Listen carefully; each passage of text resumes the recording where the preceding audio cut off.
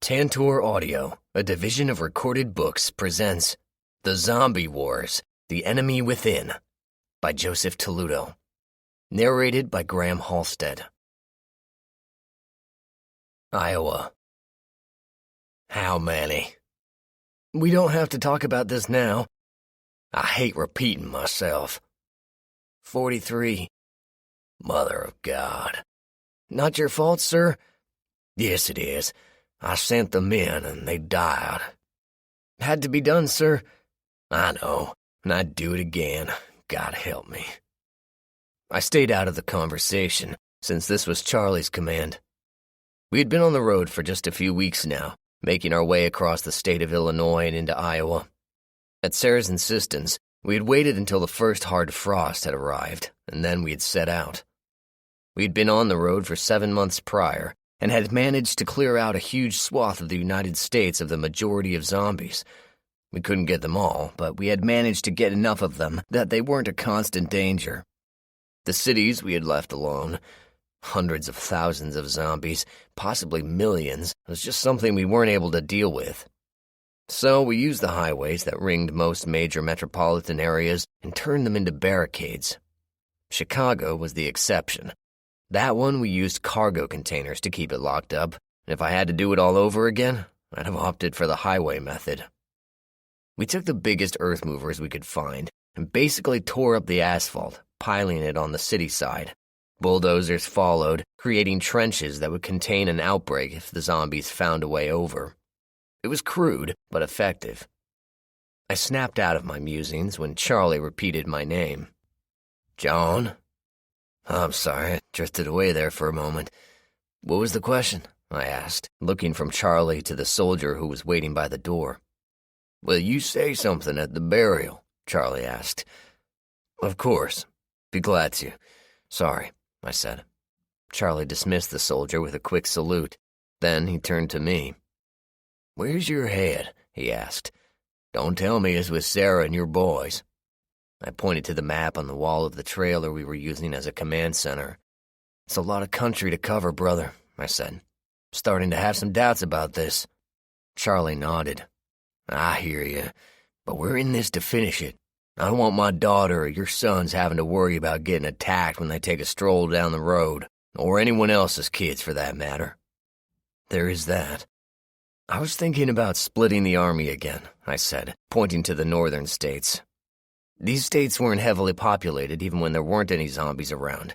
If we send maybe 3,000 to sweep north, I said, moving my hand across Minnesota, North Dakota, and Montana, we can clear 3 states and see if our neighbors to the north had managed to weather the storm as well. Charlie nodded. Makes sense. With the numbers we have now, we can split again like we did before and cover more ground. No going off on our own again, though, I said. Hell no. That was enough for me.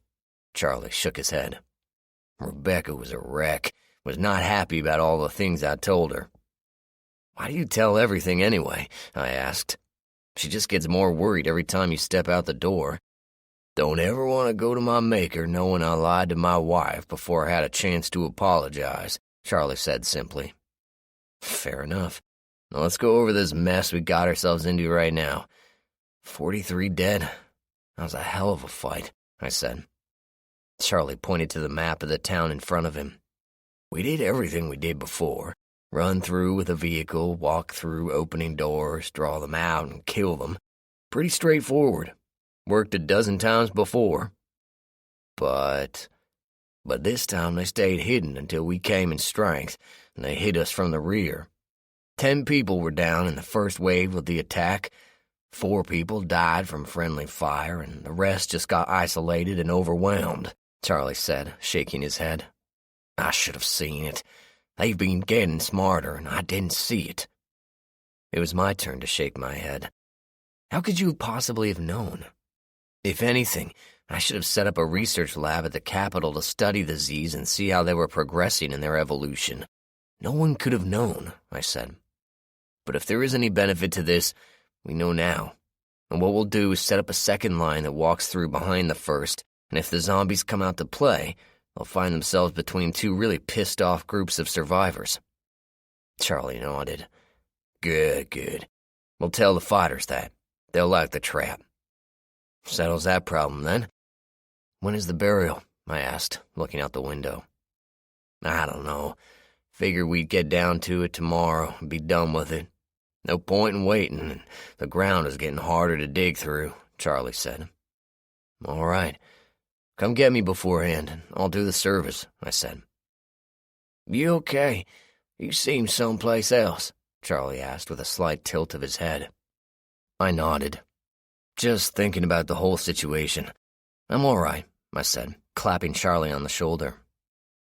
I left the small command office and walked through the camp.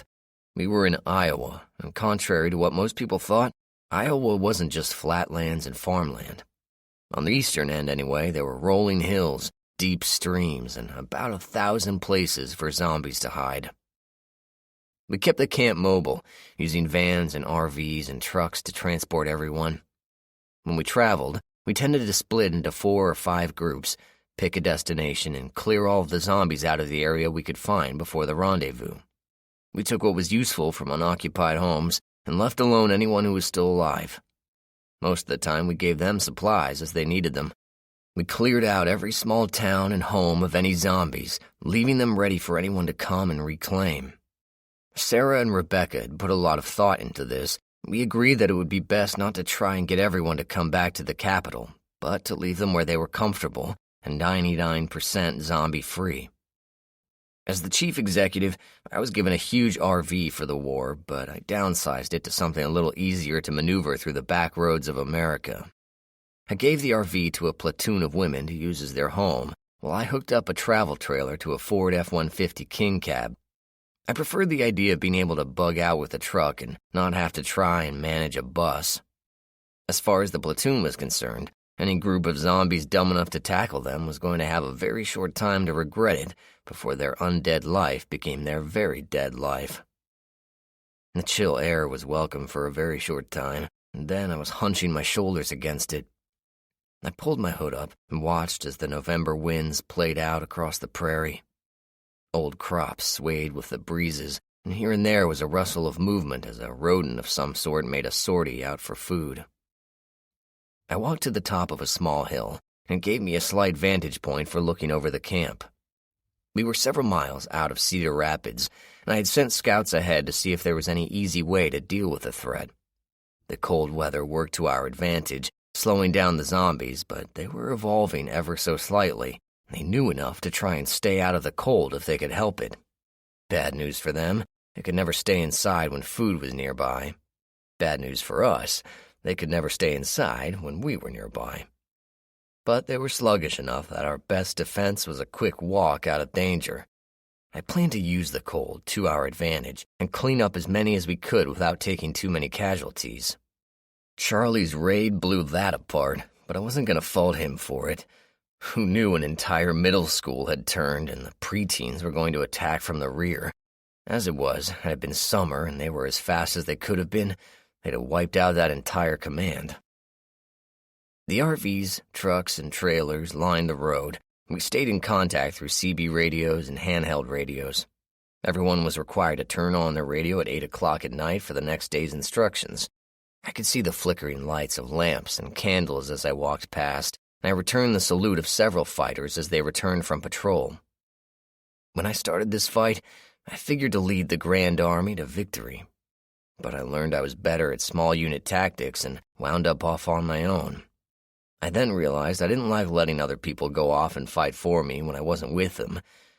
I decided to put the army back together, but lead it like it was a small unit. So far, it worked like a charm. Then we got ambushed. Have to settle that tomorrow. "Sir!" I turned at the voice and found myself looking at a young man, likely no older than 18. He was dressed warmly, with his weapons strapped on the outside of his coat.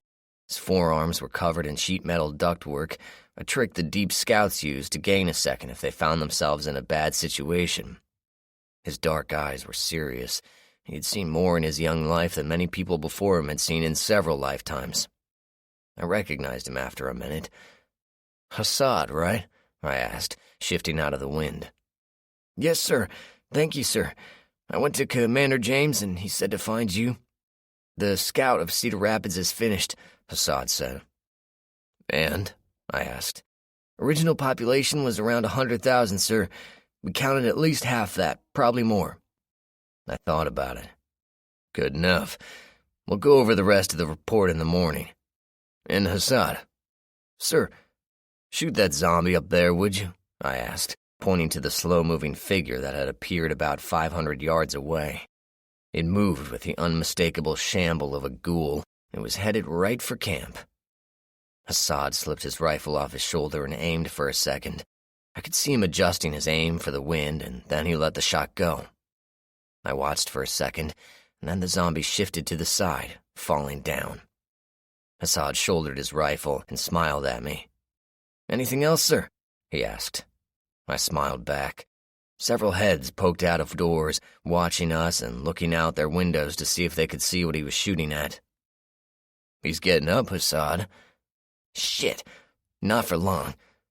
The young man took off across the land, making a straight line for the zombie. When he reached a closer hill, he stopped, aimed for a longer moment, and then made a killing shot. Truth be known, I would have been stunned had he made a killing shot at 500 yards. Just hitting a zombie at that distance was hard. He had done it in a good wind.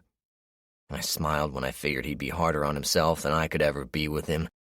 It was times like this that I thought about my friend Nate, how much we could use his experience and knowledge in this fight.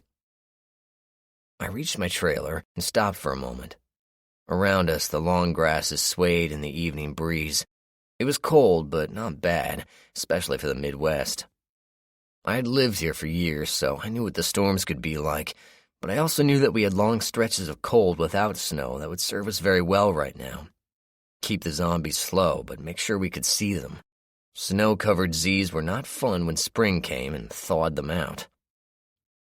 A young hawk soared overhead, likely looking for a place to spend the night. We had a lot of them following us. Our passage usually spooked the game in the area, making hunting easier. If we were a flotilla, I guess they'd be sharks. Daddy! Jake's voice was the first thing I heard when I entered the trailer. He was playing at the table while Sarah was feeding Aaron. Aaron was a big boy, likely to become a big man. Sarah looked up briefly, then went back to feeding. Jake came off the seat with a bounce and jumped into my arms. When we leave, Daddy? Jake asked, pulling at my coat. Will we leave soon? Soon? I tousled his hair and looked into his deep brown eyes. When we finish here, buddy, we got a lot of work to do tomorrow. Can I see a cow? Are there cows around here? When can I see a cow? Jake barely stopped for a breath, his eyes already looking out the windows for a cow we couldn't see if it was in front of us. Soon, pal, soon. Can Daddy take off his gear and settle in before you ask too many questions? I said, putting him back onto the floor. Can I have a snack? Jake asked, turning his big brown eyes on me. Ahem. Sarah looked up again and gave Jake one of her looks. Jake hunched his shoulders and looked up at me with sad eyes. I squatted down to be eye level with my son. Did you ask Mommy already? I asked. Yes, Jake said quietly. Did she say no? Yes. There's your answer, little man. I looked at Jake sternly. Don't do that again, I said, knowing he would the next chance he got. Jake looked down. Okay. Take my coat to the closet, Jake. When you're done, look in the pocket. We might find something for you, I said. Jake grabbed my coat and ran to the closet, dragging it across the floor. He fairly threw it in the small space and then rummaged the pockets. When he found the small car I had in there, he squeaked and ran back to his room, where he pulled out a small box full of little cars. My coat never made it further than the floor. Oh well. I kissed Sarah and placed a gentle hand on Aaron's head. His eyes never opened as he continued with his bottle, his little mouth working to get as much in his belly as possible. Hey, you, Sarah said. How did your meeting with Charlie go? I stretched and rolled my head back. Badly. Oh, dear. How many? 43, I said quietly. Oh, my God. What happened? Sarah shifted, and Aaron answered with a small burp. Then he kept going. ambushed from behind by a crowd of middle schoolers. Nothing anyone could have done, I said. We'll be into Cedar Rapids tomorrow. Sarah nodded. Then she turned her very green eyes on me. John, is this worth it? I mean, I know you're in this to make sure Jake and Aaron and all the other kids can grow up without looking over their shoulder all the time. But my God, if we take more losses like that, we won't have an army. I don't mean from death by zombie. I thought about it. It has to be, Sarah. We have to be the ones to do it. There's no one else. No one I know about anyway. Besides, what happened today shouldn't happen again. We have a plan, and we'll get it done. How long will we be on the road? Sarah asked. I don't know, I said honestly. If I had another 20,000 fighters, I would guess a year. But with what we have now, maybe 2, possibly 3. I looked carefully at Sarah. Are you wanting to head home? If you are, just say so, and I'll get a driver and an escort tomorrow to get you and the boys back to Starved Rock. I didn't say that, Sarah said quickly. My place is with you, but I worry about bringing Jake and Aaron into the war. Me too. But they're as safe here as anywhere. I'd rather you were with me than at home. There's no one I'd rather have my back than you, I said. Sarah smiled. She shifted Aaron and held him to her shoulder. A few small pats and a very satisfied burp came from him. I was always amazed that such a large sound could come from such a small person. She rocked him gently. I could see his eyes close and his body relax against his mother. I'll put this guy to bed if you want to put the other one to bed as well, Sarah said, moving to the front of the trailer to put Aaron in his crib. On my way. I got up and walked back to the rear of the trailer where Jake had his bed. There was room for a queen-size bed back there, but since we didn't need all that room, we put in a couple of storage units and Jake slept on a bunk on the far wall. His bed was attached to the top of 2 dressers, one that held his clothes and the other his toys. He was in the middle of the room playing with his cars when I came in. Bedtime, Shorty, I said, gathering up some of his toys. I'm not tired, Jake said automatically. Don't have to be. You just have to go to bed, I said, just as automatically. Jake grumbled as he climbed a little ladder to his bed. He tumbled into the bedding, covering himself with his blankets.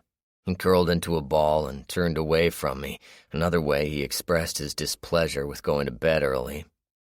I leaned over and kissed his head anyway, for no other reason than to irritate him a little further. He hunched even deeper under the covers, and I left his room with a smile. I put the rest of my gear away and made my way to the master bedroom. It was a big room, even for a trailer, but it wasn't the biggest I could have chosen. There were trailers in our midst that had 2 floors for sleeping quarters. They were that big. I had no use for anything of that size, and by the time the boys were big enough to argue over separate rooms, I hoped to be living back at the lodge where they could have dozens of rooms to choose from. I took off most of my clothing and settled into the bed next to Sarah. I put my arms around her, and she slipped back into me, molding her body next to mine. We lay like that for a long time, and I listened to her breathing become slow and more regular.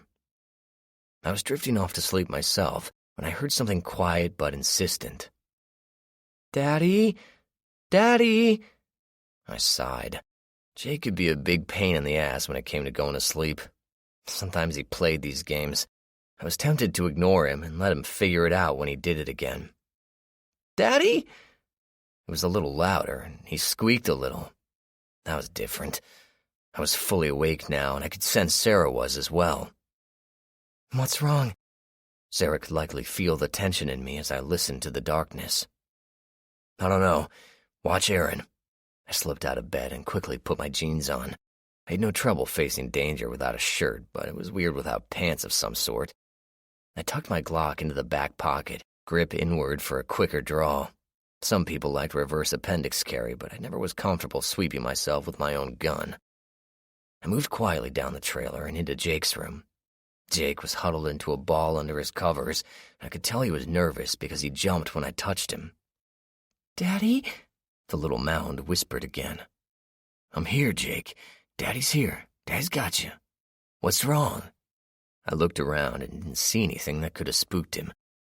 I saw a man outside, Jake said, pointing a little hand towards the windows at the rear of the trailer. From Jake's vantage point, he could see out the windows that he normally couldn't when he was on the floor. Probably just a guard, Jake. They're supposed to be there. They keep us safe. No, I seen his eyes. His eyes, Jake? How could you see his eyes in the dark? I asked. Shining eyes, Jake said. Ah, hell. We had a zombie in the perimeter. I scooped up Jake and brought him to the front of the trailer. Sarah was waiting for us, and Jake slipped into her arms. I answered the question in her eyes. Outside. I'll be a minute. May have an unwanted guest, I said. Please be careful, Sarah said. She ran a hand over Jake's hair, while her other hand checked the proximity of her gun. She liked the Glock 19 for field work since we could swap mags and ammo, but for home defense she had her baby, which was a stainless SIG X5. The gun fit her hand like a glove and had a sweet trigger. Sarah could hit a 2-inch target all day long at 40 yards with that gun. I put my coat back on and put my Glock in the cabinet. I couldn't risk firing a gun with all the trailers that were around me, so I'd have to do this the old-fashioned way. I took out my pick and my buoy, hoping I'd not need either, but I had a feeling it was going to come to that.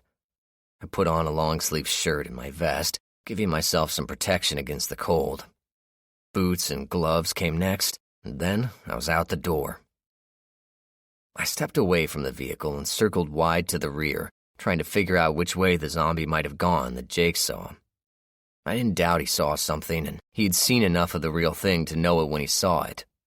I was grateful he had enough sense not to start screaming and draw the thing right to us. As much as I hated hunting Z's in the dark, this was preferable to having one of the stupid things bang on your trailer trying to get in. The sky was overcast, and it was dark as hell.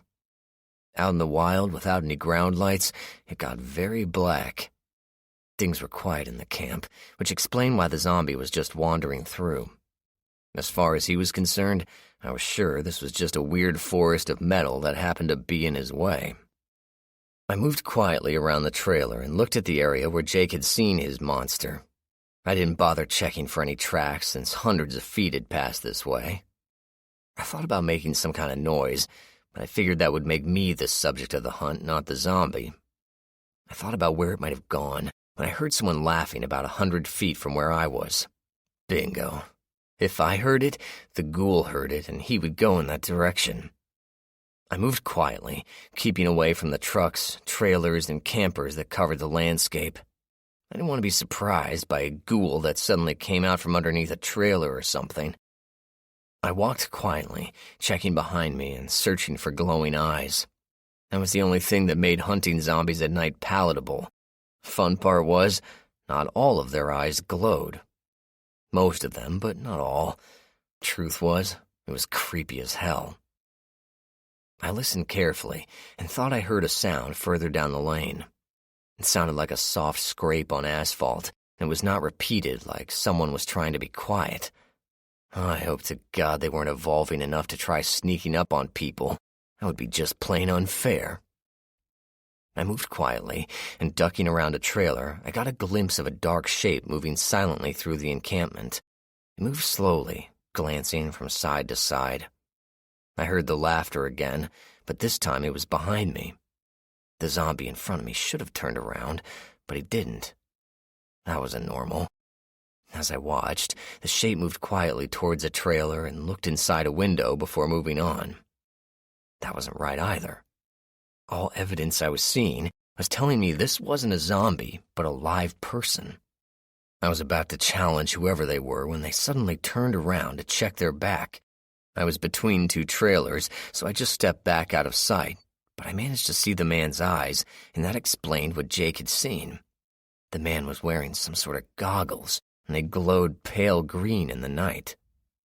Not something any of our men used. We tried night vision goggles before, but they were limited in what they could be used for, and the men preferred flashlights anyway. I moved around the other side of the trailer and up front as quickly as I could, trying to get in front of the man. I wanted to stop him without killing him, since he was clearly not from our camp. When I reached the point I wanted, I turned into the lane and looked for the man to approach. A quick glance showed me nothing. Shit, he moved. He didn't come out my side, so he had to have gone out the other side. I moved across the lane and through the line of RVs on the other side. As I crossed to the other side, I ducked suddenly and rolled forward as a stabbing blade skimmed over my back. I jumped forward and spun around, facing the man with the glowing green eyes. He was holding a long, bladed knife and held it like he knew what to do with it. I shifted my buoy to my left hand while I lengthened the hold on my pick. That gave me another 10 inches of reach, and the move wasn't lost on the intruder. He stepped back and then jumped forward, his left hand reaching for my pick while his knife stabbed towards my throat.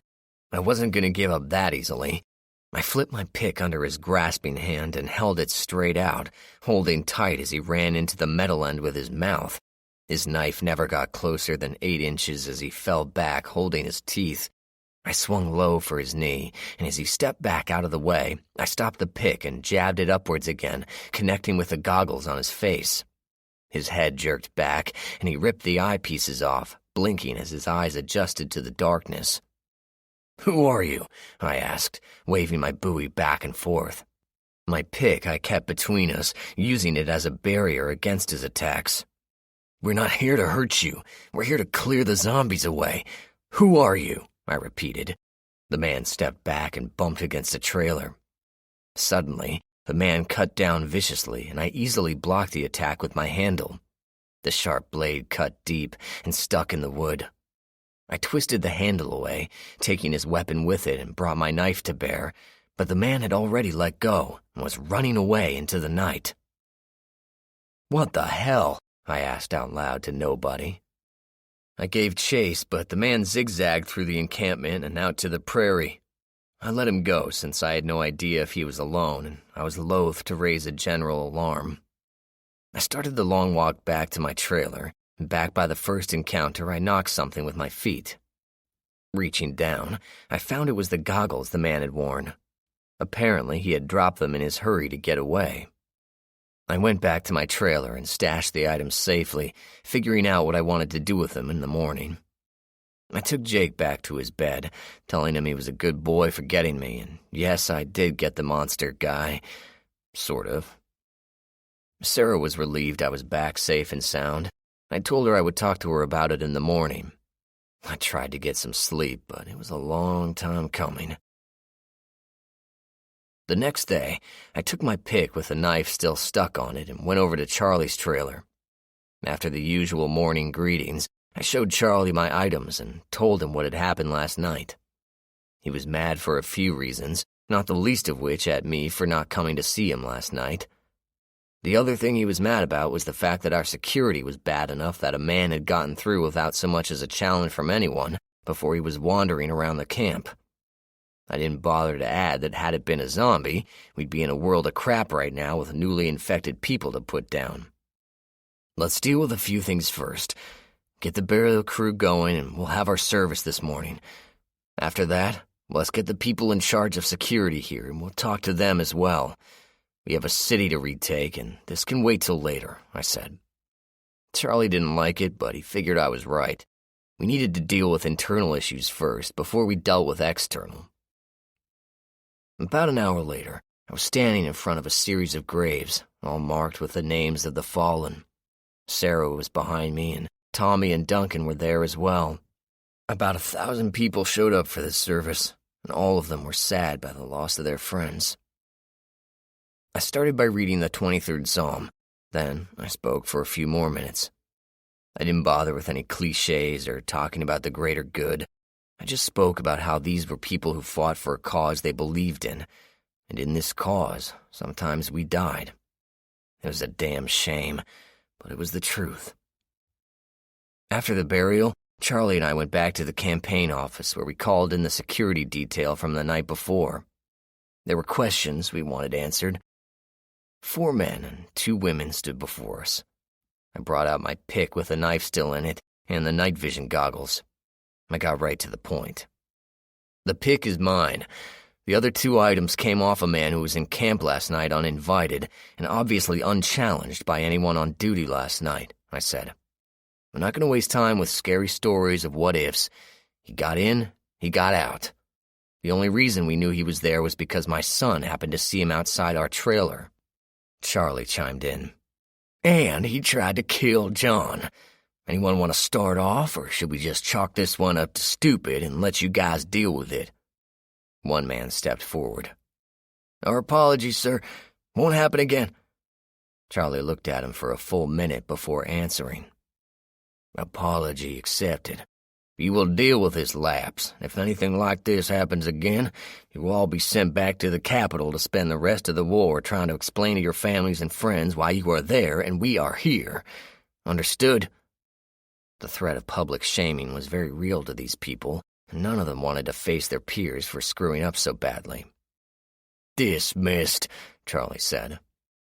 None of the 6 had the guts to look me in the eye.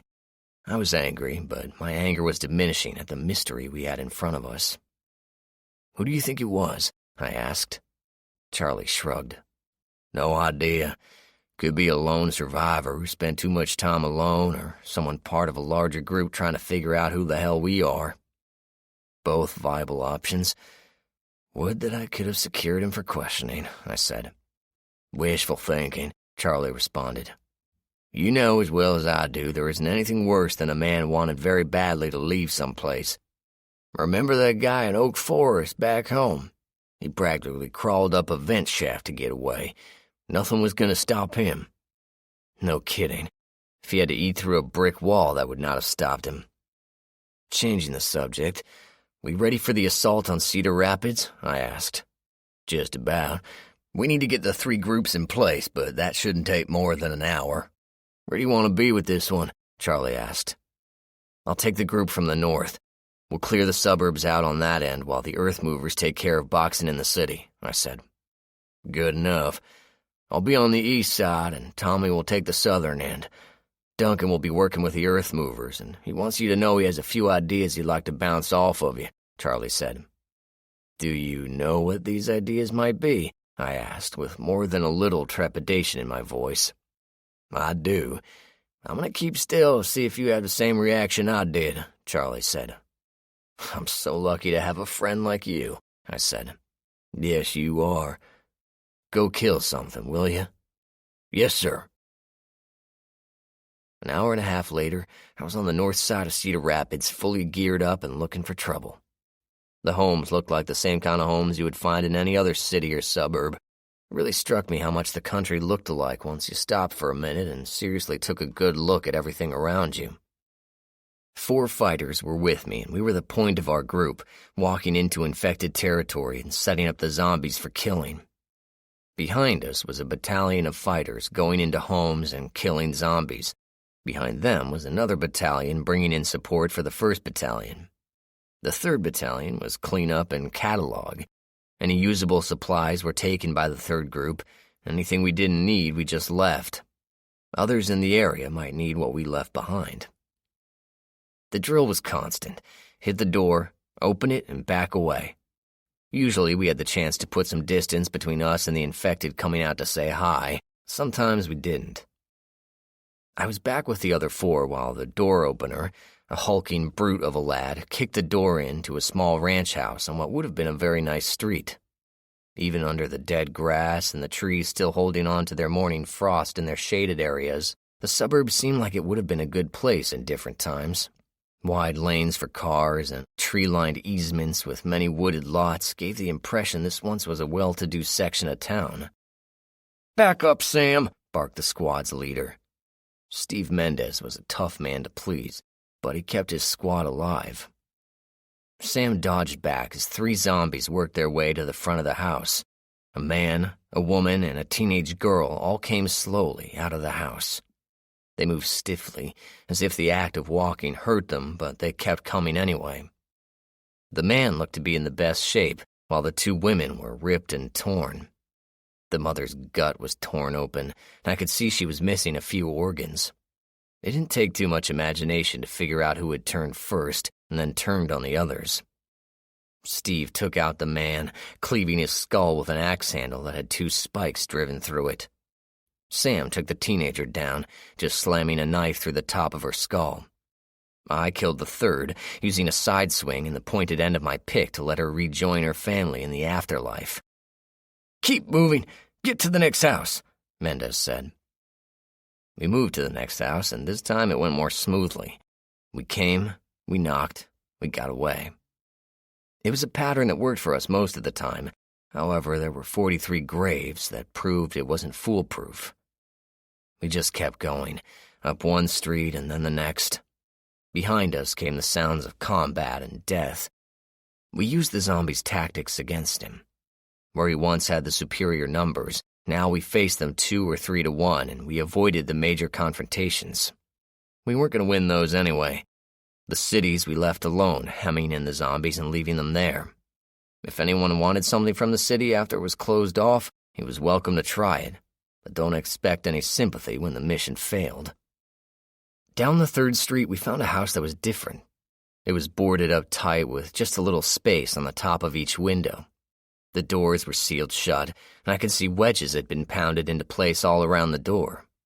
Not even 3 Sams and a Charlie could kick that door open. It was a small 2-story house, the kind that a new family bought when they were just starting out. I walked around the house and saw the same situation in the rear. Locked up tighter than a drum, and zombies surely weren't getting in. I looked up into the 2nd story and saw that there were blinds drawn on all the upstairs windows. On the roof, a well-maintained windmill spun silently, its gear shaft disappearing into the roof below. If I had to bet, I'd say there was a small hand-crank generator in there that was supplying a tiny bit of power to the house. "Moving on, sir?" Steve asked. He looked up at the windmill and scowled. "May as well," I said. "Whoever's in there isn't going to open up for us, and if they've lived this long, they'll figure out it's safe sooner or later." We kept moving throughout the day, stopping briefly to eat something before pressing on. I took my turn at the door kicking, and things went reasonably well. We advanced around the city and stopped when we reached the point where Charlie's group started. That was it for the day. "Sir, it's time we headed back to the camp, sir. 2nd Battalion is cleaning up here." Mendez was somewhat anxious, and I wasn't sure why. "All right, you go on ahead. I'm going to see if I can't find some high ground and have a look over the area," I said. "Sir, do you want an escort?" Mendez took his duties seriously, and usually that meant keeping me out of harm's way. I wasn't having any of it today. "I think I might be able to handle myself. Thanks anyway," I said, probably a little more forceful than I should. "Sir, as you wish, sir. Do you wish for me to inform anyone, sir?" "Do that, and I'll be very disappointed in you, Mendez." "Understood, sir." I walked out of the subdivision and started looking up. Off in the distance was a water tower, one of the larger ones. While I would have preferred a building of some sort, I wasn't about to go looking for one. Sometimes you just had to work with what the Lord provided, relatively speaking. I started in the direction of the tower, and the direct path was going to take me through another subdivision. I was okay with that since I figured this one had been taken care of as well. The doors on most of the houses had been opened, and here and there were the remains of the former occupants. When we killed them, we laid them out in neat rows so anyone coming behind us would know they were killed by us. Anything that was not orderly was usually an indication that we had not been through there yet, and one needed to proceed with caution. I walked down the middle of the street. It was quiet enough that I let my mind drift a little. I thought about the road we were on and what it took to get here. As usual, I had my doubts, but when I looked at the big picture, what else was I supposed to do? There was an old saying that in order for evil to survive, good men must do nothing. Well, the ghouls were an evil, and I wasn't going to do nothing. I walked along, keeping an eye out for the tower, and that was when I heard it. It wasn't much of a sound, like someone trying to suppress a sob. I stopped my movement and closed my eyes, focusing on trying to hear another sound and finding its location. It was a bit ironic that the zombies did kind of the same thing, only for some reason their hearing was better than ours. There, to my left, maybe in a house. I walked in that direction, straining my ears for another sound that would lead me in the right direction. If it was a survivor, I needed to find them. If it was a zombie tactic, it was the best one I had seen so far, and I was falling right for it. There it was again. This time it wasn't a sob, it was more of a snarl of anger or frustration. I looked around and didn't see anyone, so I went up to the split level that seemed to be the source of the noise. The door was open, and I moved in, my buoy out in my left hand, while my right held my Glock. That sound was loud, and it sounded very, very angry. Knowing my luck, I was about to free some mutant chihuahua that was going to tear my ankles apart. Zombies, I could handle. Freaked out little dogs drove me nuts. I moved up the stairs and stopped as I saw a pair of boots. They were facing away from me, and as I looked up, I could see one of our fighters looking into a bedroom. I could hear muted voices and a low whistle. Right away, I had a bad feeling. I needed to get the lookout away from the door, and I needed something strange to get his attention. Pulling out my canteen, I sprinkled a little water on my hand. Stepping around the corner, I flipped water droplets at the man. It took 3 tries, but finally the man stepped away, coming down the stairs and looking up at the ceiling. I waited until he was right in front of me before I grabbed the back of his neck with my left hand, while my right held the buoy to his throat. The man's eyes were huge, and when he recognized me, they got even bigger. "How many?" I asked. The man shook, causing my blade to bite his neck a little. He held up 2 fingers. "Anyone hurt yet?" I asked. The man shook his head ever so slightly. I whipped the knife away and brought the hilt crashing down on the top of his head.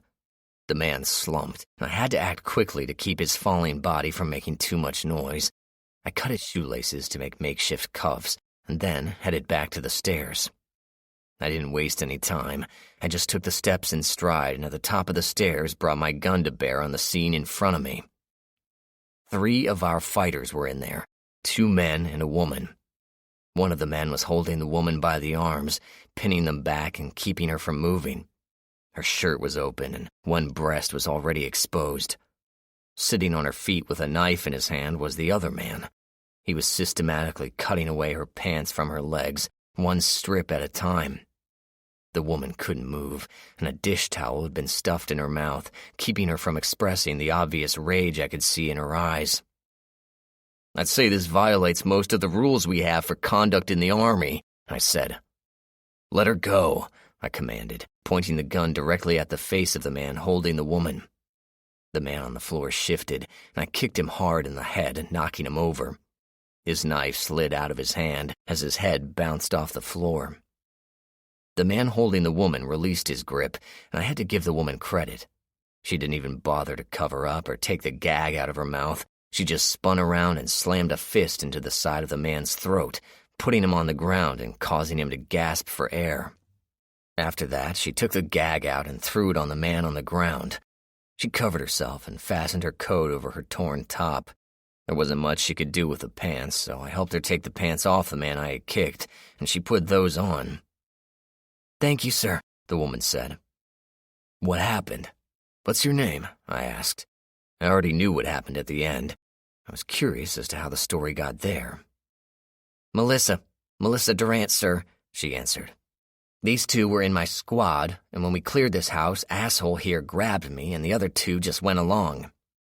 I looked at Melissa, and I could see why men would be attracted to her. She was a pretty brunette with short hair and light brown eyes. She picked up her pack and slung it on.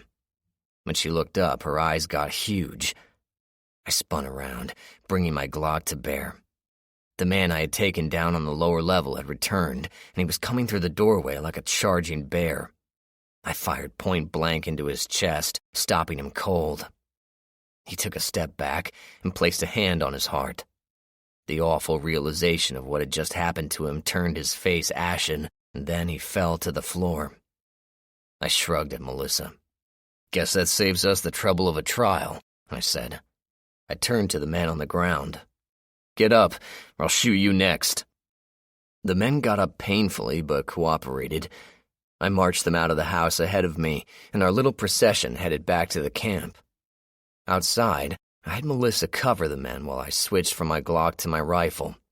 If the men had any notion of being able to get away while I held a handgun on them, that notion vanished when I held my rifle.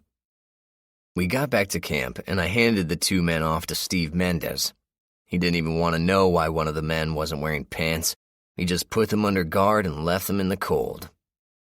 I aimed Melissa over to the medical center and ordered her to be checked out.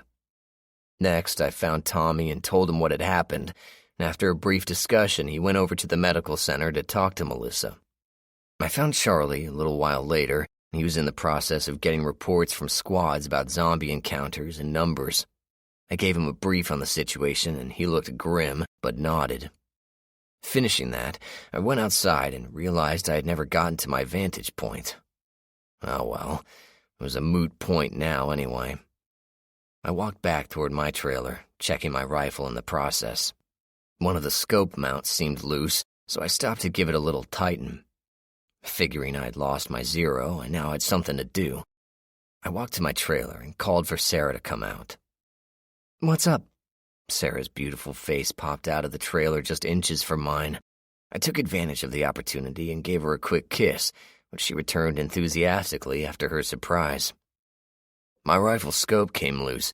Can you set it back in for me?" I asked. "I'll watch the boys." "Deal. Jake has been a little difficult today." Sarah popped back into the trailer, and I followed. She shrugged her coat on and took my rifle from me. "I'll deal with him. He's probably just bored," I said, taking my coat off and putting my gear away. "There is that. When are we done here?" Sarah asked, heading for the door. "Tomorrow we should be ready to move. The earth movers should be done today and loaded by tomorrow morning," I said. "Good. I like it better when we're on the move," Sarah said, stepping outside. "Me too," I said, to no one in particular.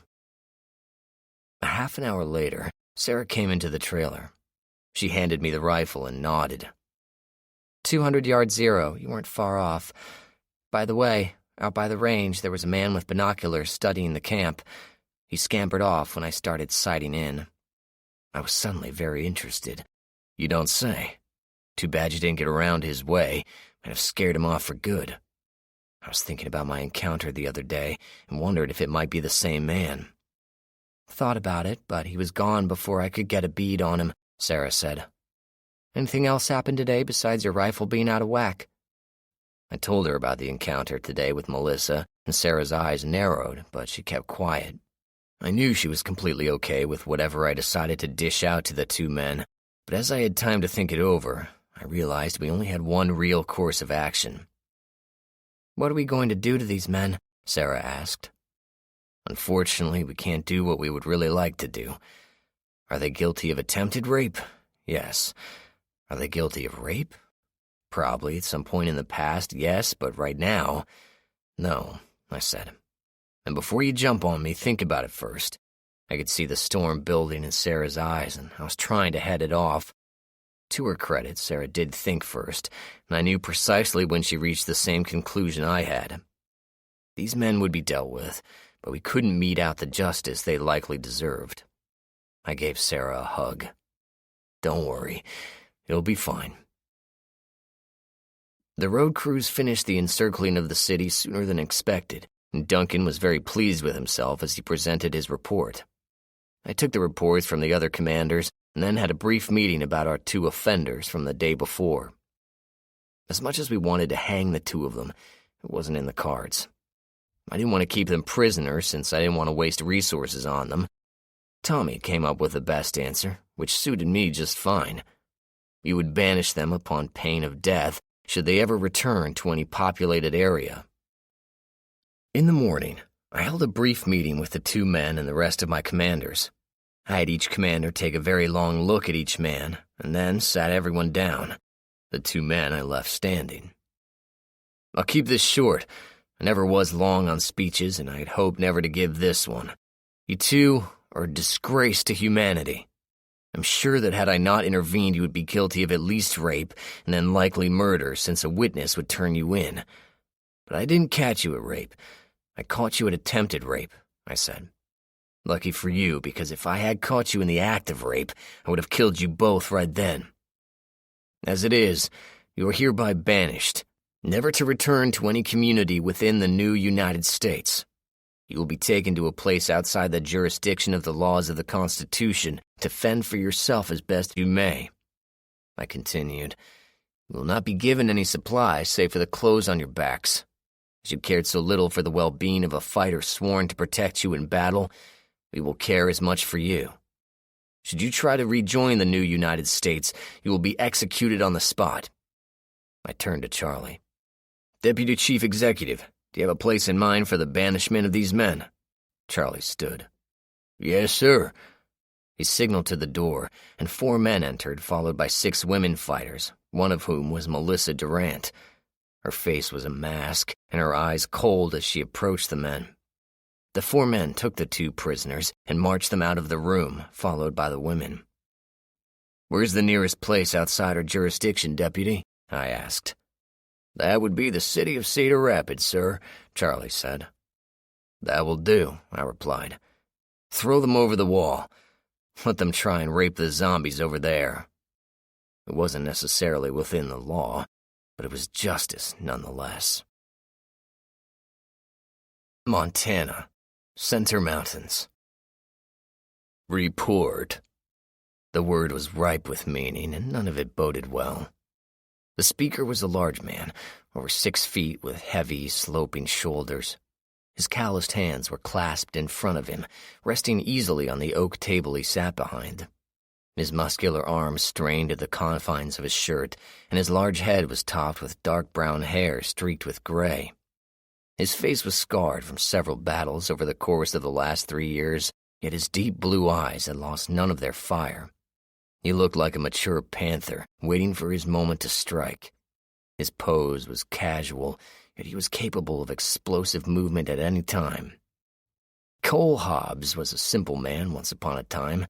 He'd worked in the trades most of his life, starting out as a bricklayer with his father when he was just 16.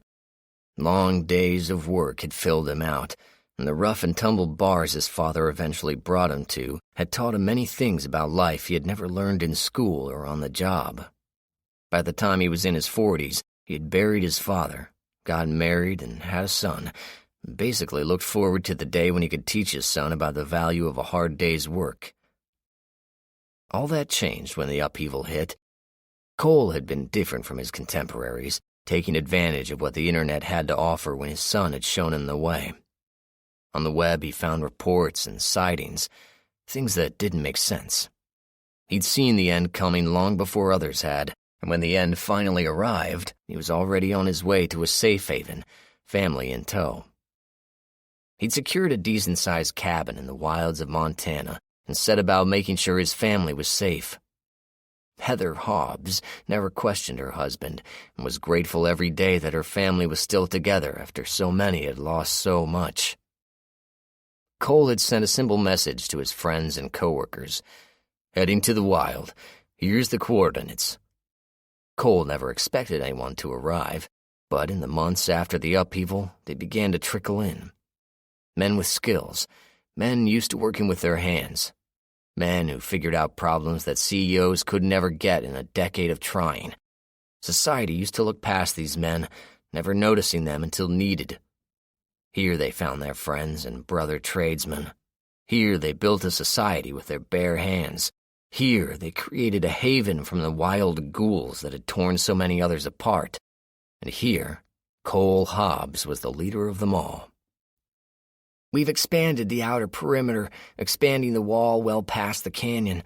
There's useful timber in the hills, and the cleared fields will be helpful for additional crops. There are 2 solid rock hills that the electricians want to use for the foundation of their windmills. They think they can help the plumbers get more water up from the streams. Cole grunted. The electricians were goddamn magicians when it came to power, once they were allowed to let their imaginations run free. The hardest part was getting them the parts they needed to make it all work. Every home had electric power, and no one was cold in the winter months. One of the lunatics had built an electric sidewalk that kept snow off of his walkway. Good enough. We could use the timber and the land, Cole said. Anything else? Cole said. The advisor, a small man named Darnell Tibbles, had been a welder before the end of the world. He'd known Cole from the old days and had come along a week after Cole had left. Darnell was an unassuming man. Both he and Cole had been surprised as hell to find that Darnell the welder was also remarkably organized and efficient at administration. They often joked with each other that had Darnell figured out his secondary skills sooner, he'd have been a rich man with his own welding company. "Not on the domestic front," Darnell said. "On the other end, I heard something you might be interested in." Cole shifted his head slightly towards Tibbles. "Do tell." "One of the survivors we found wandering the outer perimeter had said something strange before we relocated him," Darnell said. "Spit it out. I've got no patience for stories," Cole said. "He said the army will be here soon," Darnell said. Cole shook his head. "Crazy talk. The army's been finished for years. Even those state centers they set up are done." "True enough." Cole straightened his back and popped his neck before speaking. But what if there's another army?" Darnell asked. Cole shook his head. "None that could get us here. We're surrounded on 3 sides by canyons. The other side is a sheer mountain. Trust me, we're fine for man, beast, or zombie." "Well, just to be sure, I sent a couple of scouts out about 3 weeks ago to see if there was anything to it," Darnell said. Cole stared at Darnell. "When were you going to tell me about this?" "I just did." Cole stood up, towering over Darnell. He raised a large fist and held it in front of Darnell's pale face. "I think I need to remind you who was in charge here. I'm the one who started this place, not you. Are we clear?" Cole said. Darnell took a step back. "Crystal, I will try and recall the men." "Leave them. If they die out there, it's on you to provide for their families. Period," Hobbs said with finality. Tibbles knew better than to argue. Inwardly, he was cursing himself for bringing it up at all. "Dismissed," Cole said, sitting back down. The wooden chair creaked in protest as the full weight of the large man bore down upon it. Darnell Tibbles left the meeting house and headed out toward the canyon rim. He passed several houses and walked down the narrow road of the small town at the base of the mountain. As he passed a corner, a voice halted him. "Evening, Tibbles." Darnell looked over at the speaker. He was a young man, tall and strong. His broad shoulders were accented by his narrow hips, and his arms were long and powerful. He somehow had managed to get the best of both his parents, the strength of his father combined with the good looks of his mother. Darnell didn't like the look in the young man's eye, so he decided to play it safe. "Good evening, Carson. How are you?" Tibbles said, careful to strike a neutral tone with his boss's son. "Oh, passable. Just passable," Carson Hobbs said smoothly. He let his eyes drift out over the canyon, allowing a full minute to pass before he asked his question. "So, what did my father say about the scouts?" Carson was actually the one who sent the men out. Darnell had covered for him, and they both knew it. Carson wasn't yet ready to challenge his father's authority, but he wasn't above letting others take the heat if he could convince them it was worth their while. Darnell whistled softly. "He wasn't happy, that was for sure. Next time I'll let you take the blame." Carson gave Darnell a half-smile. "Now, Tibbles, you know that almost sounds like you want to back out of our deal." "Deal?" Tibbles snorted. "You didn't give me much choice, did you?" Carson smiled again. "Well, you do have a pretty daughter. Maybe I should pay more attention to her after all." Darnell's eyes turned cold. "I'd recommend against that kind of thing, Hobbs. I respect your dad and what he's done here, and me taking the blame for you isn't a big deal as far as that goes. But if you think you can back out of our deal, you'd best be ready to go all the way." "You threatening me, Tibbles?" Carson's eyes lit up at the prospect of battle, and the only thing he wished for right now was an audience for him to fight in front of. He never lost a fight in his life, thrilling at the feel of landing blows on his opponents. But for all his fights, he'd never actually faced a zombie. He had been made safe too soon for that to happen, and others had done the fighting for him. It was the one thing he longed to do. Darnell held out a hand. "Not at all. Just letting you know where I stand when it comes to you keeping your word." Carson reached for the older man's hand. He'd teach him a lesson right now.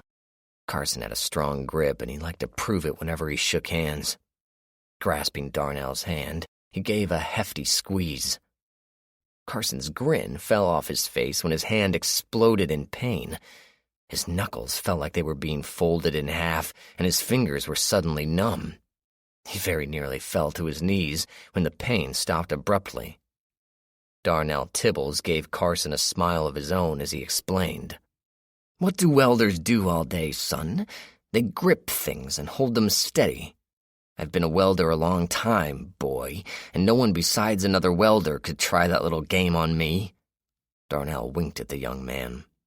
"Not even your dad would do that with me, boy. You do it again, and I'll crush your hand to a pulp." Darnell whistled a little as he walked away, leaving a very hurt but slightly wiser Carson Hobbs behind. Darnell kept walking, following the well-worn trails that wound through the community on the mountain. The paths were lit with small lanterns, and as he looked back, the great peak was covered in ropes of lanterns like a gigantic Christmas tree. Moving through the sparse trees, Darnell waved at folks who were sitting out on their porches, looking out at the incredible view they enjoyed every single day. He kept walking, moving up the trails until he reached a small level area on the side of the mountain. It wasn't very big, but it was big enough for a small 2-bedroom cabin that Darnell shared with his 17-year-old daughter, Allison. His wife had actually passed away from breast cancer 10 years ago, and Allison was all he had. He'd been fortunate that his sister had helped him and Allison through the rough times of loss and Allison growing up, but she had been taken by the zombies in the first wave of the upheaval. The cabin was small but snug. It was as comfortable as the two of them could make it. Darnell only wished for one thing in this world, and that was for Allison to find a good man to take care of her when he was gone. Darnell walked through the door and immediately felt the tension in the air. It was a heavy feeling of dread, like something horrible had happened. Tibbles reached behind the clock on the wall and pulled out an old but cared-for Smith & Wesson revolver. It had been his father's when he had been a state trooper many years ago, and had been in Tibbles' possession ever since he passed away. "Allison?" Tibbles called out. "In here, Dad." Allison's voice didn't seem to have any danger in it, so Tibbles relaxed. He kept the gun, choosing to tuck it in his coat pocket as he walked over to the living room. Darnell found Allison sitting in the living room talking to a man about twice her age. He was clean-shaven with a short haircut, and his clothing was pressed and clean. His Native American features went very well with his coal-black eyes and hair, and there was a hint of humor in his face that he claimed was part of his Irish heritage a couple of generations ago. "Well, Luke Blacktail, what can I do for you?" Darnell asked of his visitor, shaking his hand as the man rose to greet him. "Well, Mr. Tibbles, there is not much I need these days that requires welding," Luke said, smiling. His entire face changed when he smiled. His stern features melted away, and he seemed genuinely human, but his smile was gone in a minute when he became more serious. "I do have a question I would like you to answer, if you would, please." Luke Blacktail sat back down, indicating that Darnell should do the same. Darnell stood his ground.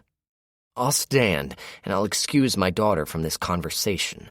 He waved a hand at Allison. "Why don't you head to your room, sweetheart? This won't take a minute." "It might take a little longer than that, and she can stay," Blacktail said. Darnell shook his head. "It won't, and neither will she. Please, honey, into the other room." Darnell watched her leave the room, a worried look on her face. Luke's eyes were hard. "You are a stubborn man, Mr. Tibbles." Darnell's eyes were equally hard. "Learned it from our boss." "That might be considered a dangerous thing to say," Luke said. "Are we there, then? Have we reached the point where we are no longer a community but a kingdom?" Darnell asked. Luke Blacktail leaned back and sighed. He'd had similar thoughts himself, and lately, it seemed more often than not, Cole Hobbs was acting more like a ruler than a leader. "Not yet. But I caution you to choose your words with care around others, Blacktail said. I'm the soul of caution, Darnell said, with a smile of his own. Now that we have that out of the way and know where we both stand, what was your question? Luke spoke softly. What do you want me to do with the scout that came back? Darnell's heart suddenly leapt into his throat. He had no idea the men would return so soon. He's actually here? He made it back. What about the other one? Luke shook his head. Only one returned. He said they ran into some trouble in the Dakotas, and his partner was killed by some ghouls that surprised them one morning. That's too bad. Was he married? Darnell explained his conversation with Cole regarding the care of any family members of the scouts. No, lucky for you. I have the other in a remote cabin right now. Cole doesn't know he's returned yet. Might have been good to know this before I gave my report just a little while ago. Not my worry. What is my worry is what he had to say, Luke said. Well, the day can't get worse, Tibble said. What did he report? As Luke Blacktail explained in detail what the scout had to say, Darnell Tibbles realized his day actually could and did get worse. Half an hour later, Blacktail left, leaving Darnell standing on his porch. The sun had set while they were talking, and the night sky was in full bloom. Constellations and celestial bodies moved in a perpetual dance across the darkness. Darnell watched for a moment, thinking about what he had learned. The big decision now was what to do with the information. Did he bring it to Cole now, letting things fall where they may, or did he risk waiting to see what happened, knowing Cole's wrath should he ever find out that Darnell knew something and didn't reveal it? It was a gamble that Darnell wasn't sure he wanted to take. Had he been alone, it might have been easier, but since he had his daughter and her future to think about, it altered the equation. The good news was he wasn't required to give another report for a week, so he had a day or so to think on his course of action. He also had to think about what was best for the community.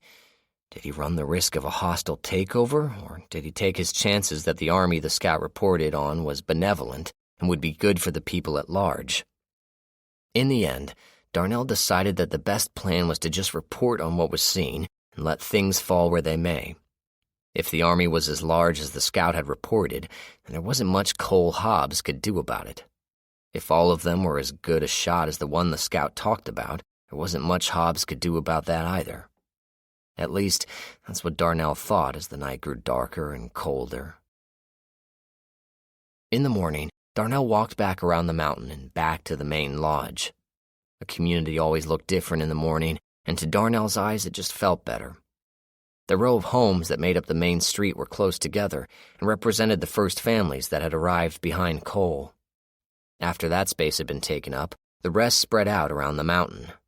The core group kept to themselves, treating others a little differently, a little disdainfully. Tibbles never knew why. They were all tradesmen to some degree. Even the schoolteacher had been a journeyman carpenter. The main lodge was a collection of buildings that happened to be built attached to each other. There was a meeting hall, a dining hall, a lounge that had a bar, and a small planning room. Cole liked to call it his ready room, although Darnell never could figure out why. Everything was built well, and built to last. Darnell stepped inside the lodge and walked silently across the main hall.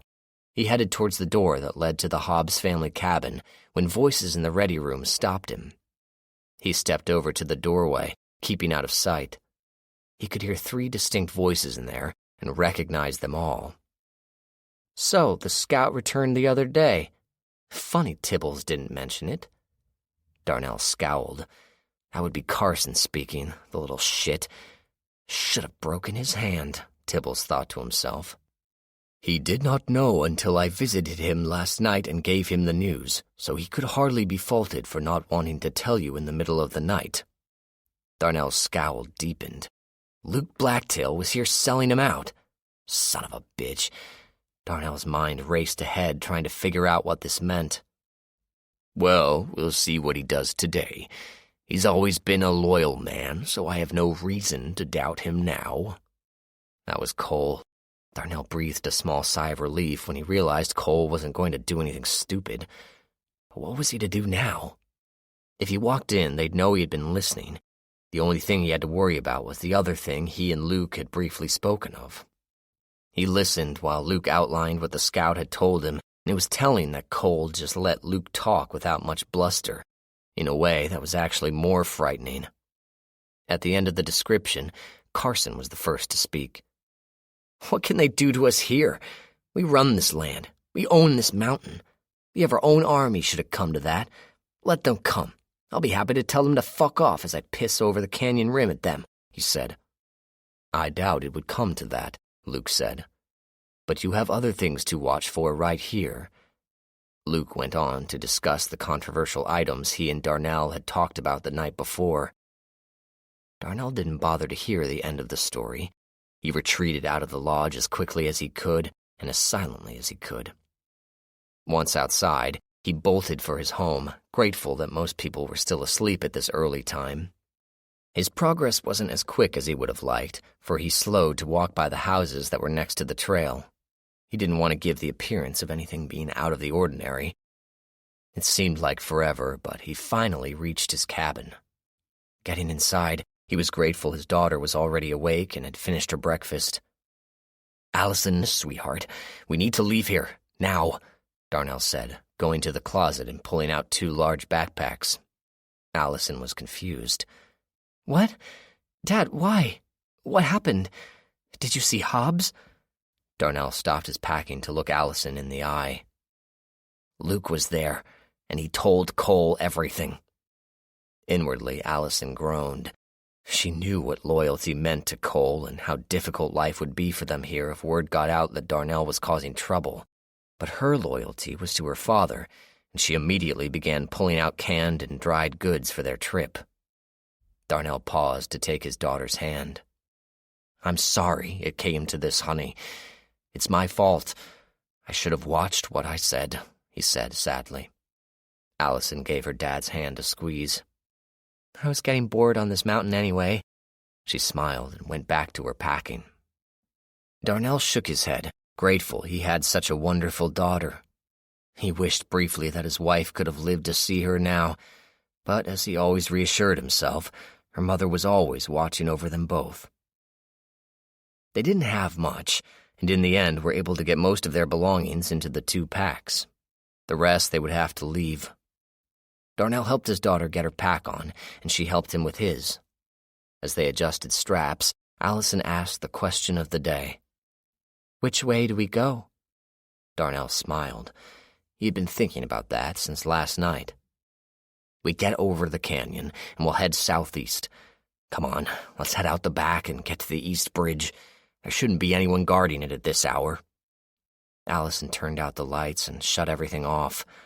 If anyone came within the next few minutes, it would look like they were still sleeping. Might buy them a few more minutes. "Let's move." Darnell led the way, leaving the cabin he had built behind. He didn't give it much thought. It was just a place to sleep and be alone. He'd find another. He worried a bit about Allison, but she was so much like her mother that he figured she'd be fine. She tended to take life as it came and not ask too much of anyone.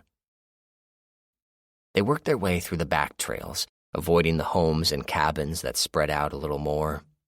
Further away from the main community, the homes were much farther apart and the trees on the mountain provided decent cover for the fugitives. Darnell didn't know for sure that people were coming for him, but it suited him to be ahead of the game when it came to this. As they walked, they kept their heads down and tried to move as quietly as possible. Darnell figured that if they could get over the East Bridge before the alarm was raised, they would be in great shape. A half an hour later, they were finally at the East Bridge. Tendrils of mist rose from the canyon, caressing the steelwork with vaporous fingers. The morning sun had not yet risen over the far mountains, so this area was still in a shade of night. Darnell was relieved to see that no one was guarding this side of the bridge. "Okay, let's go. When we reach the other side, if there's a guard, you know what to do," Tibble said. "Right. You're not going to hurt anyone, are you?" Allison gave her father a stern look, one that on her pretty face was actually quite silly. No one I don't have to, Darnell promised. The pair crossed the spooky bridge, and on the other side expected to be challenged by a sentry. They looked around, but no one seemed to be in sight. "That's weird," Darnell whispered. "Usually there's someone in the guardhouse right there." Allison walked over and peered in. She came back with her report. "No one's in there," she said. "May as well keep moving." "Good enough for me. Hopefully we can find a vehicle of some kind soon," Darnell said as the two of them walked down the road. On this side of the canyon there were more of the community, but they busied themselves with expanding food fields and killing the occasionally nimble zombie. Darnell wasn't kidding himself. Leaving the community meant leaving safety and security behind. Once they crossed the fence line, they were on their own in a big world full of ghouls. The pair got 10 yards towards freedom when a voice behind them stopped them both. "Figured I'd find you here." Darnell's heart sank as he heard that voice. He'd hoped there would have been more of a delay at the cabin and a general search through the community before they started covering exits. Darnell turned around, keeping his hands in his pockets while he stepped in front of his daughter. "Something I can do for you, Carson?" Tibbles asked casually. "Where you headed, old man? This side of the canyon, there's monsters in the dark. Not so sure you can protect that daughter of yours." Carson smirked and adjusted the rifle he had slung over his shoulder. It was an old bolt-action rifle, but Darnell knew Carson could hit anything he wanted within 100 yards. They'd never get away with him behind them. "I'm leaving, Carson. The why of it is none of your goddamned business," Darnell said. "Well, you can leave. Your daughter has to stay," Carson said. "I won't ask you twice." The young man adjusted the rifle on his shoulder in a significant manner. "No need." Darnell removed his hand from his pocket and drew out the revolver with it. He pointed it at Carson's midsection. If he was honest with himself, he appreciated the look on Carson's face when he did so. "Since we're out in the West, I believe the term is getting the drop on someone. Well, boy, I'd say I have the drop and the advantage. Why don't you put that rifle on the ground and take about 10 steps back?" Darnell said sternly. Carson fumed, but there was nothing he could do. Deep down, he was a bully and a coward, and as much as he would love to try a shot at Darnell, he didn't want to risk a bullet in the gut for it. He slipped the strap off his shoulder and very carefully put the rifle on the ground. He backed up with his hands in the air, sneering as Allison picked up the rifle. She slipped it over her shoulder, giving Carson a disdainful look. Carson marked that look and swore to himself that if he ever had the chance, he'd make her pay for it. After he took care of her old man. "Now what are you going to do, Tibbles? You shoot me, my father will chase you across the country to kill you," Carson said. "That's true, and I don't really have it in me to kill the son of a man I considered my friend," Darnell said. "But I don't have too much trouble keeping him locked up for a while to give us a head start." Darnell pointed the gun at the guard shack and motioned for Carson to get inside. He sent his daughter to get some small rocks and sticks. When she returned, Darnell had his daughter cover the door while he secured the door with the rocks and sticks.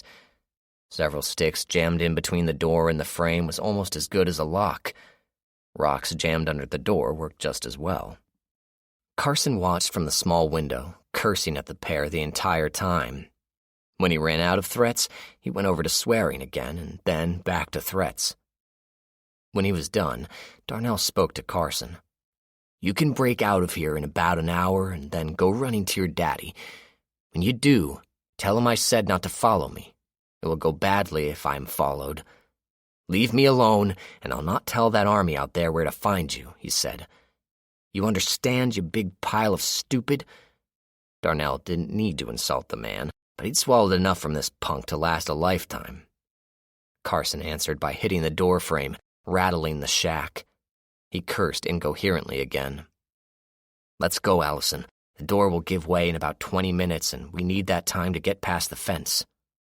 Darnell picked his pack up, and the two headed east again. Darnell knew he was taking a huge risk, but there was nothing for him here anymore. Besides, With the way Carson and Cole were starting to act, Darnell was pretty sure more people might be looking for a change of scenery. Hand in hand, Darnell and his daughter walked away from their home into uncertainty. Darnell had a plan, and if everything went well, he'd have his daughter safe within a few weeks. If not, well, he had a plan for that too. Springfield, Missouri. "Raise your hand if you like Missouri," Tommy said out loud to no one in particular. "See? No one likes it here," Duncan said. "You didn't even bother to see if anyone raised their hands," I complained. "I didn't have to. This place is the pits. Trees, dirt roads, and God alone knowing what might be living in those homes we passed. How hard did the moron who called these tracks dirt roads hit his head before thinking it was a good idea?" Tommy said petulantly. "Anyone? What a mess." "Not being one to point out the obvious," I said, daring Duncan to contradict me with an evil glare in his direction. "But weren't you the one with the map who declared this the best, most direct route through the state?" "I will take partial blame for that, yes," Tommy said, steering around another fallen tree. "But I think another part of the blame lies with the man who was born here who chose to fall asleep when I was asking for directions." 3 pairs of eyes descended upon Charlie's bulk as he dozed in the other captain's chair of the van we were using to scout ahead of the army. It was a wonder he didn't awake screaming from the scorch marks our eyes were trying to burn into him. To be charitable, he had been up all night. A zombie child had made it through our picket lines, and after the securing of people in their homes, Charlie went hunting. In the morning, he finally came out of the weeds dragging a dead zombie. So, while I could curse him for his directions, I wasn't going to wake him up to chastise him for it.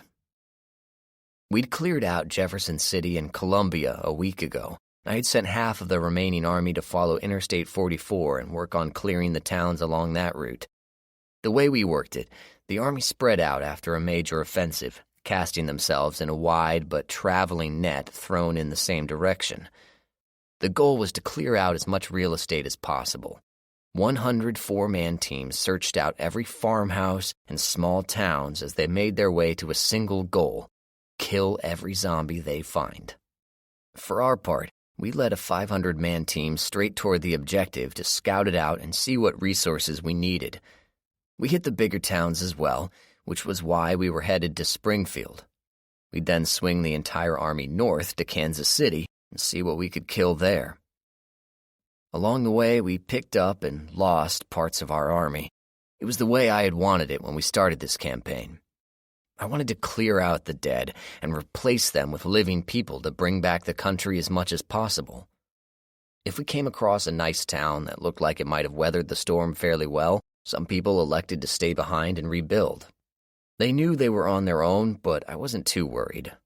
Everywhere we went, we left seasoned fighters that could stop an outbreak before it started.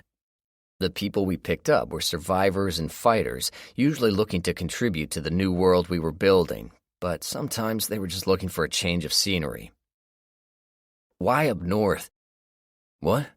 Did you say something?"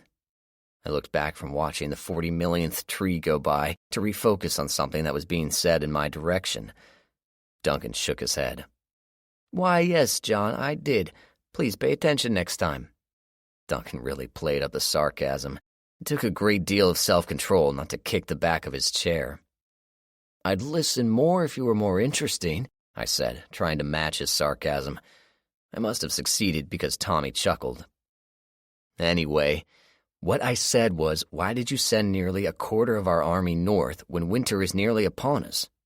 "We're heading south, and the zombies won't be frozen until much later," Duncan asked. "Good question," I said. "It's a matter of timing. I'm hoping that because the winter is already going on heavy up there, they can move much more quickly clearing out the zombies.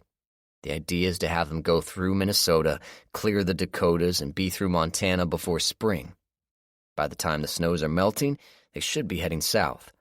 If all goes well, we should be moving up from the southwest at that time and meet them in the middle for the push across the middle states on our way back home."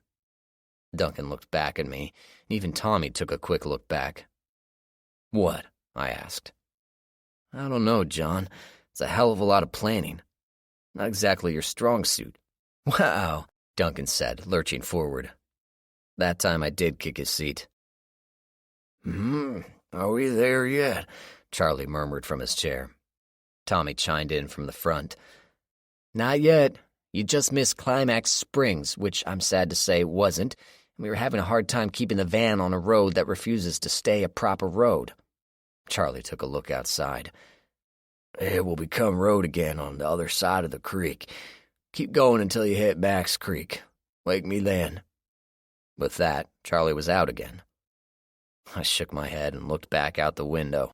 The trees were stripped bare of leaves, getting ready for the winter. The pine trees were green as always. That kind of threw the whole picture off. I knew the southern states that made up the border between the north and the true south didn't get as much snow as the northern states did, but they got cold and ice storms were frequent. Of course, we didn't have weathermen anymore. Nowadays, weather forecasting consisted of looking out the window. Remarkably, we were right more often than the old weathermen seemed to be. We left Charlie sleeping as we passed through Max Creek and didn't bother him as we made it through Tunas and Buffalo.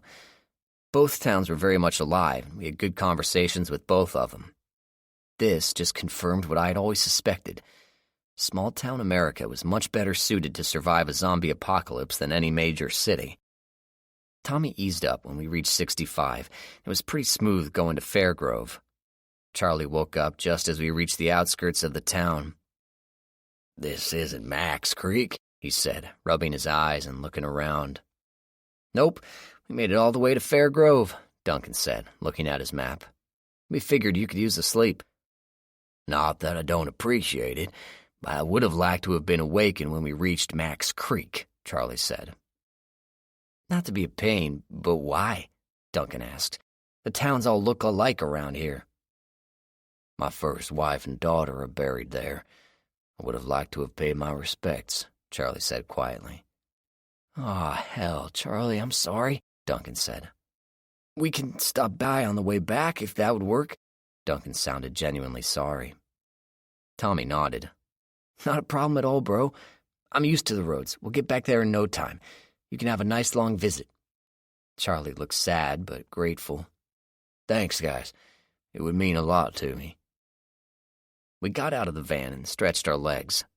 We were hoping Fairgrove would be like the last two towns, and if we were stupidly lucky, Springfield would have a decent-sized population that we might be able to get some recruits from.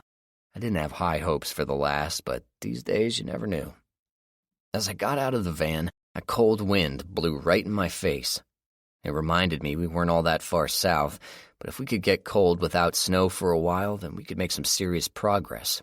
We might even be able to tackle Kansas City head-on and just go on a slow zombie killing spree. Fairgrove was an interesting, sprawling community. It spread out in every direction, but it wasn't heavily populated. Off in the distance, I could see a house here, a farm there, a business over there. Tommy had parked us at a bank, and there was a small strip mall next to us, but 200 yards away was a Dollar General sitting by itself. After looking around, I said we needed to find someone to talk to, and we'd wear our legs off trying to find someone within a mile of where we were.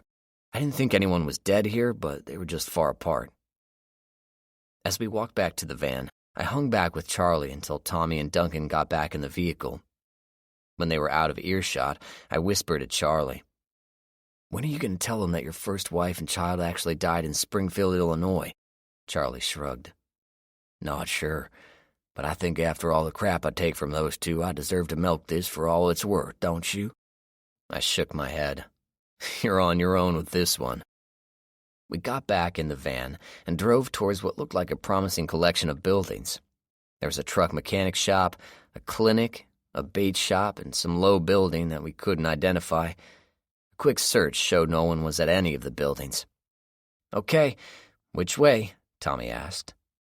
"Try south. We wanted to go that way anyway," I suggested. "All righty," Tommy said. Duncan buried himself in a couple of maps. Tommy took the van in that direction, and we quickly reached the southern end of town. There we were greeted by a curious sight. Hundreds of people were working feverishly, erecting barricades and digging trenches. 3 watchtowers were fully manned, and I could see several sniper stations out in the grassy areas to the south. All of them had clear fields of fire out to 500 yards. I gave Charlie an approving nod. These people have faced the fire before, but why are they preparing for it again? Let's find out. Charlie stepped out of the van and walked over to a man who was directing several people to move some hay bales into a more funneling design. Excuse me, could you tell me? Charlie never got to finish his sentence before the man barked at him. Christ, what the hell are you idiots doing here? Report up to the front line before it's too late. What the hell, the call went out yesterday. Move! With that, the man turned back to berating the people moving the hay bales. Charlie turned back to me and I shrugged. Guess we head south and see what's going on, I said. Kind of glad the army is coming up soon, Duncan said. Do you think it's a horde on its way? Maybe the horde? Tommy snorted. That's just a rumor. There's been reports for months about a huge horde that just wanders around and swallows up whole communities. Don't you think we'd have found it by now? Duncan was unswayed. We've been on the east side of the river. Now we're in its territory. Well, the good news is I have a plan should the mighty horde find us here, I said loftily.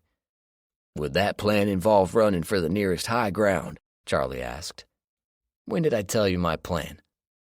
We got back into the van and went south again. We passed another group of people digging out an old trench, and others were rebuilding old barricades. Something was seriously up. This time of year, people were generally getting ready for winter and not really worrying about zombie attacks. They slowed down considerably in cold weather, even the fast ones, and one man could handle a good-sized horde if he had the right weapon, was smart enough not to get completely surrounded or surprised. We drove south for a few miles and reached a small gathering of vehicles and people. They seemed to be clustered around a small barn, but from where we were, we couldn't see much else. Pull up back here, I said. We don't know for sure what's going on, but clearly there's a zombie threat that is imminent. Full gear?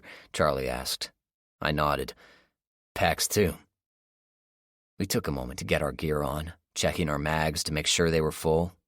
I had my pick and my buoy, my Glock and my rifle, and a pack full of useful goodies. I slipped my gloves on and put my balaclava on my head. I didn't pull it down over my face, though. No need for that just yet. Tommy gave me a look, and I just shrugged, but he pulled his own out and wore it like a cap as well. It is getting colder, he said. We stepped out and walked over to the collection of people. They were in a semicircle around a woman who appeared to be talking on an old wired phone, like something from an army surplus store. She was about my age, with short black hair and wire-rimmed glasses.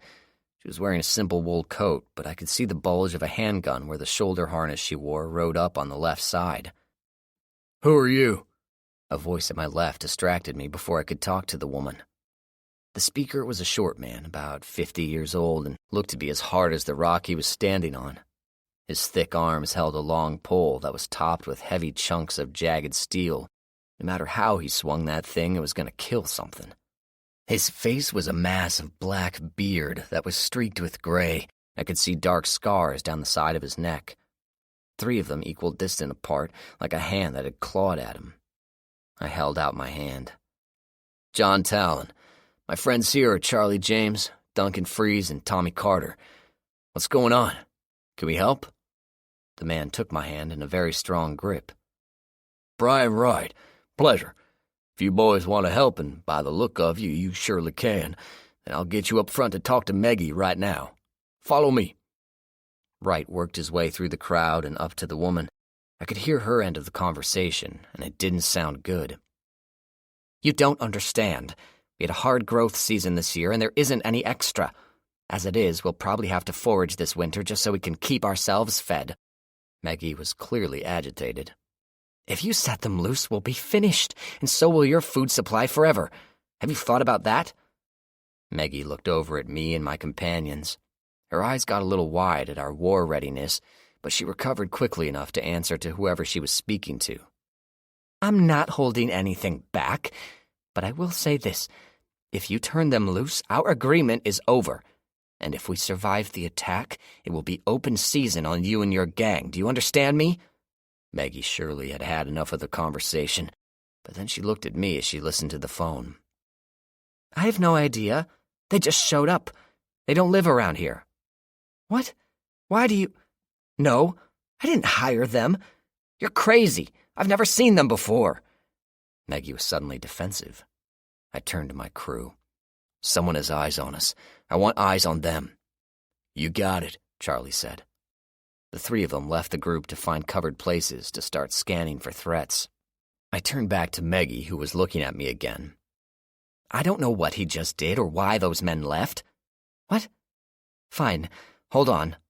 Maggie held the phone out to me. It's for you. I took the phone. Hi, I'm John, by the way. Maggie, nice to meet you. If you and your men can get us out of this, I will be very grateful, she said, running a hand over her eyes. I spoke into the old phone. It was a relic from the past, and I wondered briefly why they didn't use CB radios or something, but it didn't really matter. This is John. Who am I talking to? I asked, trying to speak loudly enough so the people around me could hear the conversation. Listen, asshole, you better take your little band and get the fuck out of here. I don't know who you are or what you're about, but this is my fucking deal, and those people fucking owe me and my crew my supplies, understand? The voice on the other end of the line was agitated and slightly high-pitched with a nasal undertone that was thoroughly annoying. I remembered another person with a voice like that, and he was annoying as well. He died in a pit of zombie heads, as I recall. No, I actually don't understand. Wait, hold on. I put the phone down to listen to my radio. John, this is Tommy, over. Go ahead, over. I got them. About 500 yards south, sitting near that old farmhouse with the caved-in widow's walk. Over. I glanced up and saw where he was looking. Not an easy shot, but Tommy could do it. Charlie could as well. Duncan might hit the house. He might not. Take the shot? Over. Not yet. I get the feeling there's more of these jerks out there. Over. Roger that. Over. Charlie's voice came through the radio 5x5. I picked the phone up again. Sorry about that. Had to talk to my guys briefly, I said, winking at Maggie. The voice on the phone was not very understanding. Fuck your sorry and fuck you. You know what I'm gonna do? I'm gonna let loose about 1,000 zombies right now, right up your ass. You hear me? That fucking town is dead, and everyone in it. You get that, asshole? This is on you. The voice had taken on more of that nasal tone, and it wasn't fun to listen to. If you say so, but you might want to reconsider that, I said, raising my hand. Oh, you gonna threaten me now, cocksucker? Fuck you. You got gear, good for you. I don't... Jesus! The voice went silent for a minute. While he was in the middle of his tirade, I had signaled to Tommy to shoot, but to miss very closely. He must have done his job very well. The echo of the report of the rifle echoed off the low hills that spread out in every direction. Maggie, Brian, and the rest of the group had jumped at the sound of the shot and then looked worried. I held up a reassuring hand. You still there? I asked. My man didn't kill you, did he? If he did, I'm sorry. I waited, and after a minute, I got a response. You're fucking dead. That whole town is fucking dead. You hear me? I'm turning loose every zombie in this fucking city, and I'm pointing them north. Shut up, stupid, I said. I've had enough of your talk. You want to turn the spigot on, go for it. My crew and I are headed your way right now. You might make it to safety, or you might not. But you know we can shoot, so you'd better be staying out of sight. As for your zombies, I have 6,000 seasoned fighters on their way here right now. We could use the exercise. Set them loose. I guarantee they will eat your ass for breakfast, I said, before hanging up. I turned to see the entire group of people staring at me. I wasn't kidding. You will be safe. Go see to your defenses. My crew and I are going to see what we can do before the army arrives, I said. Who are you? Brian asked, his eyes wide. John Talon, like I said, Chief Executive and Commander-in-Chief of the Army of the New United States, I said, feeling like a pompous ass even as I said it. We could use some representation at the new capital for Missouri, I said. Once we clean up here, you're welcome to go up north to see what's up. Maggie looked at me with different eyes. You don't say. How many do you have in your new capital, if you don't mind my asking? About 15,000, give or take a few. We've had a cold couple of winters, and the population might have expanded a little more than normal. I'll answer your questions more in a bit, but right now time is of the essence. I have a jackass to deal with, I said, moving away from the group and starting towards our van. I stopped suddenly and voiced a question. Out of curiosity, does my little nemesis have a name? I asked. Maggie snorted in a most unladylike way. Him. That jerk calls himself Zim. Zim? Yeah, it's Z-M, short for Zombie Master. I had to ask. Thank you, I said, turning back to the van where the rest of my crew was waiting for me. As I walked up, I winked at Tommy. Nice shot. Let's get moving. We may be cutting this one close, I said, getting inside. On our way south? Tommy asked, putting the van in gear. Yep. Charlie, you're up top. Shoot on sight. We need to stop this fool before he gets to his zombies. If we're lucky, we can get him and take advantage of whatever he's used to bottle up the Z's. If they're just sitting there en masse, then Duncan, you're up, I said. Duncan smiled so wide I could see it from the back of his head. As we drove south on Highway 65, I was trying to figure out how someone could control the zombies in such a way that he could just let out a few or let out a bunch. That seemed completely contrary to everything we knew about the zombies so far. We got past a small river, and suddenly Charlie's rifle was barking. Tommy gunned the engine and raced ahead. I watched Charlie turn in the skylight and fire behind us. Tommy turned down a side street, which was East State Highway C, and came to a stop. There was a berm of dirt that almost came to the top of the van on either side of the road, and Charlie ducked back inside as several shots whined overhead. They were waiting for us under the bridge by the Little Sac River. I just happened to see the front end of their truck. I tried to put a few in the radiator, but I think I shot out their headlights, Charlie said. Hey, we're ahead of them and we know where they are. Let's finish this idiot, I said. Are we sure we want to kill him? He might be useful in flushing out his partners if he has any, Charlie said, stepping out of the van and moving over to the berm. He calls himself Zim, I said. Zim? Asked Duncan. It's the letters Z and M, I said. Stands for Zombie Master. Tommy and Duncan spoke at the same time. Kill him. I joined Charlie at the berm, and together we swung our rifles back and forth, looking for the guy who shot at us. If I'd bothered to reason it out, I guess we could have been in the wrong since we did shoot first. He did threaten everyone within a 20-mile radius with death and zombification, so I felt a lot less bad than perhaps I might have. Nothing on this side. Do you think he booked it from the truck? Charlie asked. No place really to go unless he had a side route he followed, I said, scanning my side. I wasn't looking for anything that was standing still. I figured this guy had to be moving and moving fast. He was far away from his source of power, and if we could keep it that way, we'd be in good shape. Tommy, I called out. What? Take the van and Duncan and get to the city. Find out what's up and what we can do about it. See if this guy is alone or not, I said. If he isn't, Tommy asked. Do what you need to do, I said. This bunch seems to have held this area hostage, so I'm not inclined to be charitable.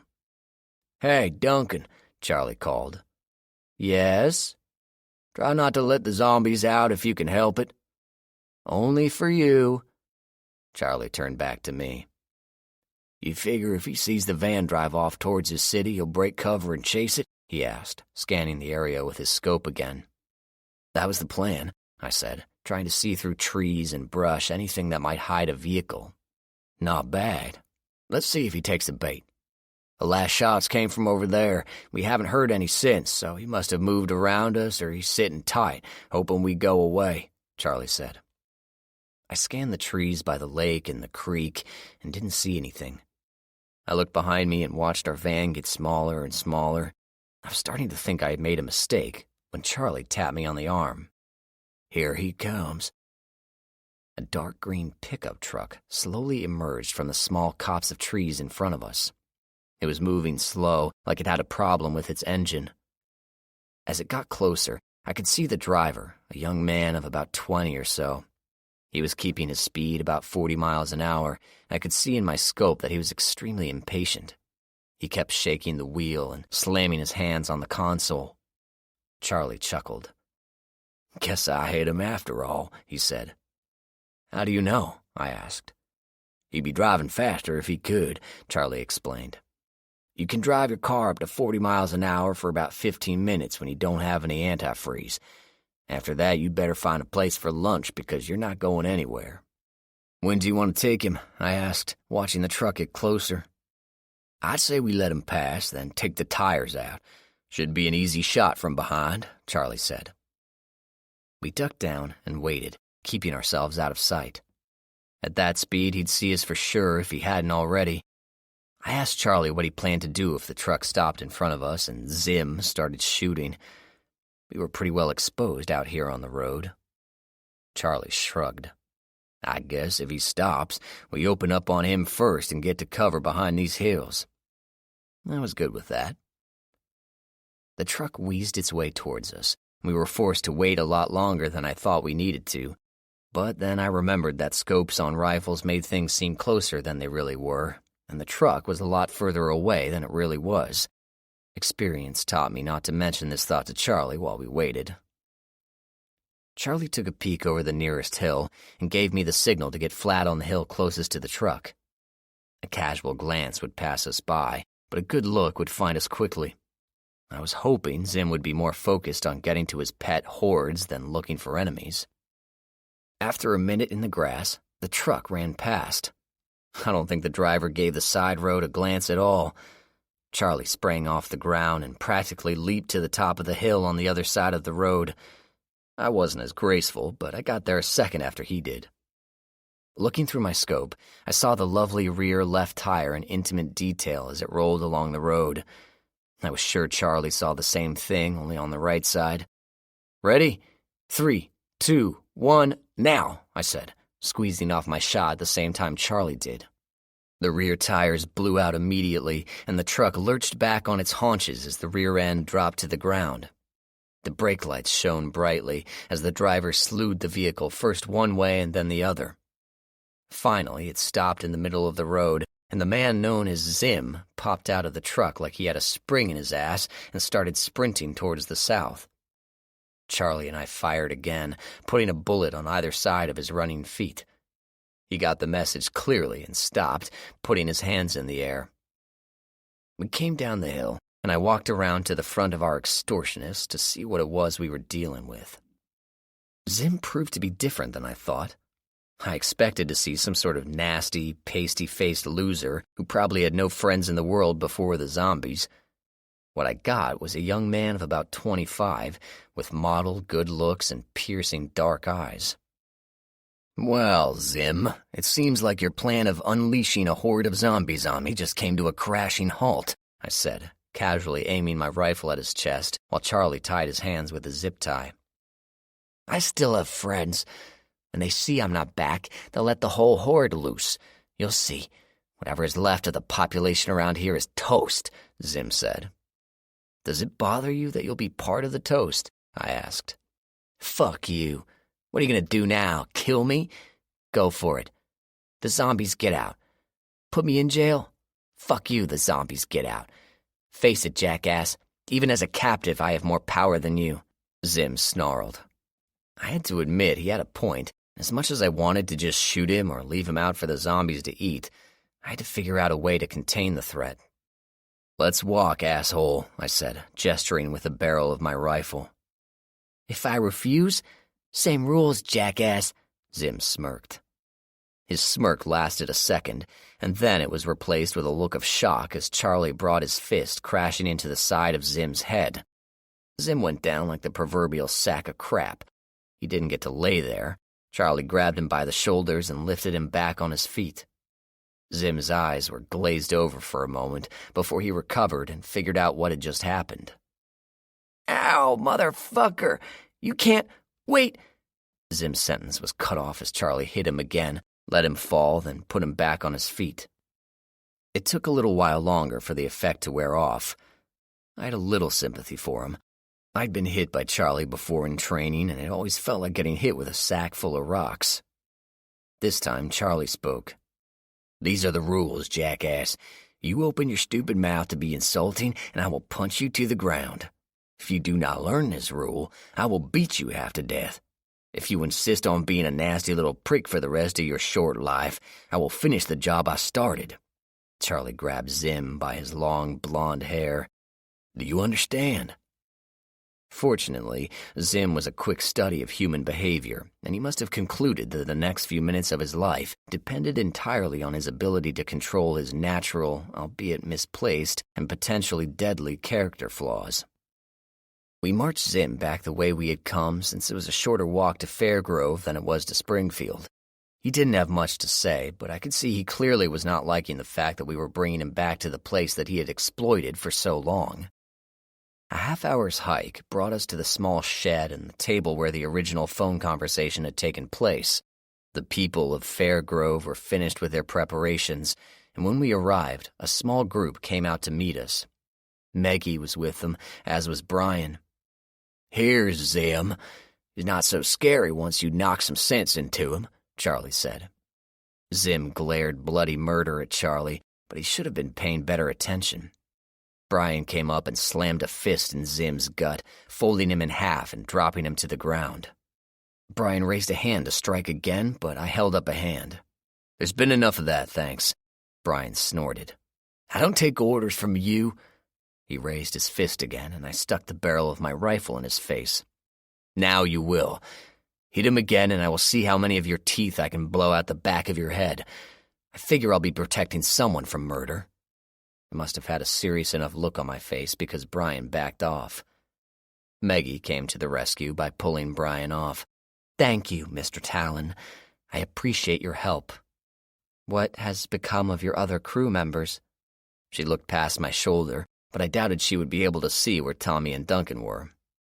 "They went to see if the zombies were really contained and whether or not Zombie Master here was actually working alone," I said. "If we could borrow some kind of vehicle, any kind, I'd be grateful." Meggie nodded and waved a hand to another man who ran off towards the town. "What do we do with him?" Meggie asked, more out loud to her people than to me. "String him up. Don't waste a bullet on him. Kill him. My daughter almost starved last winter. Feed him to the zombies." Meggie gave me a half smile, then turned it on Zim. "I guess the people have spoken, Mr. Zim. Get him up. Find a rope and a tree." "I think not," Charlie said, unslinging his rifle from his shoulder. What? What do you mean?" Meggie turned to me. "This man has extorted us for the last 2 years, threatening to send zombies to us if we didn't pay his demands. He deserves to pay for that." "I agree with you 100%, Meggie. I really do. But while he's a loudmouth asshole, I have to give him credit for keeping the scam going this long. Have any of you actually been near Springfield?" I asked. I didn't get any responses to my question. "Did any of you ever actually ask yourself how he managed to keep thousands of zombies in check?" Still no answer. "Since he never really let any zombies loose, I for one can't really say whether or not there are actually any zombies held in captivity. Bottom line is this. You aren't going to kill him because all he did was make you look stupid for believing his bullshit," Charlie said. "I hit him because he was an ass, that's all. If I were you, I'd drive him 50 miles away in any direction and dump him off with a warning he'd be shot on sight if he ever dared to show his face around these parts again," I said. Brian glared at me. "I ain't you, and I won't be forgetting you put a gun in my face." I looked back at Brian. "It might be better if you do." I looked over at Meggie. "We'll take that ride now. I leave this matter in your hands," I said. "But don't kill him." Meggie looked down at Zim and then at the people gathering. "And if we do?" "Then we will have a serious problem. Let's not let it get there," I said. I turned to Charlie. "Let's go see what we have down south. We're done here," I said. I turned to look at Meggie and Brian. "For now." We traveled south in a very beat-up Monte Carlo that was nearly older than I was. The damn thing had a hole in the floorboards that let in fumes from the exhaust pipe, which also had a hole. Charlie and I spent a very uncomfortable ride down the road, with both of us sticking our heads out of the car windows like a couple of dogs enjoying a rare car trip. When we were about a mile from the city, I got a call over the radio. "John, is that you in the blue car heading south? Over." It was Duncan. "That's us. We'll be there in a few minutes. Over." "Okay. What are you guys carrying? Looks like you have a rug sticking out of the front windows. Over." I looked over at Charlie. "Never mind. Over." Charlie smiled. "You do need a haircut." "Shut up." We reached the outlying areas of Springfield and began to notice that the cars on the roads were all tipped onto their sides. As we looked closer, we saw that there was movement in between the cars. I scanned the cars with my rifle scope, and the first look I got was a gray ghoul's face looking right back at me. By reflex, I very nearly pulled the trigger. I got on the radio. "Duncan, we're here. Over. Where are you? Over." "We see you. We'll be right there. Over," Duncan said. In a minute, the van came up from the west and pulled alongside the Monte Carlo. I was very glad any more travel was going to happen in a vehicle that didn't require a gas mask. "So, what's the story?" Charlie asked. "We caught the zombie master and turned him in to the people of Fair Grove." "Ah, hell," Duncan said. "There's a problem with that. I'm gonna hope you aren't like Tommy and you'll just tell the story in one shot and not drag it out," I said. "It will be short. We caught up to the people who were keeping the zombies in their pens. They told us a very different story. Turns out Zim had been contracted by the people of Fair Grove to do something about the constant threat of zombies from the bigger town, so Zim and his crew figured out a way to keep the zombies contained in these pens of cars. They lost 2 people trying it, but in the end it worked out. Trouble was, the good people of Fair Grove didn't want to pay what they owed." I interrupted. Now it makes sense when he said they owed him and his crew. "Exactly. So we need to get back and keep them from killing that guy, despite his stupid nickname," Tommy said. "Shit, let's move," I said, getting into the van. As we drove back, I began to think about the preparations we had seen, especially the sniper towers. I hoped we weren't going to be waging a losing battle from 500 yards away. As it turned out, I needn't have worried.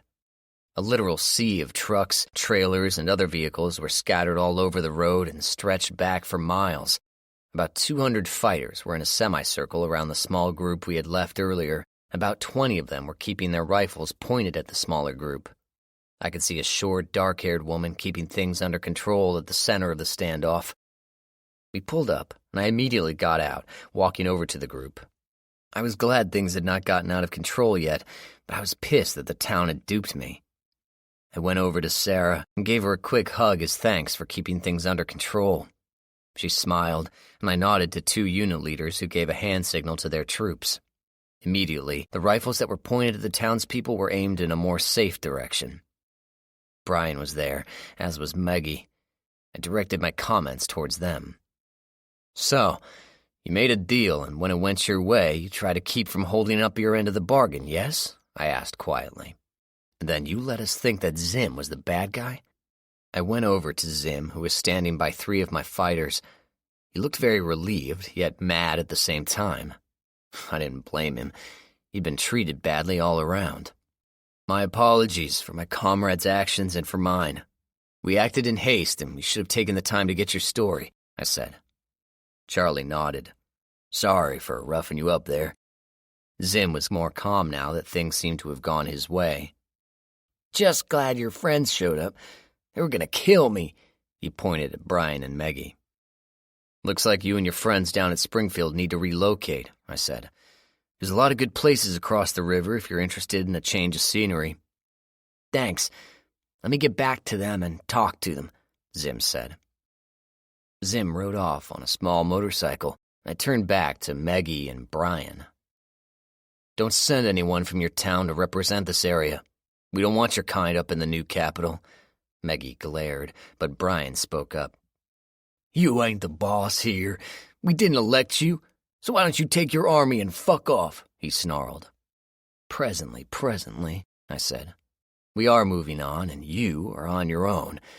You'll figure out what that means in a few years, but for now, I think I'll just leave it up to your imagination." I waved my hand in a circular motion, and the fighters went back to their vehicles. There was a loud roar as hundreds of vehicles started up. "Son of a bitch!" Brian leapt to his feet and lunged at me, his huge fists swinging. I dodged to the side and slammed an elbow into the side of his head, knocking him sideways and down. I raised a hand to keep my fighters back while Brian regained his feet. He spat a glob of blood out of his mouth. I didn't wait for him to get set. Moving forward suddenly, I snapped a jab to his mouth and followed it with a fist to his gut. Brian's eyes got wide as his breath left him, and I slammed another elbow to his head. This time he went down, and it took a little longer for him to get up. "I admire your sand, Mr. Wright, but I would hope you'd reconsider before this gets serious. Right now we've had a bit of a disagreement, but I hope we don't get into a full-blown argument," I said, stepping away as he reached out with a clumsy hand to try and grab my leg. Brian apparently hadn't learned when he was outclassed and came off his feet with a lunge, his arms wide to try and pull me in close where his strength would be of an advantage for him. Unfortunately for him, this was a move we taught all of our fighters, since many times zombies will come off the ground with their arms out in an attempt to grab whatever they can reach and pull it in for a bite. Best way to deal with it was to lean to the side and direct the attack away from you, which is what I did with Brian. He went sideways and fell on his face again, and I waited for him to get up. "I'm done with this, Mr. Wright, and so are you. If this keeps up, I'll have to kill you, and I'd rather not do that. Would you be so kind as to give up?" I asked. Brian spat again, then abruptly turned on his heel and stormed off. I watched him go for a moment, then turned back to Sarah. "Good timing," I said, giving her another hug. "Yeah, we pulled in here and things seemed just a whole lot weird. Once we saw this group about to hang the young man over there, I figured we needed to do something about it." "What did he do, by the way?" Sarah asked. "Kept the town from being overrun by zombies," I said. I didn't elaborate just because the look on Sarah's face was priceless. We backed the semi-trucks up to one of the barricades that Zim had built out of cars. We learned that he had originally been contacted by the people of Fairgrove to build a barricade for them around their town. Zim had been a large fork truck operator back in the old days and used his skills to start moving cars around. The zombies were attracted to the noise, and he soon started penning in the ghouls to keep them out of his way. After a while, he had realized he'd turned the zombie population of Springfield, Missouri into prisoners. When he tried to collect from the town, they crawfished on the deal. That's where we came into the picture. It took 3 days of work, but in the end, we managed to wipe out the population of Springfield. The corpses burned for 2 days. We spent that time relaxing, gathering supplies, and making plans for the next part of the war. Winter was coming on, and there were cities I wanted to take. Montana. "So, he headed east, did he? And locked you up in a guard shack?" Cole looked at his son with no small measure of disgust. "And now he's gone. We really don't know which way to go to catch him and bring him back." Cole stood up from the table and turned his back on the 2 men seated there. "God, things were simple once. Get up in the morning, get your chores done, and head home of an evening," he thought. "Now it's a bunch of complaints and problems. Now we have stories of an army spinning around. Great. Just great." Cole turned back to the men. "Is there anyone we can send out to try and find him? What about your trackers? They found men before." Luke Blacktail nodded. "They ought to. They're full-blooded Ogallala. Came up from the reservation outside of Cheyenne when Denver fell and the ghouls headed north." "Are they willing to go after Tibbles?" "Right now, they are not exactly motivated. The first snows have fallen, and more is coming. They get caught up there in the mountains, they're dead men, and they know it. Darnell was not stupid, and he timed his run nearly perfectly. Anyone you send after him will likely not come back before spring, which will turn off most men," Luke said. Carson spoke up. "We could just order them to go. Why are we wasting time talking about it?" Luke looked over at the young man. Because that would prove Darnell was right, and the last thing your father needs right now is open rebellion when winter is coming. Cole looked at his son. Shut up until I ask you a question. You've proven you can't handle an older man and a young girl. I ought to let you try to order the Sioux around and watch them laugh in your face. Carson looked down, his face turning red. He had screwed up, but the man had a gun. Was he supposed to die for this shithole? Cole Hobbs took a deep breath and let it out slowly. Okay, here's what we'll do. Darnell is gone, over the fence and into zombie territory. He survives. Good for him. He'll never come back anyway. Story over. No point in chasing him and risking anyone's life. What about the army? Luke asked. Cole nodded. I'm a little curious about those myself. Did you get any more information from that scout that made it back? Nothing of substance. The man had just traveled a couple 1,000 miles by himself, Luke said. But I can send out 2 more if you want. An army of any size would be noticed from a long way off. If they leave today, they should get through the passes before the snow comes. And with the cold coming on, the zombie threat is less. Cole slapped his heavy hand on the hardwood table. That's the plan, then. Pick your men and get them gone. They have 30 days. I want them back before the end of the year. Blacktail rose and then stopped. What if we get a winter like we did a year ago? The snow almost filled the canyon. We'll keep a passage open, Cole said as he turned to his son. That's your job. Find a couple of friends that owe you a favor. You're camping over the wall for the next 30 days. Carson scowled, but kept his thought to himself. He'd tried bucking his dad before, and it took the intervention of Heather Hobbs to keep Cole from seriously injuring his son. Darnell was cold. He didn't tell his daughter because she would worry, but he was deep down chilled to the bone cold. They slept during the day and walked at night, the reasoning being that the sun would keep them warmer as they recovered from their previous walk. It was more dangerous to travel at night, but Darnell was hopeful they would reach the Spring Creek Road before the next sunrise. From there, they could move from campground to campground, heading south along a much easier path. Right now, they had just walked until they reached the foot of the mountain, then followed the valleys. Sometimes they had to go in directions they didn't want to, but overall they made good progress. Allison was leading the way since she had better eyes and could see further in the dark. Darnell just concentrated on stepping where she stepped and keeping out of the way. Suddenly, Allison stopped. "Dad," she whispered quietly but urgently. Darnell's head snapped up. He looked around and saw several shadowy figures moving slowly in the open grass next to a noisy creek. A quick head count told him there were more of them than bullets in his gun. Not a great place to be, mathematically. "Don't move," Darnell said. "We're in a good spot here. They can't see us in the trees, and they can't hear us with the creek nearby. There's no wind, so they can't smell us. Just be patient and let them pass." Allison was frozen with fear. "But what if they hear us or know we're here?" Her voice started to rise above a whisper, and Darnell put a kind hand on his daughter's mouth. "Then we run for the nearest mountain and go up.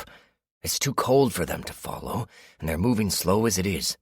Pretty soon they're going to be frozen," Darnell said with more confidence than he felt. Deep down he was terrified as the small horde of about a dozen zombies slowly made their way towards him and his daughter. They moved very slowly, and it was strange to watch them walk nearly in unison. But they made their way slowly towards the small grove of trees that hid the terrified pair. Occasionally one would turn its head and smell the air with a large intake of air, but they always moved on, pushing aside long grass and sometimes tripping over hidden rocks. Darnell turned his daughter to face him. "Sit down by the big tree there. I'll sit over at this one. Don't move unless you have to, and if you have to, head to your right and make a run for the mountain. It's our only chance," Darnell said as he saw the question in Allison's eyes. She nodded and silently sat down on the side of the tree away from the zombies. Darnell ducked down and made it over to the other tree facing the same way. No moans behind him suggested that they had gotten away with their little bit of movement. It was very dark, and the only way Allison had seen the zombies in the first place was one of them had glowing eyes. Darnell used his hands and told his daughter to cover her head with her hood and keep her face down. He'd had to do this before when he was running from the zombies during the first days of the upheaval. He'd been chased down an alleyway by 3 of them, and around the corner was a car covered in a tarp. He'd slipped under the tarp when they couldn't see him, and they walked right on by. He hoped it was a pattern, and he didn't just kill himself and his daughter. He put his own head down, and with his eyes closed, he listened as the footsteps got closer and closer. They were about 15 feet away, then 10, then 5. The next sounds were the zombies walking around them, slowly shifting through the grass, stumbling over the rocks.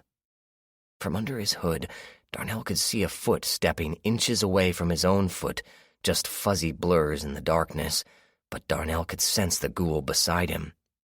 He was grateful it was cold, but he could feel a line of sweat starting at the back of his neck and running down his back. His own heart was beating so loud, he was amazed the zombies couldn't hear it. He didn't dare move to see how Allison was doing, but he hoped she was still and quiet. He'd know otherwise. It took forever, but eventually the sounds faded away, and Darnell still counted to 200 before he slowly lifted his head and scanned the area from underneath his hood. He looked around from side to side, then, slowly, he stood up, stretching legs that were suddenly screaming with cramps. He turned around and very slowly looked around the tree, making sure there were no stragglers. He'd seen it before. Some family dodged a horde, only to fall right into the next one that was just behind the first. Darnell stepped over to his daughter and put a hand on her shoulder. She jumped slightly, and he could feel her shaking under her hood. "Let's go, honey," he whispered, barely above the sound of normal breath. Allison grabbed her father's hand and pointed with the other one. In the brush, crawling very slowly, was another zombie. It was staring at Allison with greedy, glowing eyes, struggling to get closer as it opened and closed its mouth in anticipation. Darnell felt a sudden fear, but he pulled his daughter up and, holding her hand, led her around the tree and away from the small horde and the thing in the grass. As he walked, he shook his head, thinking about how hard it must have been for Allison to see that thing getting closer and closer and not being able to scream or move because the other zombies would surely have killed them both. They moved quietly away, keeping low and trying to stay near rocks and other obstacles that would keep the crawling monsters away. Darnell decided it would be better to travel a little higher up the mountain where it would be easier to evade any zombies. But Allison voted him down, saying they could move a lot faster in the valleys, even though it was more dangerous. The cold weather was the deciding factor, as even chillier winds blew down from the peaks. "We're going to need shelter soon," Darnell said. He was even colder than before, since the sweat from the last zombie encounter was starting to chill him. Allison nodded. She kept moving ahead, working her way around rocks and deadfalls. She moved quickly but quietly, trying to put as much distance as she could between her and the last batch of zombies. The moon suddenly came out between the clouds, and the valley was suddenly bathed in pale light. Allison didn't miss a beat. She froze in place, just as her father did, and the two of them slowly checked the terrain for anything that might be deadly before moving on. The road appeared suddenly, without any warning whatsoever. One minute Darnell was dragging his feet through some tenacious grass, and the next minute he was stumbling into the back of his daughter because his feet were suddenly free. Allison turned abruptly and grabbed her father, hugging him closely. She'd been so close to getting bit. To have escaped like that at the last minute was almost more than her 17-year-old mind could handle. Even though she had survived the journey to Montana, right now she needed her dad. "Whoa, girl, I got you, Darnell said, holding his daughter while she worked to get the shakes out of her system. He had to give her credit. She didn't lose it when that thing in the grass was coming for her. If she had made even a sound, they'd have been slaughtered. Darnell made sure she understood that. He took her face in his hands and looked into her eyes. "Sweetheart, that was the bravest thing I had ever seen. You held it together when it mattered the most, and you saved us both. Do you understand that? You saved us both." Darnell looked at the road. "And you got us to this road.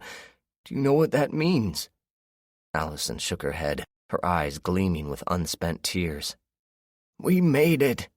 We got away. Now all we have to do is get out of the mountains before snowfall, find a place to spend the winter, and we can start over," Darnell said. Allison smiled, even though she knew her father was just trying to make her feel better. They had very little chance of getting out of the mountains before snow blocked the passes and roads, and they were on foot. Where would they go? They were alone in a sea of zombies, and no one was coming to save them. "Come on," Darnell said. "Let's get moving down the road. If I remember right, there should be campsites along this road. We can spend the day in one and get some real rest." Tibbles was really feeling his age and the cold, and hoped the nearest one wasn't too far away. "What if the zombies are there?" Allison said. Darnell shrugged. "Right now, I'd fight 100 of the damn things to get some decent rest." The pair moved steadily down the road. It was an old logging road, which the state had taken over and maintained as an access road into the mountains for fighting fires and conducting forestry surveys. The campsites were places that the firefighters would go to rest during burn season. Hikers were allowed to use the sites as well, and they were a welcome change from sleeping outside. As they walked, they heard the sound of running water, and soon it became apparent that the road was following the river. Darnell was amazed at his luck. If they got attacked, they had the perfect retreat right next to them. The road was far from perfect, and 3 winters without maintenance had done a good bit of damage, but it was certainly better than trying to make their way through the rough country of the mountains. With the woods on one side, a small but swift river on the other, they made 10 times the progress they had made before. A little before dawn, when the sky over the eastern ridge was changing from deep blue to a slightly lighter shade of blue, Allison pointed out the sign that hung from a tree. Indian Hill Campground. She gave her dad's hand a little squeeze, and together they walked over the small bridge that crossed the river. The campground was mostly empty spaces under trees where people would set up tents or campers and then do their hiking or outdoor whatever. There were spaces for RVs and a small concrete building that looked like it was for taking showers and such. A small log cabin was near where the driveway made a big circle, and behind it, Darnell could see the remains of an old plastic play set. "Let's try the cabin," Darnell said. It looked abandoned, but then it was the middle of the night and people with any sense were asleep and safe at this time of day. The pair walked over to the small structure, carefully walking around it and trying to see in the windows. The fact that the ground around the building was undisturbed and there was dirt and debris piled up against the door told Darnell that no one was at home. The door latch was interesting. It had a doorknob as well as a lever to lift the latch to open the door. That told Darnell that there should not be any zombie in there, since they would never have figured out how to open that door. Holding the gun out in the open, Darnell pulled up the lever and then turned the doorknob.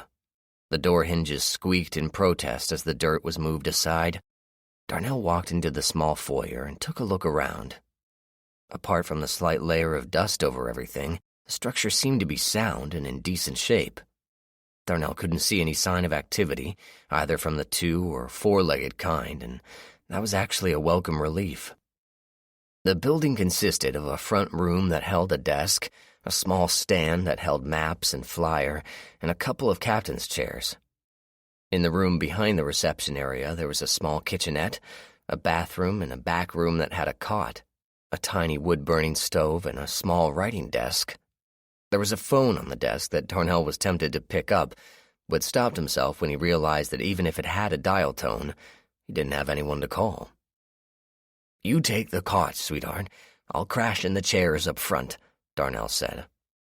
"Daddy, you're beat. Why don't you take the cot?" Allison argued. "I'll be fine. I'll just push the chairs together, and I've got my own cot." Darnell smiled, thinking about it. "Well, more like a bathtub, but I can at least put my feet up." "All right, but at the next one, you take the cot," Allison said. "Deal. Go to bed, honey." Darnell kissed his daughter on the forehead and watched her go to the back room. She'd likely hit the cot sleeping, despite the scare they both had gone through. Darnell sat in one of the chairs up front and slid the other one close. When he put his feet up, his entire body just fell into a relaxed state and he began to warm up. He thought about the situation and figured he could be a lot worse off. They had shelter and pretty good protection from any zombies wandering around, as the house was made of brick and surrounded by thick bushes. The windows were all nearly 6 feet off the ground and were set in so they wouldn't be easy to strike at. There was water right nearby, and fish and game were close at hand. The more he thought about it, the better Darnell liked it. As he drifted off to sleep, Darnell's thoughts wandered back to the report the scout had given. There was an army out there, but where was it? Who was in charge? And most importantly, could he turn it north? Fayetteville, Arkansas. "Did you know you have a zombie walk?" Sarah asked. I shook off the bits of zombie goop that were clinging tenaciously to my pickaxe. Normally the stuff just slid off thanks to a strange but useful discovery by Rebecca not too long ago.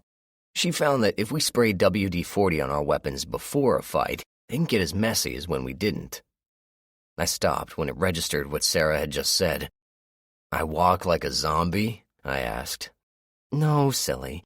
You have a certain way of walking when you're about to take on a Z one-on-one," Sarah explained. "Do tell." "Rebecca and I noticed it over the last few engagements." "Don't tell me Charlie is one too," I groaned. "He does, and it's different than yours," Sarah said. "When Charlie goes after a zombie, he goes straight in, no subtlety, all business." "And what do I do differently?" I asked, not being entirely sure I wanted to hear the answer. "You tend to circle a little to either the left or right. When you're ready, there's a burst of activity, and then there's a dead ghoul." Sarah smiled. "And here I thought you two were just admiring our butts," I said, giving her a quick kiss. "How do you think we began to notice you two had zombie walks?" Sarah asked sweetly. "Could we call it something else, like zombie stalking technique or something? Anything cooler than zombie walk?" I asked. "Nope." Damn. We walked back towards the campsite that we shared with the other half of the army. We were 3,000 strong and spread out in a place called Hobbs State Park. There was a huge lake in this area that twisted and turned and had branches going every which way. Duncan took one look at it and wondered why they didn't name it Centipede Lake, since that's what it reminded him of. We'd been here a week, taking a break from the campaign and enjoying what seemed to be decent weather. It was just over 50 degrees. That was a welcome change from the cold we'd had from the previous few weeks. It was late November. We were in a decent spot to start the killing season in the zombie war. I'd sent half of the army south to make a run through Louisiana, and the reports coming back were pretty positive. I hadn't heard anything from the group I had sent north, but I didn't expect to see them until we met up again on the near side of the Rockies. "Penny for your thoughts?" Sarah said, holding my side. "A penny? Heck, my thoughts cost at least a nickel," I said. "That's what I pay for your advice," Sarah replied, giving me a pinch. "Ow, all right." I rubbed my side. "I was just thinking about this area." "What about it?" "It's the perfect place for a retreat from the zombies. We're surrounded by hills and water. There's actually game enough to keep us in fresh meat and fish, and there's enough level ground to raise some crops," I said. "But there's no one here except us," Sarah said. "I see what you mean. Think there's a danger?" I shrugged. "I'm not seeing one, but it's odd. We've hit a few zombie strongholds, but the cold weather played that one in our favor. We're missing one around here. Missing something." "Well, talk to Charlie and see what he has to say. This used to be his backyard, and if anyone can sense what's in the wind, he can," Sarah said. "That's usually Duncan's breath," I said. Lately, Duncan had found some wild onions and had taken to chewing them. Last time he burped, he killed a bug that happened to be flying by. Funny guy. We reached the perimeter of the camp, and I gave a quick report to the captain of the watch. He made a note in his book about it. We went on our way. When we reached our campsite, I was glad to see Jake outside playing with a few other boys from other fighters' families. There was a group of about 6 women who were sitting around a table just talking away. I slipped away from Sarah before she could snare me into a discussion and went to find Charlie. After a good half an hour of playing Where's Charlie, I located the man down by the lake teaching his daughter how to hunt for turtles. It was such an innocent thing to watch that I just waited an extra 10 minutes while the huge zombie killer lifted lily pads while his little girl waited with hands folded to see if there was a little reptile looking back. I coughed discreetly, and Rebecca was the first one to notice me. She smiled and went over to Charlie, who finally looked over at me. He straightened up, and after handing Julia off, he wandered over. "What's up?" "Got something I need to run by you. Can you spare a minute?" I said. "Sure. Come up to the trailer." Charlie led the way through the trees, and we came up to his home. It was a trailer similar to mine, but a little shorter. He didn't need the extra room since he only had one child with him. "So, what's on your mind?" Charlie asked. "Is it the creepy feeling you get because there should be more people around here, but there aren't?" "That'd be the one," I said. "I talked to Sarah about it this morning. We went and dealt with that single sighting south of here, but there's something off about this area." "I hear you. Place like this in Arkansas, there should be at least dozens of communities in this area," Charlie said. "On the other hand, maybe they went someplace else. I don't know. I've been doing this too long to believe that things just happen. Usually there's a—" I was interrupted by a loud banging on the door. A voice was urgently following the banging. "Commander James! Commander James! There's a situation, and we can't find Chief Executive Talon." The banging continued. "Commander James, are you in there?" I opened the door, and the young man sent to find us nearly tumbled into the trailer.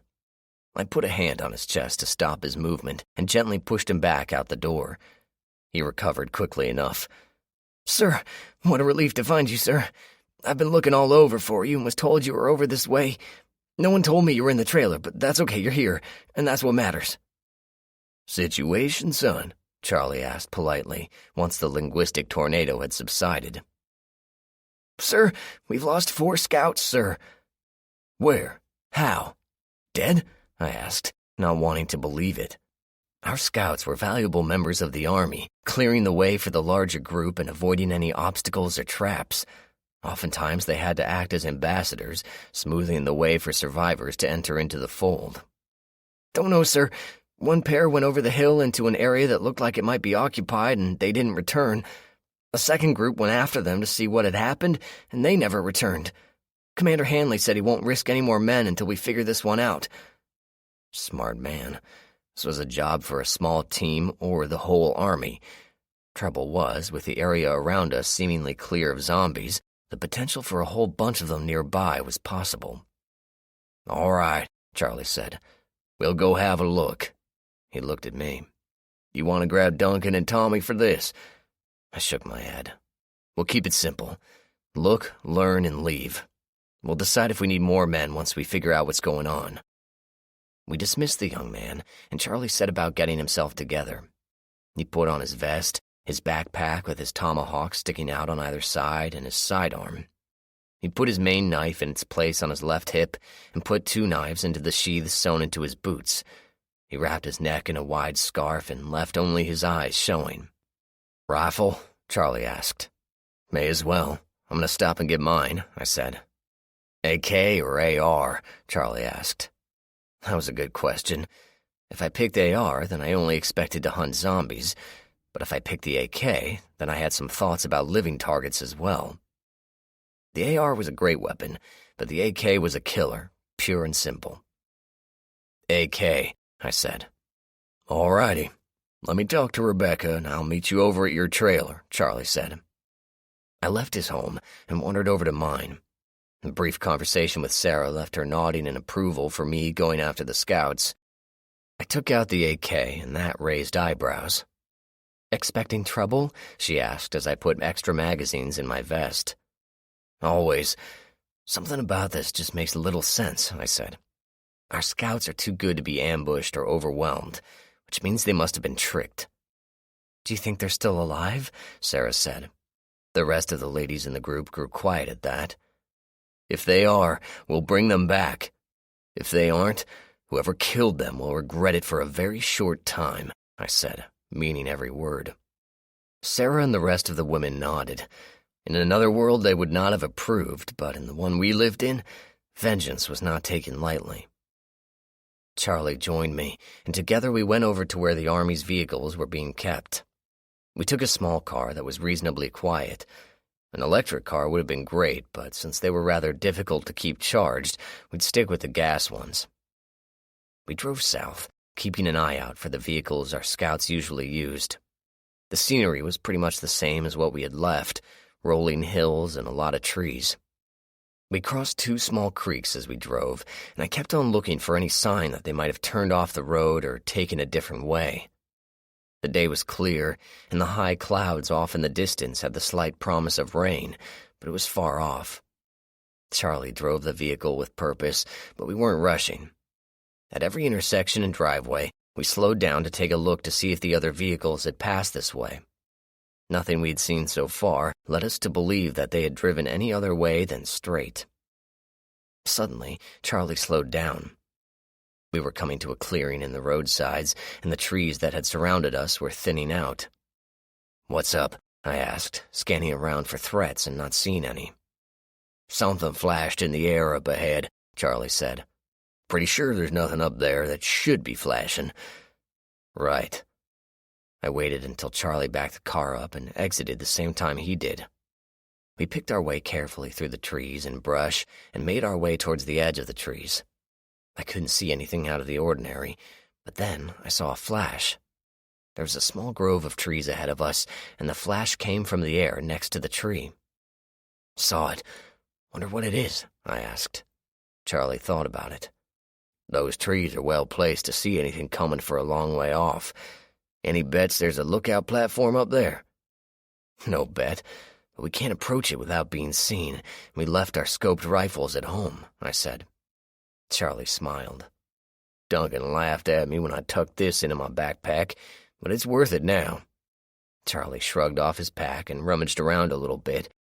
He pulled out a small plastic tube about 5 inches long and about 1.5 inches wide. Taking off one end, he slid a brass telescope out of the tube.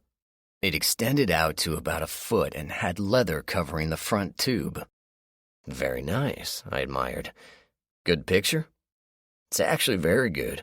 I think this might be an original and not a cheap replica." Charlie found a good tree for cover and kept the scope under a small covering of leaves. He looked through it for about a minute, then handed it to me. "I can't see anything, but I'm willing to get a second opinion." I took the scope and looked through it, keeping it under cover like Charlie did.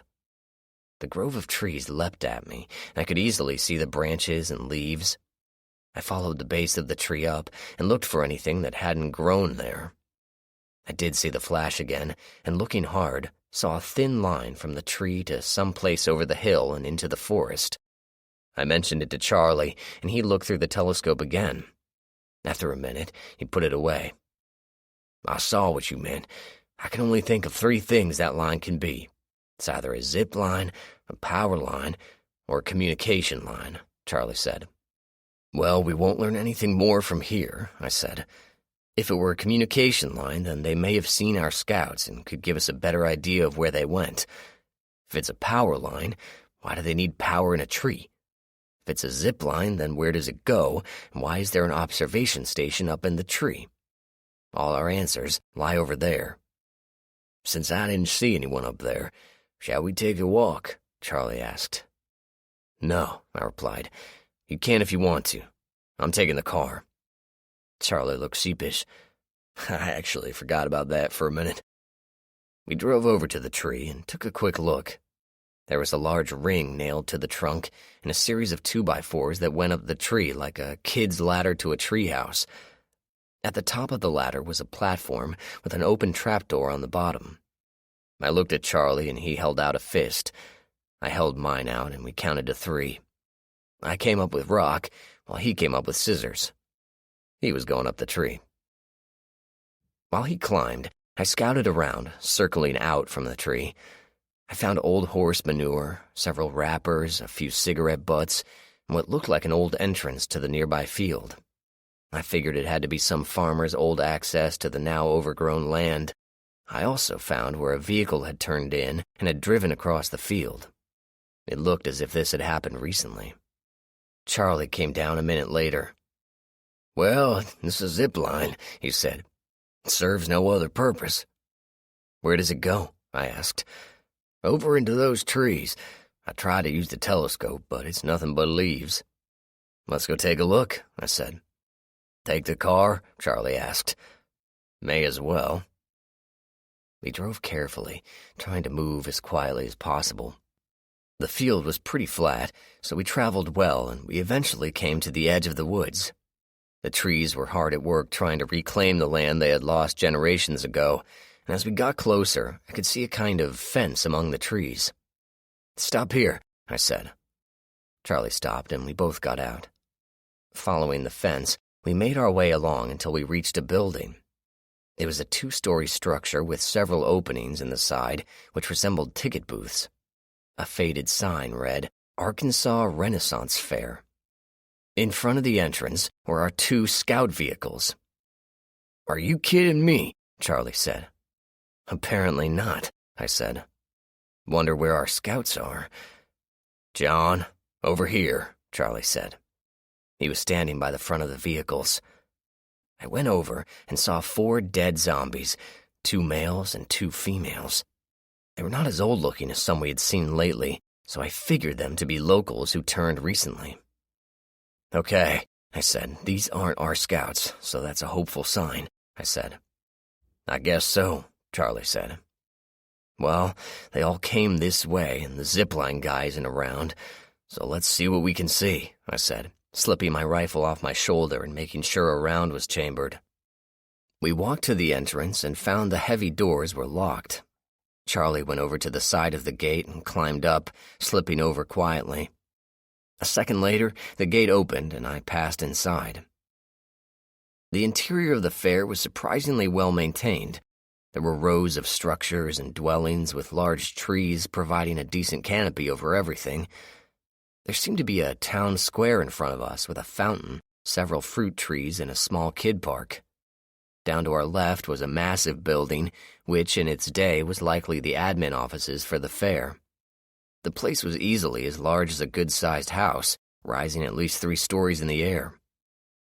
As we walked further in, we saw abandoned booths that looked like they held archery ranges and knife-throwing boards.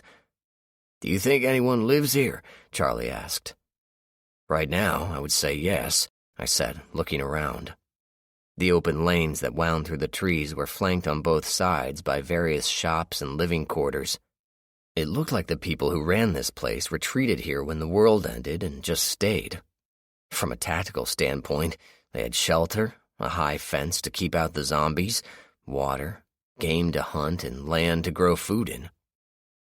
We walked around an open area that looked like it was the place where crops were grown. A small lake on our left sported a bridge that led to another section of the village and a large wooden boat. The laundry lines told me someone lived there, although where they were was a mystery. Crossing the bridge brought us to a very congested area. Buildings were pretty much on top of each other and crowded the available space. Huge trees in the middle of the lanes served as turning points for the streets. "This is a lot different than what I expected a Renaissance fair to look like," Charlie said. "These buildings are pretty permanent. I was expecting a bunch of tents and hay bales." "Same here. Went to one of these a while back. Seemed like it was more of an escape from reality than an actual fair," I said. We went up a hill, and when we reached the top, we heard a noise like cheering. Looking down, we could see through the tree branches. In a clearing, we could see around 200 people, most of them sitting in wooden stands. As we walked closer, we could see several people performing tricks and acrobatics, and on a small private pavilion, there were 2 people and our 4 scouts. "What the hey?" Charlie asked. "I think we can save our rifles," I said. "I think these people are harmless." Turns out they were. Once we made our presence known, The people who lived on the fairgrounds were eager to show us their acts. I told them we would bring back a much larger crowd than the 6 of us, and if they wanted to bring their best out to play, we could certainly bring the audience. Man, that did it. The crowd went nuts, and there was a general scurry for costumes and a lot of huzzahs, whatever that meant. The scouts were a little embarrassed for the fuss they caused, but Charlie and I chalked it up to good community relations, and that was enough. We went back to the front entrance, and by the time we got there, nearly every house had a bunch of noise and activity. These people had lived here for 2 years without seeing anyone else, and at heart they were performers. So when they were offered a chance to play for a larger crowd, of course they were excited. The 6 of us walked through another row of shops and performing stages and headed for the front entrance. We were feeling pretty good about having a distraction for the army that everyone could enjoy, and we nearly walked into the horde of zombies that was waiting for us on the other side of the gate. Jesus, Charlie said, whipping out his tomahawk and crushing the skull of a gray zombie that was coming around one of the cars. We didn't have time to do anything but start killing because they were instantly on us. Use the cars! Funnel them! I shouted, moving over to the left. I had about 10 feet between the car and the fence, and 2 Zs were coming right for me. A quick glance over my shoulder showed me that Charlie had taken the right side, while the 4 scouts covered the middle, which was the largest open space, being about 20 feet wide. We didn't use our firearms as a general rule since we didn't want the report to echo out and cause more zombies to come our way. Plus, bullets were not reusable, so we had to be careful to make sure they were only in emergency situations, like the threat of being overrun. We weren't at the point of counting out rounds, and I hoped we never would be, but it was always in the back of my mind. I faced my first one, a short male of indeterminate age. His shirt was half off his torso, and he sported a single bite on his neck. His eyes were huge, like he died surprised, and they stuck that way. I closed his eyes with a single swing of my pick, and damned if I didn't think about Sarah's zombie walk discussion. I pushed him out of the way to slow down a faster ghoul that slid along the side of the car.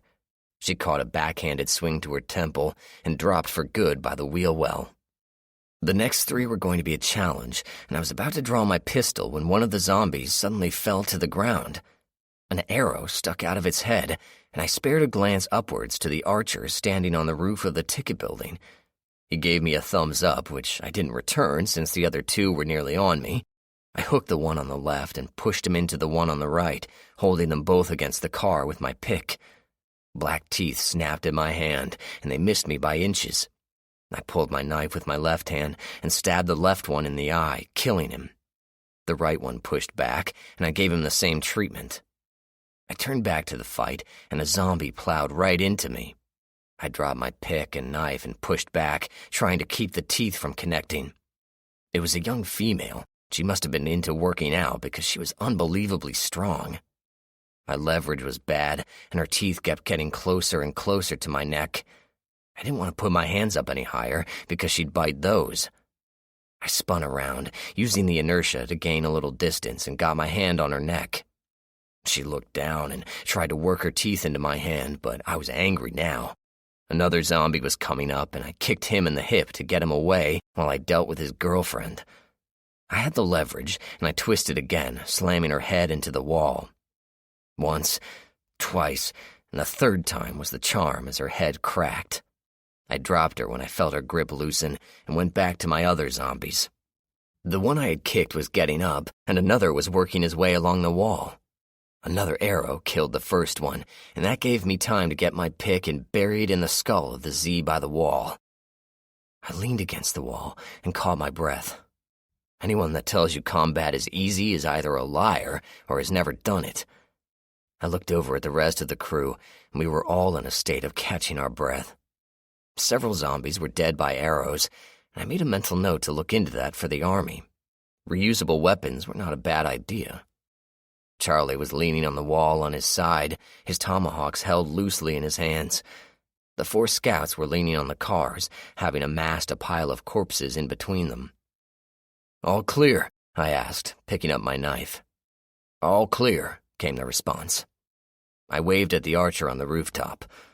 "My thanks," I called. "Any time, my lord," the man called back. He grinned like a loon and then dropped out of sight. We burned our weapons free of the zombie gunk and drove back to the camp. I had a few words for the scouts, and then we informed the rest of the camp about the fair. For a lot of people, it was a welcome distraction, and a steady stream of cars and trucks headed south. Everyone was warned we were still in zombie country, as Sarah reminded me when she found out how close of a fight I just had. As the sun set, my mind turned north and to the other part of the army that was moving through cold country. It was late November, and they should be able to clear out that territory quickly. With luck, they would be able to make it to Denver at the right time. We had our own work to do, and since we were heading south, it was going to get worse for us before it got better. 3 days after we found the fair, Sarah joined the scouting party that was headed south. We were still in open country, but we needed to get moving. The rest we had was what a lot of people needed to feel alive again, and with December somewhere ahead of us, we still had a lot of work to do, and a lot of ground to cover if we were going to use the winter to full advantage. Tulsa, Oklahoma. Okay, I am officially freaked out. Coming from you, that's actually frightening. I'm serious, there's just something wrong here. What was your first clue? The fact that there's supposed to be a few 100,000 zombies here and we've seen none of them? The fact that the ones we've seen have been, how shall I say it, shy? Or the fact that since it's been warmer than usual, there should be a lot of activity, but we've seen none? I'm freaked out because Tucker wouldn't leave the back of the trailer. He took one sniff of the air, poofed out his tail, and ran. Now I'm freaked out. Would you two shut up already? I said, trying to look around a corner. I thought I heard something. We'd cleared out Arkansas, and then waited 3 weeks while another 2,000 fighters went through Louisiana. That actually turned out to be an interesting run. Some smart gents on the north side of Mississippi River got it in their heads to open the dikes along the banks, and the resulting floods had pushed the dead in the city of New Orleans out to sea. What was left didn't take too much work, and the state was cleared without much incident. I'd heard the rumor of the floating cities out in the Gulf where people had taken refuge on the oil platforms, but I didn't have much interest in bothering them. Sarah and the boys had gone back to Starved Rock after we had celebrated an early Christmas. We'd received word that Tommy's wife Angela and their child were not feeling well, so Sarah and Rebecca made the trip back with Jana and Kayla. They were going to meet us out in the plains again once winter was over. By that time, I hoped to be on the other side of Texas, but who knew? We were maintaining our army by picking up recruits, and we were repopulating several cleared areas. Right now, I was in downtown Tulsa, and it was dead. We'd seen dozens of places like this, and the story was all the same. Thousands of cars abandoned in the streets, bodies and skeletons all over the place. After you see a few hundred of these places, you start to read the details, and the story begins to unfold. The place where there are few cars but lots of bloodstains is typically a health center or hospital, ground zero for the rising of the dead. From there, you'll see the traffic start to pile up as people stop to look at the disaster unfolding before them. You'll see lots of cars broken into, and in many cases the interiors will be black with blood and gore. The worst ones are the vehicles that have bloody car seats in them, where children were helpless as dead hands reached to tear them apart. The carnage and destruction will spread out in a circular pattern from there, and inside homes you'll see blood and destruction starting from the bedrooms on out, as sick loved ones turned on their families. The piles of corpses and broken barricades will let you know where someone made a stand, where the zombies were fought off until the ammo ran out, the barricades were overrun, or the people managed to flee once they had no other option. Sometimes you'd see a couple of corpses with wounds that were definitely self-inflicted. Farther out from the epicenter, you'll find the occasional zombie drifting around. They've killed everything worth killing within a 3-mile radius of when it all fell apart. Crowds will be even further, and then you'll have the drifting hordes that have nothing else to do but travel from town to town, finishing off anything that didn't die at first.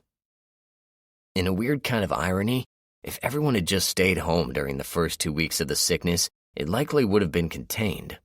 If the government had been honest and not tried to set up state centers, more would have survived. Sometimes, though, the zombies didn't follow the regular patterns. Sometimes they just stayed in a certain location and did not wander off into the countryside. Sometimes they hit a barricade and turned around.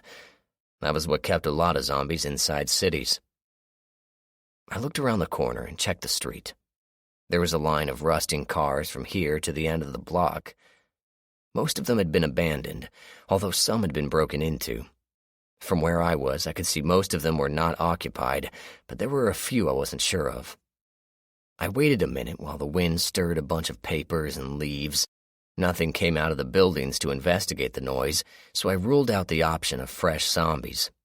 The older ones had learned to ignore minor rustlings here and there. We would find a lot of them inside, waiting to attack when something walked by. One of our groups used a dog to go to each doorway and bark. I caught a lot of lurking Z's that way. I looked back at my yapping companions, and I figured I had good claim on canine help myself. I'm gonna head down the left side. Tommy, you take the middle, and Duncan, you're on the right, I said. How come I always go on the right? Duncan whined. Because I freaking said so, I snapped. Now go find some zombies before I send you to your room, I said, smiling. Tommy opened his mouth, but I cut him off. You looking for a timeout, mister? I said, pointing at his face. Tommy dropped his head and stamped his feet as he made his way to the center of the street. You're ruining my life, Tommy said, grinning as he pulled out his new melee weapon. The blacksmith at the Renaissance Fair had been busy, updating and improving some of our inventory for killing zombies. He still had his long-handled axe, but now he had a new weapon that was a long wooden handle topped with 3 metal bands. Each band had 4 metal spikes pointing in the 4 directions. The spikes were staggered in a spiral, so no matter how it was swung, something was going to get pierced. Use against a living person, and that thing would cripple you wherever it struck. The blacksmith wanted to upgrade my pickaxe, but I was so used to it I just couldn't think to alter it. It wasn't broke, so I wasn't going to fix it. Duncan had played with the swords, but he was still on the fence on how well they would work. I knew he would eventually get one just because it was different, but it would likely be later when you could practice first. We walked down 6th Street, passing by shops and offices. Most of the buildings weren't too tall, likely because of the tornadoes that this city saw on a regular basis. There was a small park that was overgrown with grass and weeds to our right, but we still weren't seeing the enemy. Tommy held up a hand. Duncan and I immediately stopped and brought up our weapons. Did you hear that? Tommy asked. Hear what? I asked back. Sounded like a zombie groan, he said. I shook my head and looked over at Duncan. He shrugged and shook his head. We kept working our way down the street and turned left down South Boston Avenue. The buildings got a little taller, and the view was much more narrow, but the tallest building was only about 30 stories high. There were a lot more dead people lying around, and a lot more damage to buildings and storefronts. Several cars had been driven into stores, and their drivers were still in them. Tommy stepped on a manhole cover, and immediately there was some sort of noise. He looked over at me as if to say he told me so when Duncan jumped in. Sounded like an echo to me, he said. What would you know about anything? Tommy asked. You're wrong 10 times a day before breakfast. Everyone knows that. You wish you were only that successful, Duncan retorted. I raised a hand. Question? Yes? The two of them looked at me like innocent babes at Christmas. Do you think the zombies are in the buildings? Nah, we'd have seen something by now, Duncan said, taking a quick look over his shoulder into the store. What about the countryside? I asked. Same answer, said Tommy. Tell me what's left, I asked. They thought for a minute. In the silence, there was another groan, faint like it was far away, but it seemed right next to us.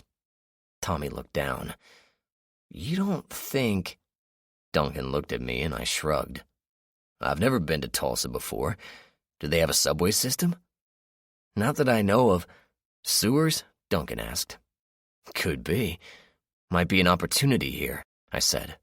If we could get to where the entrance is, bottle it up, we could just stand by and let them walk out single file to get killed, I said. The groan underneath us was suddenly amplified by several more groans. We walked a little further on, stepping around a lot of debris, broken glass, and scattered bones. Some of the bones weren't human, and several were the bones of loyal dogs that tried to defend their masters. "Where do you think the entrance is?" Tommy asked, tapping on a manhole cover as he passed it by. Duncan shrugged. "Offhand, I'd say somewhere under that building up there," he said, pointing to a tall building about 2 blocks away.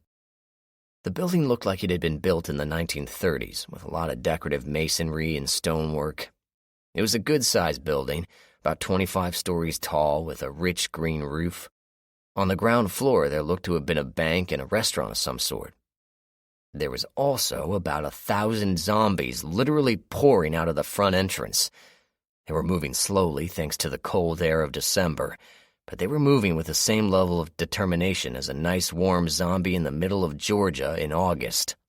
"Holy," Tommy started but never finished. "This way," I yelled, glancing over my shoulder to make sure the 2 men were behind me. We turned a corner and ran away from the sudden avalanche of dead people, wanting to make sure we put as much distance between us as we could. 4 blocks later, we all put on the brakes as another building vomited ghouls in our direction. "Damn it, we're running out of directions," Tommy said. "Come on, this way," Duncan said. He ran towards the horde, with us on his heels, and then quickly turned down an alleyway. Tommy and I followed, chased by the groans and moans of the hordes spilling out of the ground like hell had spat them back. We turned left, then right, then another right, and finally skidded to a stop out into another street. We had a second to turn around, since the first horde had reached our first point of contact, and Duncan had unerringly led us right back to them. "Nice orienteering, knucklehead," Tommy said as he ran past Duncan. "How was I supposed to know they were going to be there already?" Duncan protested. "We can argue later. Let's just get the hell out of here," I said. "How about up?" Tommy said. "We can lose them that way." "For how long? They're out of their lair and nowhere around here somewhere. They'll drift for weeks," Duncan said. "Let's get inside and see if we can avoid them on the ground floor and then try to slip past. There has to be an end to them, and we can get around them. If they're chasing us, then it won't matter too much," I said. I went to the nearest door and shrugged off my backpack. Pulling out my little crowbar, I went to work on the door. The stupid thing was rusty and took a lot longer than it should have. Duncan was practically dancing, and Tommy was nervously glancing up and down the alley. I could hear the ghouls moaning somewhere behind me, and in the confines of downtown Tulsa, the tall buildings created an echoing effect that was somewhat distracting. "Come on, John. How long are you going to play with that door?" Duncan asked. "Any help would be nice," I replied, forgoing the quiet protocol and jamming my crowbar into the space between the door and the frame. "How hard can it be?" Duncan asked, pulling out his own crowbar. He jammed the flat end into the same space and gave a huge pull that achieved exactly nothing. I gave him a look. "Pretty damned hard, I'd say, wouldn't you?" "Hang on, pull your end again. Okay, I see what the problem is." Duncan placed his crowbar a little more strategically. "Pull your end a little more and hold it. Here." The door finally cracked open, and since Tommy was the one holding his rifle, he ducked in first, leading with his weapon light. We closed the door behind us and tried to find something to block it with, but there wasn't anything nearby. We weren't going to be sticking around long, so we just kept moving. "Where are we?" Duncan asked. "No idea," I said. "Just seemed like a good place to get out of the street." "I think I see a way to the main area," Tommy said. "Follow me." Tommy wound his way through several offices and storerooms, staying on a path through the small maze. We passed a kitchen, a laundromat, and a custodian closet. Finally, we stepped through an access door to a large decorated foyer. It looked like a huge hotel, but without the front desk. There was a cafe across the way, a men's clothing shop, a newsstand, and 2 very large escalators going up to the 2nd and possibly 3rd floors. Along the back wall was a large bank of elevators. Above each one was a listing of the floors that particular elevator once reached. I looked over at the revolving doors and saw a familiar shape stumble by. "We need to get out of here. If they think we're in here, that door isn't going to hold them," I said. "Let's get upstairs," Duncan said. Right as he said that, there was a large crash, and a huge zombie fell through the doors. He struggled with the revolving door, and Duncan quickly stepped up and killed the beast. When he looked back, he shook his head. "We're idiots. The skylight from up above may as well have been a sign to come and eat us. They can totally see us," Duncan said. Another zombie crashed into the door, then another and another. Behind those, there was a sea of monsters waiting to come in and devour us.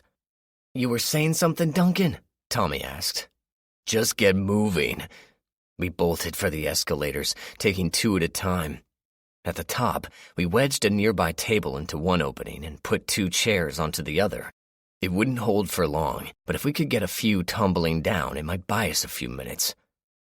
Tommy broke through a door, and we found ourselves in the offices of some sort of legal agency. There were file cabinets as far as the eye could see, 6 conference rooms, and a large legal library on the far side. Behind us was a large bank of windows, but a quick look showed us that getting out that way would be less than helpful, since it was an atrium in the center of the building.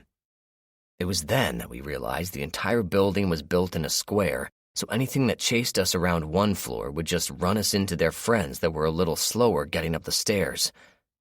"Street side windows," I said, running around a bunch of desks and cabinets. Tommy and Duncan followed after they jammed the door to the office closed. We reached the windows and looked down. There were about 2,000 or 3,000 zombies down there on the street, most of them following the crowd as they stormed the building. Chances were pretty good there were a few hundred milling about in the lobby area, and in a few minutes they would be upstairs trying to kill us. "Thoughts?" Duncan asked. "Have you got anything in your backpack that might help us?" Tommy asked.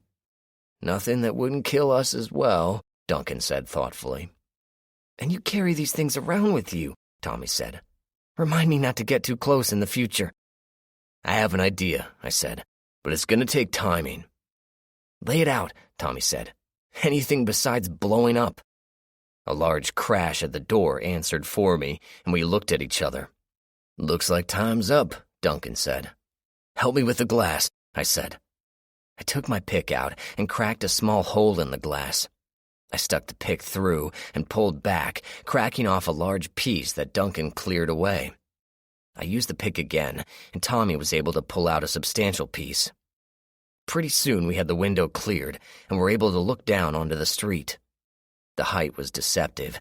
It looked like the ground was closer than it was, and we would easily break an ankle or leg if we thought to jump now. The zombies were still working their way inside, and fortunately none of them had seen us. "Now what?" Duncan asked. Another crash on the door, and this time there was the sound of something breaking. "Each of us need to push 3 desks to the center and get ready to get them out the window. I'll go first. You 2 come right behind me. We need to get these out as fast as possible. When the first one hits the street, the next 2 need to be right behind it," I said. The 2 men instantly understood what I was talking about and hurried off to get the desks. I lined up my first one, then 2 more. Tommy put 3 out and Duncan did the same. The desks slid pretty easily on the tile floor. My only concern was stopping myself from following it out the window. There was another crash at the entrance and the distinctive sound of a door flying open and slamming into the wall. There was a general groan as the zombies caught our scent, and it was only a matter of time before we were out of room. I got behind the first desk and raced towards the window. I shoved it out as far as I could and dove to the side to keep from going out with it. I ran back as Tommy flew past me, launching another desk out onto the street. Duncan was next, and his went out with as much grace as the other 2. I didn't waste time admiring the handiwork. I just ran for the next desk in line and shoved it out the window, with Tommy and Duncan right behind me. The last desk went out, and we didn't have time to admire our creation. "Jump!" I said, pushing over several file cabinets to try and slow down the zombies who were looking for either legal advice or a tasty human treat. I wasn't in the mood to provide either. I went over to the window to see Duncan and Tommy clamber down the small mountain of desks we had thrown out the window. The zombies who hadn't entered the building were making their way over to the mess. I had better land correctly, or I was going to be on the receiving end of some very hungry ghouls. I jumped down, sliding a bit on the surface of the top desk, but getting over to the correct side. I stepped down onto the next one. My foot got caught in a drawer, sending me headlong into the bottom desk. An intense pain flared in my leg as something sharp dug into my thigh. "Damn it!" I yelled, falling to the ground. I held my leg and rocked back and forth, cursing the entire time. Duncan and Tommy raced over and tried to help me up. "What happened? You okay?" Tommy asked as I jumped on one leg. "Did you get bit?" Duncan asked, worried. I grimaced and tried to walk, but my leg was not cooperating. Every time I tried to put weight on it, I stumbled. "No, I'm not bit. I think a corner of a desk jabbed me in my leg when I fell," I said, jumping forward. "Well, that's good, but we'll all be a little bitten if we stick around here," Tommy said. To emphasize his point, several zombies were starting to fall out of the window, flop around the desks, and land messily on the ground behind us. 2 of them were able to get up and started our way. "Are you kidding me?" Duncan asked. He pulled his pistol and shot them both, the sounds echoing loudly in the confines of the high-rises. The noise caused another round of groans, and this time the groans came from all around us. "I guess not," Tommy said. "Come on, we have to get out of here while we can. Can you make it?" I nodded, stumbling forward.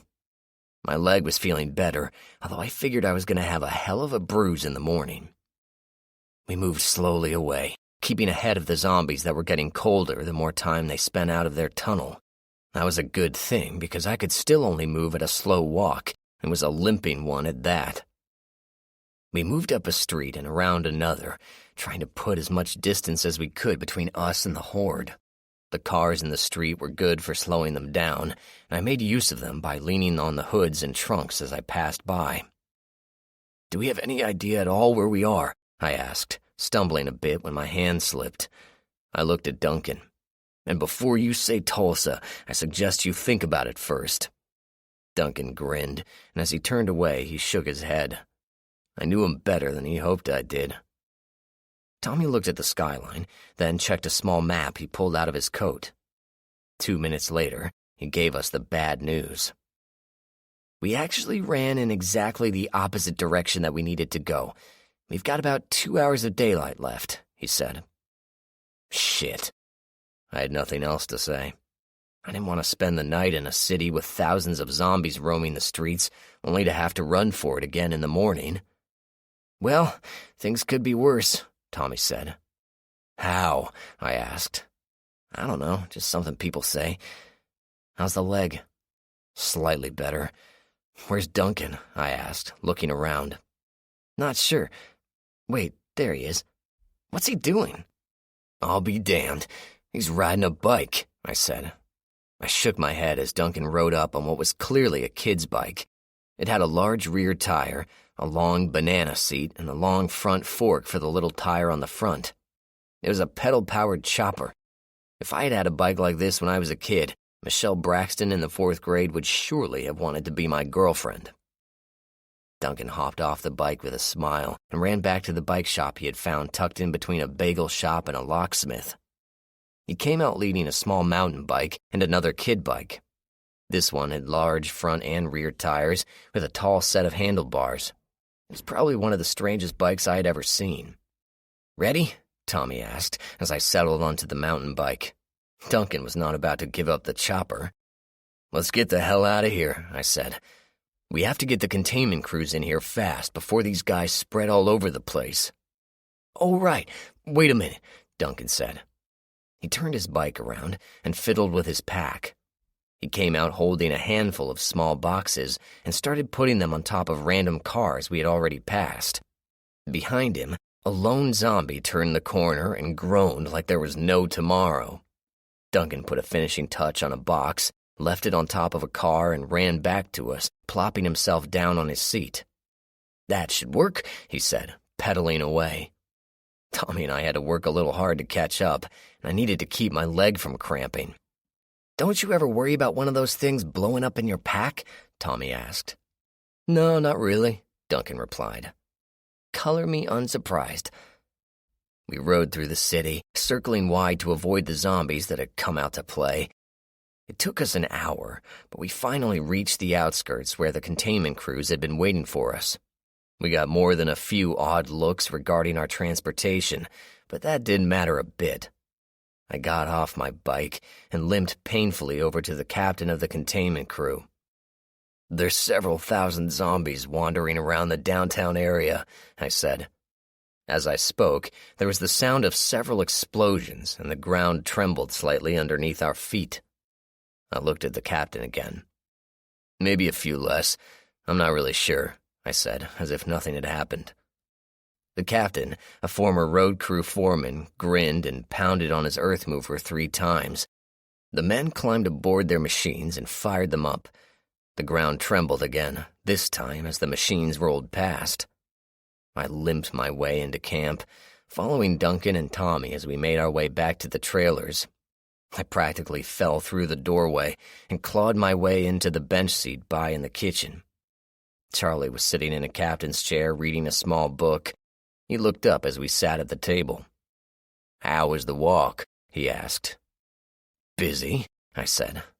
"What are you reading?" "Book about Oklahoma.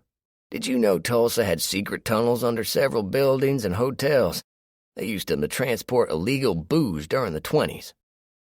I looked over at Duncan and Tommy. "You don't say." Montana Mountains. Darnell woke before dawn, listening to the silence that usually indicated snowfall in the mountains. He and his daughter had spent nearly a month in a small cabin at the campsite furthest south along the trail. They had been spending time at the campsites with the notion that if they stuck close to the trail, it would be the last place anyone would expect to find them, and after the first snows, no one would bother to come after them anymore. They would figure them to be dead or gone forever, which suited Darnell just fine. Darnell went over to the wood stove and rubbed his hands together to get the circulation going. He took out his knife and shaved some splinters off a small stick, and after arranging the kindling to take a flame, struck a match. The little fire wasn't warm yet, but just the promise of heat was enough to ward off the chill that had permeated the small cottage. At this particular campsite, there was a small house, a visitor center, and 4 cabins just like this one. Inside the visitor center, there was little to offer, having just a counter, a reception area, a storeroom, and bathrooms. There was a soda machine, but it looked like it hadn't been restocked since before the upheaval. The house was another matter. It was a caretaker's home, and by the looks of things, the caretaker had gone out to town at exactly the wrong time and never came back. Darnell and his daughter thought it wasn't right to just take over the house, so they set themselves up in the farthest cabin from the road. They did relieve the house of all the supplies and edible foodstuffs, so they were decently stocked for the coming months. The caretaker had evidently been a hunter and fisherman, and Darnell used the rod and flies to catch at least 1 meal every couple of days. Allison wanted to be useful, so she took over the longbow they found and practiced her hand at it. The man had no guns except a replica flintlock. That wasn't exactly useful against zombies. The big compound bow they found was too heavy for Allison to try, but Darnell was able to manage it. The fire grew bigger, and Darnell fed it a couple of small sticks. There had been a large supply of firewood at the house, and the pair had liberated a great deal of it. Darnell spent a day cutting 1/3 of that wood into kindling, which wasn't easy since he had to do it as quietly as possible. He didn't know who might be out there, living or otherwise. He'd rather not be disturbed by anyone. To that end, Darnell had taken several pine branches and tied them together above the chimney. The smoke that came out of the cabin was dissipated before it got up in the air and helped hide them from anyone who might be trying to locate them by their smoke signature. Allison came out of one of the bedrooms and rubbed her eyes. "Morning, Daddy." "Morning, sweetheart. Feel like pancakes today?" Darnell asked. "Only if you let me make them," Allison chided with a smile. "Yours come out like glue." Darnell smiled. True, but you aren't hungry for a very long time afterwards. I'll get the mixture and skillet. After breakfast, I think we should hunt the hills to the south. I think I saw some animal up there the other day, Darnell said, blowing a little on the fire and opening the draft vent a bit more. Okay, it would be nice to have some meat for a change. No offense, but fish is getting old, Allison said. Keeps us alive, at least until we get out of the mountains, Darnell said. You've said that like 100 times. Always true, every time. Ugh, wisdom. Save me, someone. After breakfast, the pair picked up the bows and quivers and headed out. They crossed the river using the access road and made their way up into the hills. The sun was breaking over the hills and lighting up the peaks and contrasting them sharply with the valleys. As they moved higher, Darnell smelled the air, trying to see if he could discern their wood smoke. It was there, but faint. Hopefully, further off, it would be gone altogether. "Daddy!" Allison whispered as she pointed to the edge of the trees. Darnell looked and saw a decent-sized rabbit casually moving around the base of one of the trees, looking them over with no apparent concern. Darnell figured this rabbit must have had some form of human contact in the past and was unconcerned as long as the two kept their distance. "All right, this one is yours. Take your time and make your first shot count." Darnell kept an eye on the rabbit as Allison slowly drew an arrow and nocked it. She drew back the arrow to her cheek and sighted along the shaft, keeping an eye on the rabbit. A second later, the rabbit was impaled, the arrow striking it just behind the head and exiting out its throat. The animal jumped once and then fell, its legs twitching purely by reflex. "Nice shot," Darnell exclaimed. It wasn't Allison's first kill, yet she was beaming. It had been a difficult shot, being about 20 yards on a target that was barely the size of a lemon. "Were you aiming for the head?" Allison shrugged. "It seemed the easiest. We don't lose any meat." Darnell chuckled. "Oh, regular hunter now, are you? Well, then you can skin it and clean it." "Ew, Daddy, no, that's gross," Allison complained. "Shh!" Darnell raised a hand. Something had moved in the woods, sliding in between the trees. He raised his bow and sighted at the man who came closer, stumbling up the hill. It was a zombie, and Darnell waited until it cleared the trees and then loosed the shaft, piercing the zombie in the eye and dropping it in the snow. "Nice shot yourself, Dad," Allison said quietly. She had her own bow up with an arrow ready to fly if her father had missed. That was the drill they had practiced. If they came in contact with the zombies, they were to cover each other's shot if they could. That was also why they had practiced their archery for the last 3 weeks, several hours each day. Darnell saw that arrows were better than bullets because they could be retrieved and used again, and in a pinch he could make his own. "That zombie is oddly dressed for a person who should have died in the April of the upheaval," Darnell said, walking closer. He went over to the dead man and turned him over. "I'll be damned," Darnell said, more to himself. "Lance Clearwater. He should have stayed home." Darnell quickly removed his arrow and wiped it off on one of the furs the man was wearing. "Who is he?" Allison asked. "One of Luke Blacktail's scouts, supposed to only work with his brother. I guess we may be seeing another zombie before too long." "Dad, was he looking for us?" "Not sure." "What are we going to do?" Darnell shrugged. "We'll put him up a tree, and if his brother shows up, we'll deal with him and put him up a tree as well." The pair struggled, but managed to get the dead man up into the crook of a tree. Darnell muttered his way through a half-forgotten prayer, and the father and daughter went back down the hill with their kill. On the way, another rabbit jumped from a bush, and Allison's bow twanged. The rabbit was hit mid-air and tumbled to the ground. "Show off," Darnell teased his daughter. A week later, the pair celebrated Christmas as best they could. Darnell presented Allison with a handmade quiver ringed with rabbit fur. Allison gave her father a necklace made from wooden beads she carved herself. Darnell put it on with all the pride of a father receiving a gift from a child who made it in school. I'll wear it always. Thank you, Darnell said. You're welcome. You know what I wish, though, don't you? Allison asked. I do, Darnell said, his eyes getting a little damp. I wish your mother was here, too. The two went to bed after dinner, and the world was quiet and chill.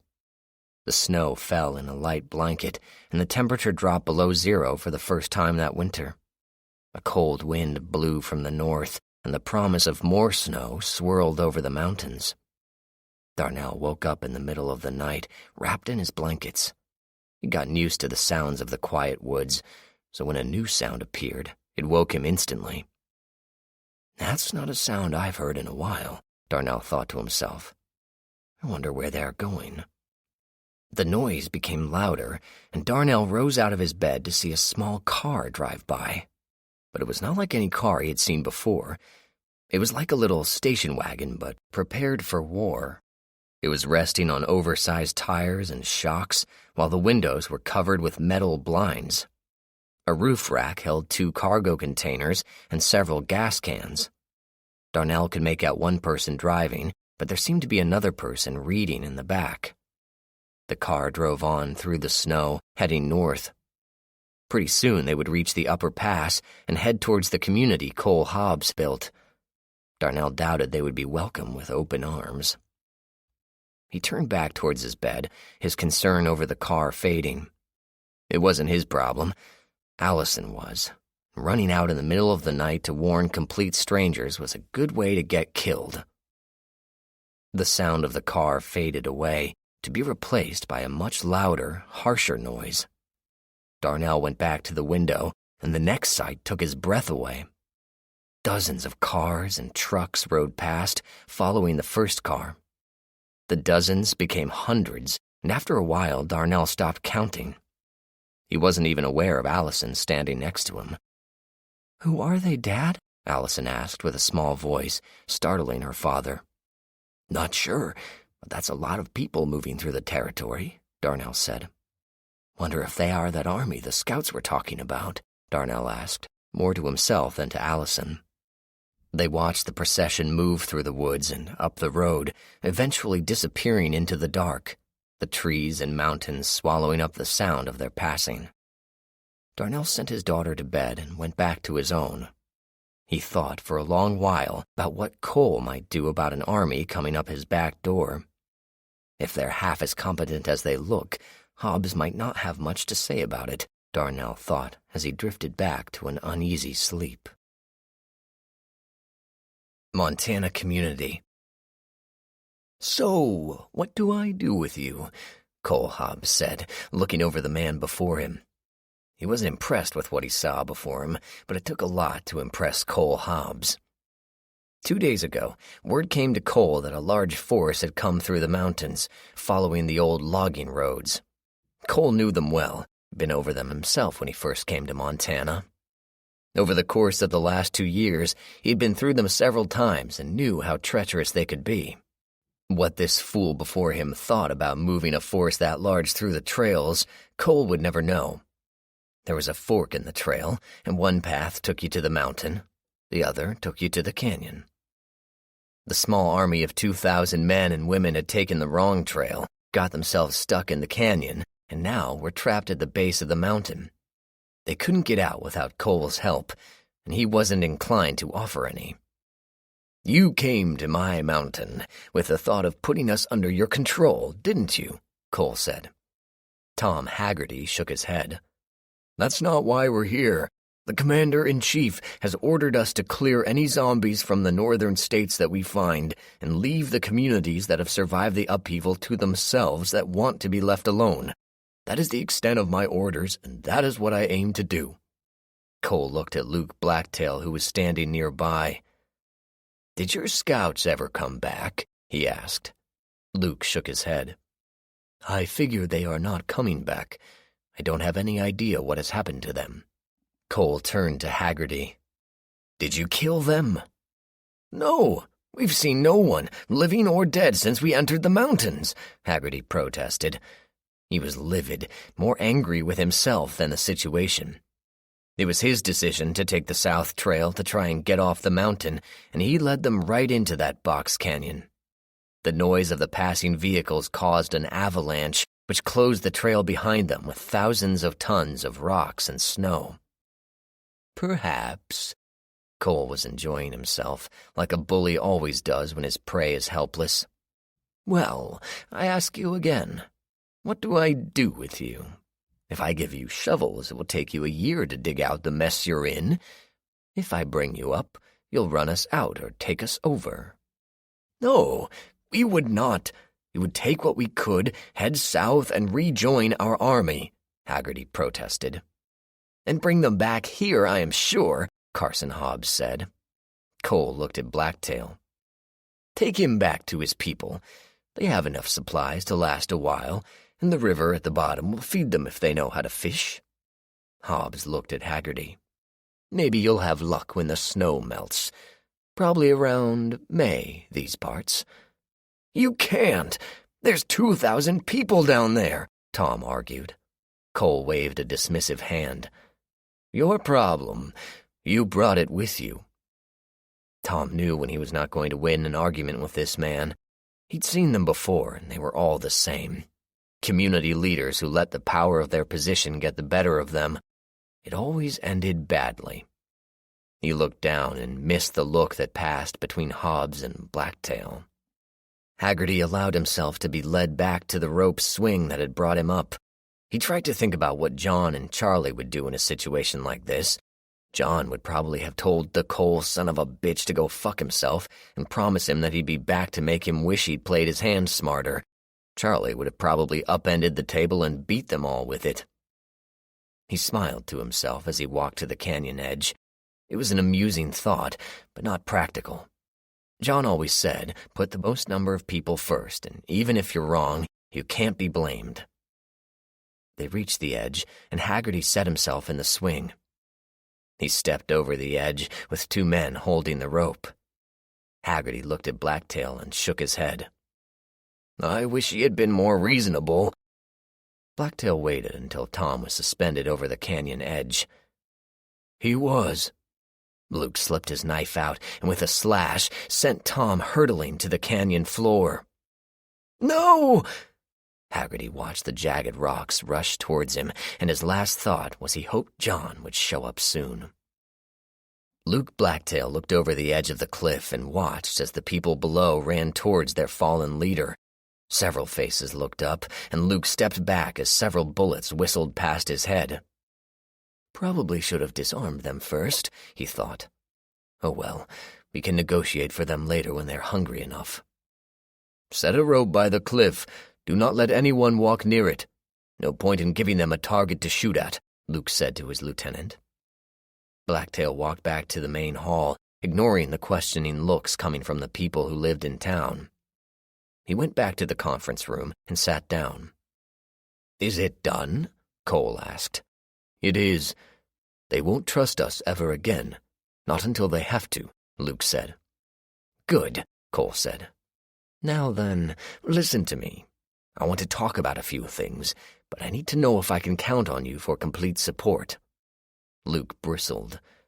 I think I just proved you could. Easy. I just wanted to hear it from you, Hobbs said. We'll let them stew for a while, and in a couple of days we'll see if they want to talk. Cole turned to his son. Go talk to the builders. See what it would take to drop a section of the canyon wall, just as a demonstration. Carson smiled and left the conference on his errand. Cole turned back to Luke. I think we may have an opportunity here, Cole said. Really? Luke asked. What kind of opportunity? This army has just worked their way across the northern states. The area is wide open and mostly free of zombies, Cole said. Luke thought about it. So, we can get off this mountain. That's the thought. There are huge tracts of land right to the east of us, free of zombies and ripe for the taking, Cole said. I imagine every single person here could claim 10,000 acres without even running out of room. Luke thought about it. And what about the rest of the army that this one belonged to? Cole smiled. I doubt we'll have any trouble from them. These mountains are a dangerous place. Far below the canyon wall, a group of men and women met within the confines of a small box truck. "What can we do? Outside of shooting anyone who shows their face, we're trapped." The speaker was a small man named Harris. "The army is trapped, yes, but we all are not." This came from a woman named Alice Dorn, who was named the leader after they buried Haggerty. She continued, "2 of our fighters are experienced rock climbers. They will get through the avalanche that trapped us here and head south to find the commander. Right now, I figure he has to be somewhere around Kansas, maybe Nebraska. The good news is that he's closer than he was a month ago, and that works for us. I don't know what this asshole has planned for us in this canyon, but we will not just roll over. Stan, put your sharpshooters on notice. Rotate in teams and keep a watch on the cliff. If anyone gets curious, kill them." Alice was mad as hell at losing Tom. She was a 48-year-old mother who lost 2 of her 3 children to the zombies. The fight she had with the zombies was vengeance, and this Hobbs person was in her way. "Benny, inventory the supplies, and I mean all of them. Carolyn, you get your 2 climbers ready. I want them ready to go tonight. We will have a service for Tom, and while everyone is distracted on the one side of the canyon, those 2 are up and out. If we can get word to John, then I know he'll get to us." Everyone in the room agreed. Not everyone, but most people liked John Talon and knew he was loyal to his friends and the people who took his orders. It was just a matter of getting word to him. "Dismissed." Alice waited until everyone had left, then followed them outside. The river was loud and muffled the sounds of the camp. Alice shook her head. "We should have taken the damned other fork." Nebraska, west side of the state. Mother of God, it's cold. I know. The zombies practically shatter when you hit them. Useful, that. Can you imagine the mess when all this melts? Let's not be around to see that, huh? We miss Christmas, you know. I know. We'll celebrate when they come out to meet us in the spring. Here's to hoping we're still here in the spring. Amen, brother. We were in Nebraska, slogging through the plains, killing everything we could find. A norther with a bad attitude had come blowing in 2 days before, and the resulting chill literally took your breath away. The upside was that every zombie within 100 miles was practically frozen stiff. I sent the army far and wide to go through every county and town and kill every single one they found. We cleared out hardware stores of hammers and sledges, since our edged weapons weren't very useful against corpsicles. Bullets worked, but if they couldn't chase you, why would you waste a perfectly good bullet on them? What happened to Duncan and Tommy? They went with a group over to the Air Force Base. Apparently there were some military survivors who had holed up there. Alive? Nope. A Neil got in when they let in some civilians, and they were eaten from within. Same shit, different city. Charlie walked over to a zombie that was stuck in the middle of a yard. Its eyes followed him as he came closer, and a hand slowly raised in an attempt to grab at him. Charlie brought his axe down quickly, splitting the Z's head like a melon. Charlie walked around the ghoul and raised his arm as he did so, leveraging his axe out of the dead man's skull. It was casual but effective. I admired Charlie's choice of cold-weather weapons, since it took a second effort to pull the axe out of their heads. I was a bit lazier, choosing a log splitter. It was a long, polymer-handled thing with a triangular hunk of steel on the end, kind of like a wedge of cheese. I had a choice of either an edge or a flat crushing surface. Either worked, and my preferred method was to raise it up and let gravity take over. Like I said, lazy. We worked our way up the street, staying away from the houses and the businesses. There was another crew that was taking care of that, and they were ahead of us by 6 streets. The goal was to get through 10 streets, end to end. Kill everything you find, and then you're done for the day. Usually it took only a day to get through a decent-sized city. The dead basically just stood there and let us kill them. Of course, we were freezing our asses off. I was pretty sure I couldn't feel my left hand anymore, but we were almost done anyway. Yours, Charlie said. I walked over to a group of 3 zombies that were standing by a lamppost in the middle of one of those turnabouts that most drivers hated. The 3 watched me approach, and the one on the left actually managed to step in my direction. He must have been very hungry.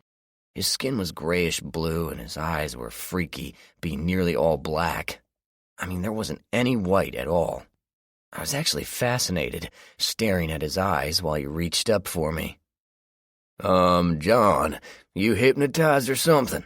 Charlie asked from the side of the road. "Oh, right." I batted away the zombie's hand and brought the splitter down on the Z's skull. The other 2 slowly turned their heads, and I bashed both of them as well. The far zombie's head actually cracked into 4 pieces. "What were you looking at?" Charlie asked. Oh, the first zombie didn't have any whites in his eyes. Pretty weird, actually," I said. "Really?" Charlie walked over to the dead zombie and looked at its freaky eyes. He came back a minute later. "That was weird. I think his eyes were bloodshot when he died, and the blood turned black as it spread out." "That makes sense," I said. "Shall we?" Charlie asked. "By all means. How many roads do we have left? 2? I asked. 1, actually." "Nice. Should wrap this up by the end of the morning tomorrow," I said. "Cool," Charlie said, as he spotted another zombie. He walked over and slapped it in the forehead with the edge of the axe, knocking it off its feet and planting it in the snow. The zombie was an older woman who still had a couple of curlers in her hair.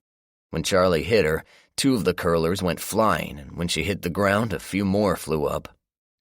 I was chuckling to myself and didn't hear the radio I had in my pocket.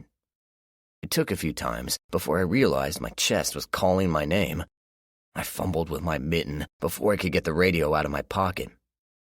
"Talon here. John, is that you?" Duncan was on the other end.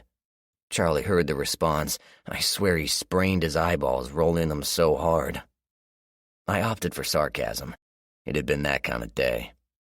"No, this is Jake, the other Talon," I said. "Wait, what?" I actually think I heard Duncan working his head around that one. "Jesus Christ, it's John. What do you want?" My hand was starting to freeze a little.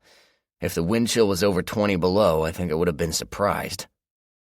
"Got a little problem. You might want to call in everyone for the day or get them inside somewhere," Duncan said. I didn't argue or ask why. If Duncan thought it was a good idea to get everyone to safety, he had a very good reason to do so. I switched the channel on the radio and made an all-call to everyone within range. "Attention, attention, attention. This is John Talon. All teams report to shelter or base. All teams report to shelter or base until further notice. Talon out." I switched the channel back to Duncan. "What's going on?" I asked. I realized we were about as far as we could be from base. It was a long walk back to any warmth. My balaclava was starting to ice up, and my goggles were getting foggy. "We were cleaning up the base and found there were some zombie kids in here. They ran out of the base and got away through a hole in the fence," Duncan said. "Wait a second. You said they ran? How could they have run? Why weren't they frozen?" I asked. "When did I become an expert on creepy dead people?" Duncan said. "All I can tell you is what I saw." I appreciated Duncan's sarcasm, so I got down to business. "All right. How many and what direction?" 16. They were headed north to northwest," Duncan said. "None of us got a shot off since they were too far away for pistol shots." "So essentially they're headed our way," I said. "Sorry. Tommy and I are going to take to their trail as soon as we get our rifles," Duncan replied. "Thanks for the heads up," I said. "Over." I looked at Charlie. "You catch any of that?" I asked. "Not really. Did he say something about rifles and a pistol shot?" Charlie asked. I filled him in, and he was as surprised as I had been about the little ones. "Son of a bitch. Does anything slow them down?" Charlie asked rhetorically. "Just one thing that I know of. But we have a little problem," I said. "Yeah, we don't have any long guns." "And supposedly they're headed this way," I said. "What's the play?" Charlie asked. "I'm not much for hiding. I'd rather sleep in my own bed tonight as opposed to some store or unfamiliar house, I said. Same here, Charlie said. Let's make our way back, and with any luck, we'll catch up to another group. Safety in numbers and all that. I nodded, and we headed south, going over one street and then down. I figured since we were already here, we may as well finish the job. We were 3 blocks down, when I thought I saw something flitting between buildings off to my left. I stood still, thankful I had a line of trees behind me. I whistled softly to Charlie, who froze as well. I waited, staring at the spot, and then I saw it again. This time, it was a small dark shape that slipped along a wall, trying to stay in the shadows. I moved slowly, slipping off my mitten and putting my hand inside my coat. When the little zombie was about 20 yards away, it stopped, sniffing the air. It was a boy about 8 or 9 years old, with a crew cut and t-shirt. His eyes were ringed with black, which emphasized the white parts. He kept his head to the small breeze, turning it this way and that, moving ever closer to where Charlie and I were. There was a sound behind the zombie, and he whipped his head around, crouching like an animal at bay. Smelling the wind again, he moved back the way he came. There was a blur and a crack, and suddenly the boy dropped to the ground, his skull having suddenly sprouted a tomahawk. I watched as Charlie retrieved his hawk and did a mental calculation around how far he had been from the zombie, and I reached a suitably impressive conclusion. That was at least a 30-yard throw, and he hit a target that was about the size of a cantaloupe. Charlie jogged back, and at the far end of the street, about 6 blocks away, there was a cry as 6 more small zombies ran into view. They spread out to cover the street and hurried towards us, their little feet churning the snow. "Wish we had rifles right now," Charlie said.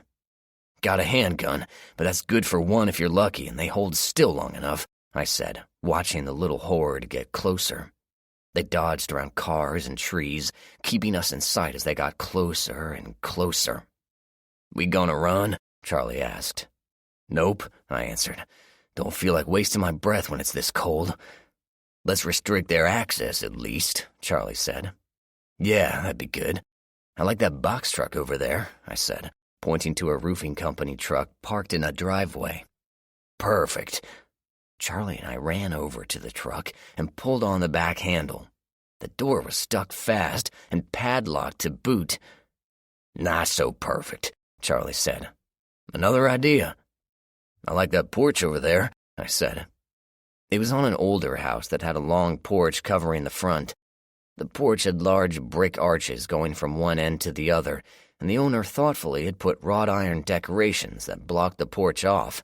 I thought it was a little ironic that the gate to the porch had a small sign in it that said, "Welcome." Charlie and I raced across the street just as the 6 little zombies rounded the corner. It was a race to see who would reach their objective first. Charlie flew across the yard and plowed into the gate, halting for a second to wrench the handle down and burst inside. I was right behind him and slid across the porch to crash into the front door. Charlie slammed the gate shut just as 2 of the little zombies slammed into it. They bounced off and then slammed into it again, reaching through the gaps in the iron. I took the log splitter and hammered the little girl on the left, trying to ignore the fact that she had large brown eyes like my son Jake's. Charlie cracked the skull of the other one, and we waited for the rest to arrive. It didn't take long. The remaining 4 saw us and launched themselves at the gates. I had a small moment of panic when the gates on the far end didn't look like they were going to hold, but I only needed them to hold for a short amount of time anyway. I swung the splitter down, crushing one skull, then another. Charlie brought his axes out to play, and he had killed 2 of them without it being ridiculous. A 5th one came out of nowhere, jumping at the bars and being repelled. She scrambled up, trying to squeeze through the bars, and Charlie killed her for good the next time she came within reach. We sat back and caught our breaths, exhaling mists of vapor into the chill air. "Do you think the upheaval would have been different if the zombie kids weren't so fast and dangerous?" Charlie asked. "I mean, if they moved as slow as the rest." "Good question. Probably not as bad," I said. "Parents could more easily control the ones that were slow-moving. We could have gotten a handle on it sooner." We killed 8 total here, Charlie counted. How many did Duncan say were loose? 16, so we've accounted for half, I said. Want to keep moving? I asked. Charlie shrugged. This is a nice little setup, but we can't stay here forever. We stepped back out into the streets, trying to see where the rest of the kids were. The sun was nearly directly overhead, and everything was bright. Even the sky was a brighter shade of blue, although that just made it look colder, if that was possible. I walked ahead, with Charlie about 5 yards behind me. We stayed in the middle of the street, not wanting to be near any corners that might have surprises for us. I carried my log splitter on my shoulder while scanning from side to side. I had no idea where an attack might come from, but we had to keep moving. It was a risk to be out in the open like this, but I didn't like just sitting around waiting for something to happen. If they were out there, they needed to be killed, plain and simple. We walked 3 blocks without incident. I was beginning to think we might have gotten ahead of the remaining ones. Charlie seemed to think so too, since he walked with a little more noise than he had before. That was when we heard it. It was a sound you never forgot if you managed to live after hearing it for the first time. Little wheezing breaths close together. The sound carried over the chill air, adding to the chill I already felt in my skin. They were out there. They knew where we were, and they were coming for us. Where do you want to be? Charlie asked. I looked around. I'm good here. Cars to the front and back. Can't attack that way. All right. You want to do the honors, or should I? Charlie asked. Go for it. Charlie took his axe and started tapping on the side of a car. The noise was irritating and loud enough to keep the attention of any zombie in the area. He tapped for about 2 minutes, then I took over.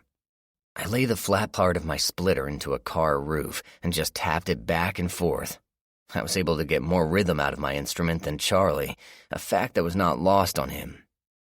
Nice. Do you take requests? Crab? Frozen crab? That too, I said. They came for us from the side, 2 girls and a boy. They were dressed for summer, which made the situation even weirder. They broke cover from in between 2 houses, and they were a hell of a lot closer than I originally thought they were. The boy came at me, and I swung the splitter at his head. The heavy bit took him above the eye and put him down without a whisper. I pulled my pickaxe to face any other threats when Charlie bellowed, "John!" I spun around and saw Charlie wrestling with one of the girls while the other was clawing at his back, trying to bite him and climb him at the same time. Shit! I grabbed the girl by the arm she was using to climb Charlie, and her head whipped around. When she saw me, she lunged for my face, but I got an elbow in her neck and kept that from happening. I lifted her up and threw her away, denting a small car fender with her body. It didn't even slow her down. She popped up and lunged again, coming in low and fast. I kicked her in the face and flipped her backwards, spilling her onto her back in the snow. I wasn't going to waste time, so I stepped in with my pick and planted the spike into her forehead. I tried to wrench it out, but it stuck, so I bent over to rip it out. Just as I did, I felt something pass over my back and crash into the car next to me. A zombie boy scrambled to his feet and jumped at me. I grabbed him by the waist and stood up, bringing the Z over my head and slamming him to the hard ground on his. There was a nasty crack, and the boy's kicking legs were still. I pulled my pick and looked around, not seeing any other threats. I turned to Charlie. "You okay?" Charlie shook his head. "That was too damn close. If you hadn't been here, they'd have got me for sure." "How'd they get to you?" I was a bit concerned at how rattled Charlie was. "Came at me at the same time. The older one actually ducked when I swung at her. Before I could get a backswing in, she was on me. The other one took advantage and jumped on me. I was trying to shrug one off while keeping the other one away. If I could have gotten one to the ground, I would have held her there with my boot while I killed the other one," Charlie said. He held out a hand. "Thanks, man." I shook it.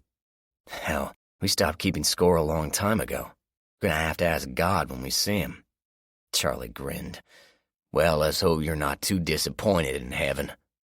"Won't be me that's disappointed, brother. Dream on. Let's get the hell out of here. We kept our march through the city, keeping an eye out for anything that was low, fast, and deadly. I tried to keep the mood light, but I was worried about Charlie. He was shaken. That didn't happen to Charlie James. I'll need to keep an eye on him. It would kill me to have to send him back, but if he gets too careful out here, someone is going to get killed. Halfway through the city, Duncan and Tommy pulled up in a truck. I was extremely grateful for the ride, especially in a warm vehicle. I think I left my feet back in the city since I couldn't feel them anymore. Charlie and I just slumped in the back seat as Tommy drove us to the camp. "How many zombie kids are left?" I asked Duncan. "Well, we got 4, so there's 12 still out there," Duncan said. "We tracked those 4 through the snow, but the others got away from us." Charlie opened his eyes. "No, they didn't. John and I took care of the rest." Duncan's eyes got wide. "All of them? Damn." I nodded. It was a close thing. We took out some on a porch, and the rest came at us in the street. Charlie had 2 on him at one point. He's lucky he didn't get bit. Charlie held up a hand. "Actually, I think I did." Tommy slammed on the brakes, causing the truck to slide about 50 feet. He spun around in his seat and glared at Charlie. "If this is another joke like your family's graves in Missouri, it's not fucking funny." Tommy was livid. Charlie shook his head. He pulled off his glove, and on the back of his hand was a small bite mark. 4 of the teeth marks had just made dents, but the 5th one had broken the skin. "Didn't start to feel it until now, but it kind of stings now that you mention it," Charlie said quietly. We sat in silence for a moment. I had no words to say. Charlie was my brother, plain and simple. We had been through death, fire, and more zombies than I cared to count. There was a black pit in my stomach that was threatening to consume me. I felt sadness mixed in with rage and hate. I tried to pull it together for a second. "Get us back to camp," I croaked. Tommy nodded, his eyes full of his own tears. Duncan couldn't take his eyes off Charlie, as if he was trying to make him better through sheer force of will. "It'll be okay, John," Charlie said quietly. "It'll be okay." I didn't say anything while we drove back to camp. I didn't have the words. What could I say? What was I going to say to Rebecca or Julia? I just silently shook my head all the way back to camp. We pulled up to the trailer, and Charlie stumbled getting out of the truck. Tommy caught him and steadied him. We got him inside, and Duncan fired up the heaters, sending welcome warmth throughout the trailer. When Sarah, Rebecca, and Jana had gone back to Starved Rock for the winter, the 4 of us had moved into one trailer for the trip. It was tight, but we didn't spend much time there anyway. Charlie took his gear off, and Duncan took his axe and tomahawks outside for cleaning. He handled them almost reverently, like they were precious artifacts. Charlie frowned at him. "Ain't dead yet, doofus," he said. "Shut up," Duncan replied. "How do you feel?" I asked. "It's weird. I can feel a kind of heat working its way up my arm. My head feels a little fuzzy, but it's not that bad," Charlie said. He took off his coat and vest and stumbled into the front bedroom. He lay down and closed his eyes, his breathing still regular. I left him and went to sit down with Tommy and Duncan. Both of them were in shock and just sat there staring ahead. "Don't lose hope yet," I said. Duncan looked at me. "How can you say that? He's been bit. He's gonna turn into a zombie. We're gonna have to kill him. Can you pull the trigger on him? I'm not sure I can." I shook my head. "We'll do what we have to do. If he turns into a zombie, we'll put him down, because that's what he would want. Could you leave him to walk around like that?" Duncan looked down.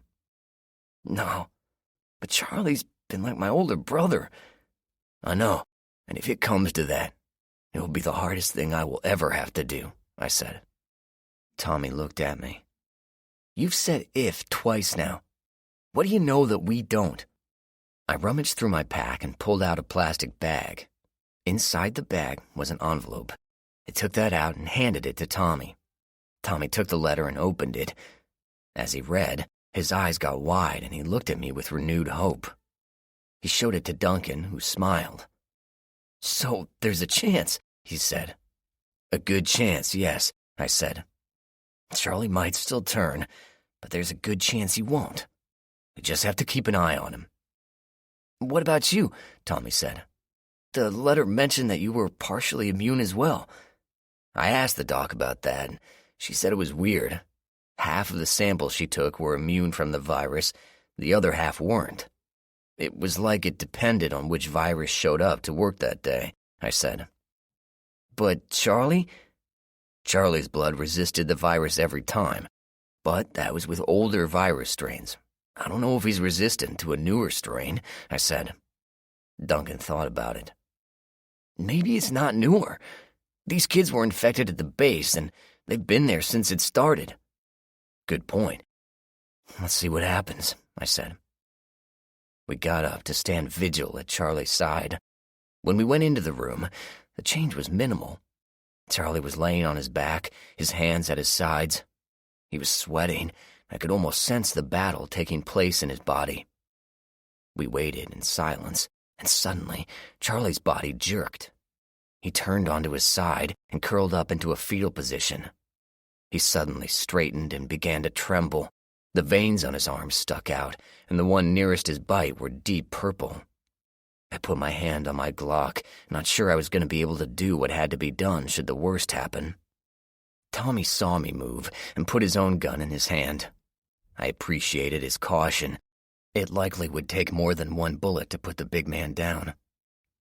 Charlie let out a long breath and then lay still.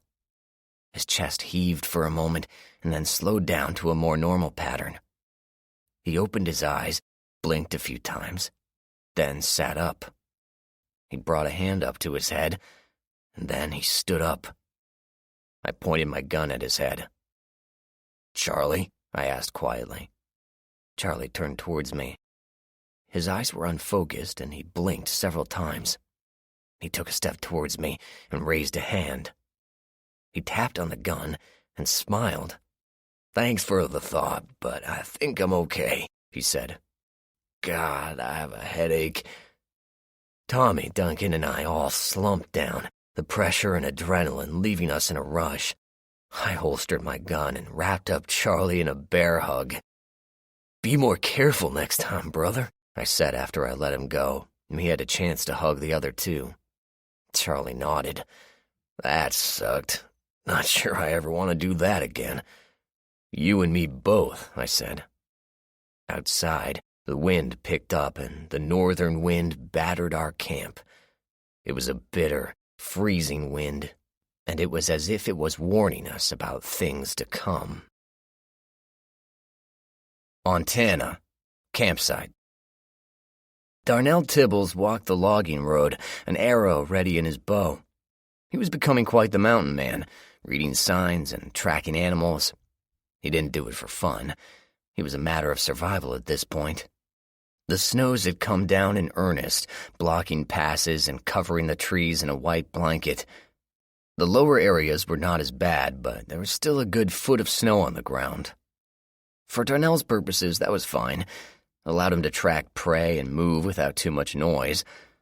He'd found some small snares at the house by his cabin, but he didn't want to use them for fear of scaring game away. He'd been here for a good while and were well suited to last the winter. Darnell knew it wasn't going to last. As soon as the snow broke in spring, they'd have to get moving south. Cole was not one to leave things alone. He'd send more men out through the passes as soon as they were cleared. The quiet of the morning, with the sound of the river acting as a kind of white noise, coupled with the beauty of the trees and mountains, made Darnell feel a pang of regret at the thought of moving on. But he was honest with himself and knew that his daughter was going to have to eventually find her own way with new people, and that certainly wasn't going to happen up here in the wilds of Montana. He owed it to her to get her out to a new place, a new community where she could have her own life, not one shackled to her father. Darnell suddenly frowned. He hadn't seen his daughter all morning, and she had gone up the trail to see if she could spot one of the elks that they had seen a couple days past. It would be nice to eat something besides rabbits and fish, with the occasional venison tossed in. He hoped she was okay. Across the river, he heard a small sound and looked to see a sparrow eyeballing him from one of the tree branches. He liked sparrows. They had an attitude about life he found amusing. Nothing seemed to bother them, and they fit in wherever they went. Looking back up the trail, Darnell was reminded of the caravan that had gone through a week ago. The snow had completely covered their passing, and unless you had been here to see it, you never would have known. Darnell walked further, passing by the campsite where they had spent their first night in this area. It was like a godsend, and Darnell was still amazed they had come as far as they had. If they hadn't found the road, they surely would have died out there in the wild. A cold blast of wind hit him in the face, and Darnell grimaced at the slap that had come all the way from Canada. It was bitter cold and smelled like snow. He'd have to remember to lay in an extra supply of firewood this evening. That wind also reminded him that Allison was still out there, and his focus now became figuring out what happened to his daughter. "Allison!" Darnell called out. "Allison!" He waited for a moment, then heard a reply. "Dad! Up here! Help!" Darnell ran towards the sound of Allison's voice, his paternal instincts kicking into high gear as most fathers do when they hear their children in trouble. He fought his way through several large drifts and nearly lost his footing a few times, but he struggled on, calling out for his daughter. "Where are you?" Tibbles yelled. "Up here, under Ducktail Rock." That helped. When they were scouting the area, Darnell made sure the two of them could reference where they were by landmarks. This particular one was a small rocky outcropping that looked like the rear end of a duck as it searched underwater for food. Darnell reached the reference point and saw his daughter standing over a large bundle. He let out a sigh and was about to scold his daughter for worrying him when she was perfectly capable of dragging her own kill back to the camp, when the bundle moved and an arm raised weakly. "Holy shit!" Darnell exclaimed. The mountains echoed his statement in 3 places before it dissipated. "I found him in the high pass, just past Piano Rock," Allison said. Darnell did some mental math. "What the hell were you doing that far north?" Allison pouted. "I was tracking an elk. He was better at going through snow than I was." "No matter now." Darnell looked at the man. He was about 20 years old and was dressed for war. He had a knife, a handgun, and a small axe. He wasn't dressed for the cold, and there looked to be a hole in his coat. Darnell asked the man if he could walk, but the man had passed out. "Well, I don't know who this is, and I know every face in the settlement. He must have come from that group we saw drive by a week ago," Darnell said. "What do we do with him?" Allison said. "Let's get him to the cabin next to ours, and we'll go from there. He may not make it, but we'll try," Darnell said. In truth, he didn't think the boy had much of a chance. "Go down to the cabin and get a fire going. I'll bring him down as best I can," Darnell said, handing Allison his bow and quiver. "How are you going to do that? I barely got him here, and he was walking most of the time," she asked.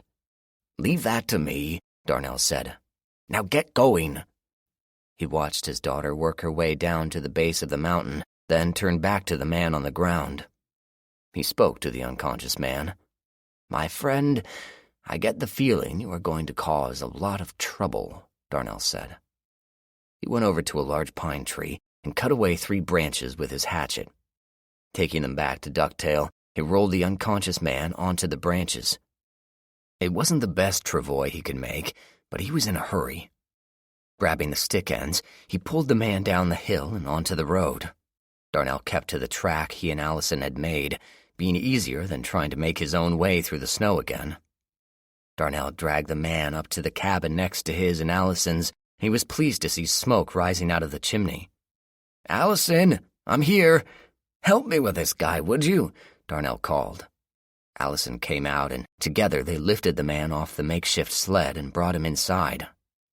Allison had cleared a path and lay some bedding down near the stove that sent waves of heat across the room. Good job, sweetheart. Do me a favor while I get this man's shirt off and start a pan of water heating.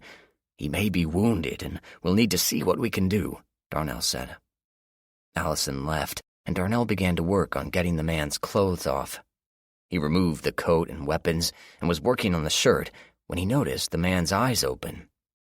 They were cloudy and full of fever, and Darnell suddenly worried the man had been bitten by a zombie, but he relaxed when the man focused on Darnell's face. "Trapped. We're trapped in the canyon," the man said weakly. "Who is trapped? Your group?" Darnell asked. "What canyon?" Darnell figured he knew, but he could be wrong. "Killed our leader. Dropped him over the edge," the man snarled, and Darnell felt pity for the man who watched his commander die in such a fashion. "Climbed out. They shot my partner. Shot me." The man lay back, and Darnell quickly checked him over. Sure enough, there was a hole in the man's back, right below his shoulder blade, leaking blood. How he had managed to get this far was a miracle by anyone's religion. "Rest easy, friend. We'll do what we can," Darnell said. "I'm done. Find Talon. Tell him where we are." The man's voice was weaker, more strained. Darnell held the man's hand. "Where is he?" he asked. "South. Find Talon," the man repeated, and then slumped as he let out a long, rasping breath. He didn't breathe in again. Darnell shook his head. "You died well, friend. Your commander would be proud of you."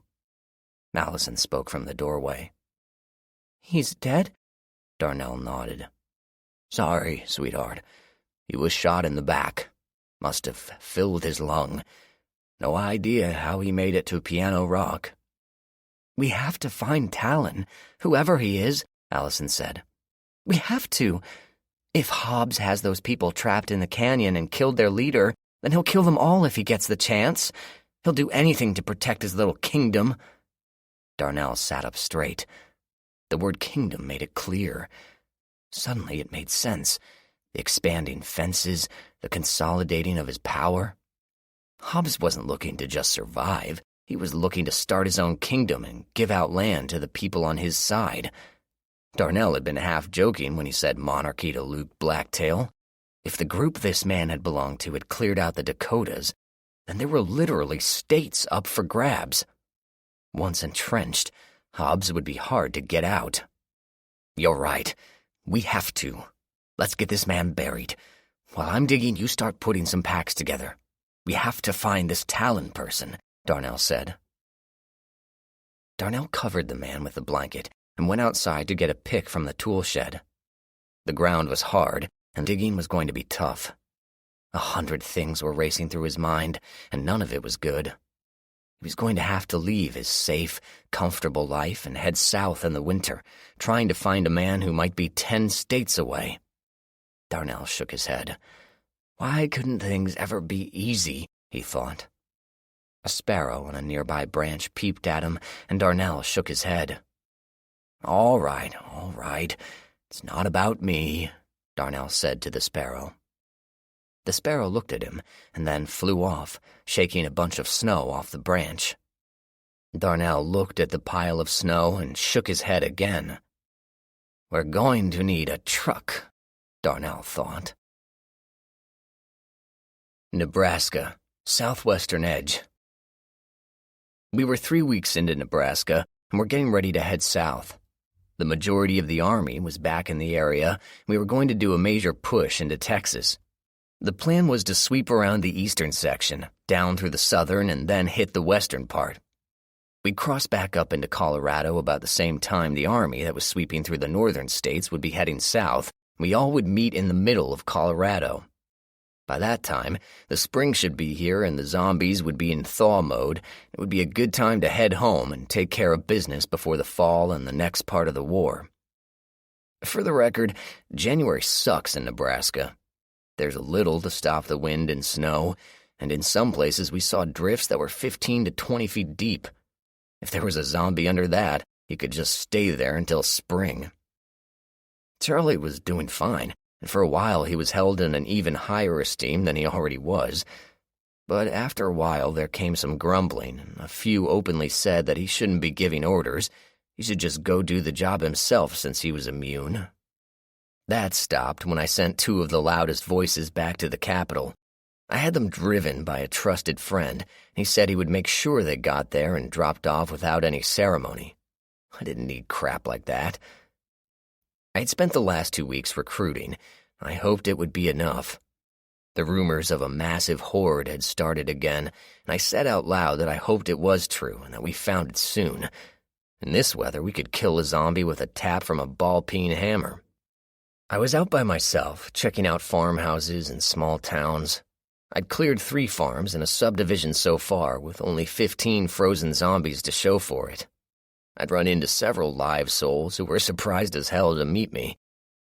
I had to make my way carefully around here, as the snow was all over the place and there hadn't been a plow for 4 years. A trio of houses was on the right, and I was hoping things would be the same. I pulled up to the first home and left the car in the road. I didn't plan on getting stuck in anyone's driveway and have to walk back to camp. I trudged through the snow, making my way to the first house. It was a brick, ranch-style home with a small shed out back. I knocked on the door first, since people who were still using their homes didn't really appreciate having the front door kicked in, especially during the winter. Duncan found that out the hard way. 2 more knocks, and I tried the handle.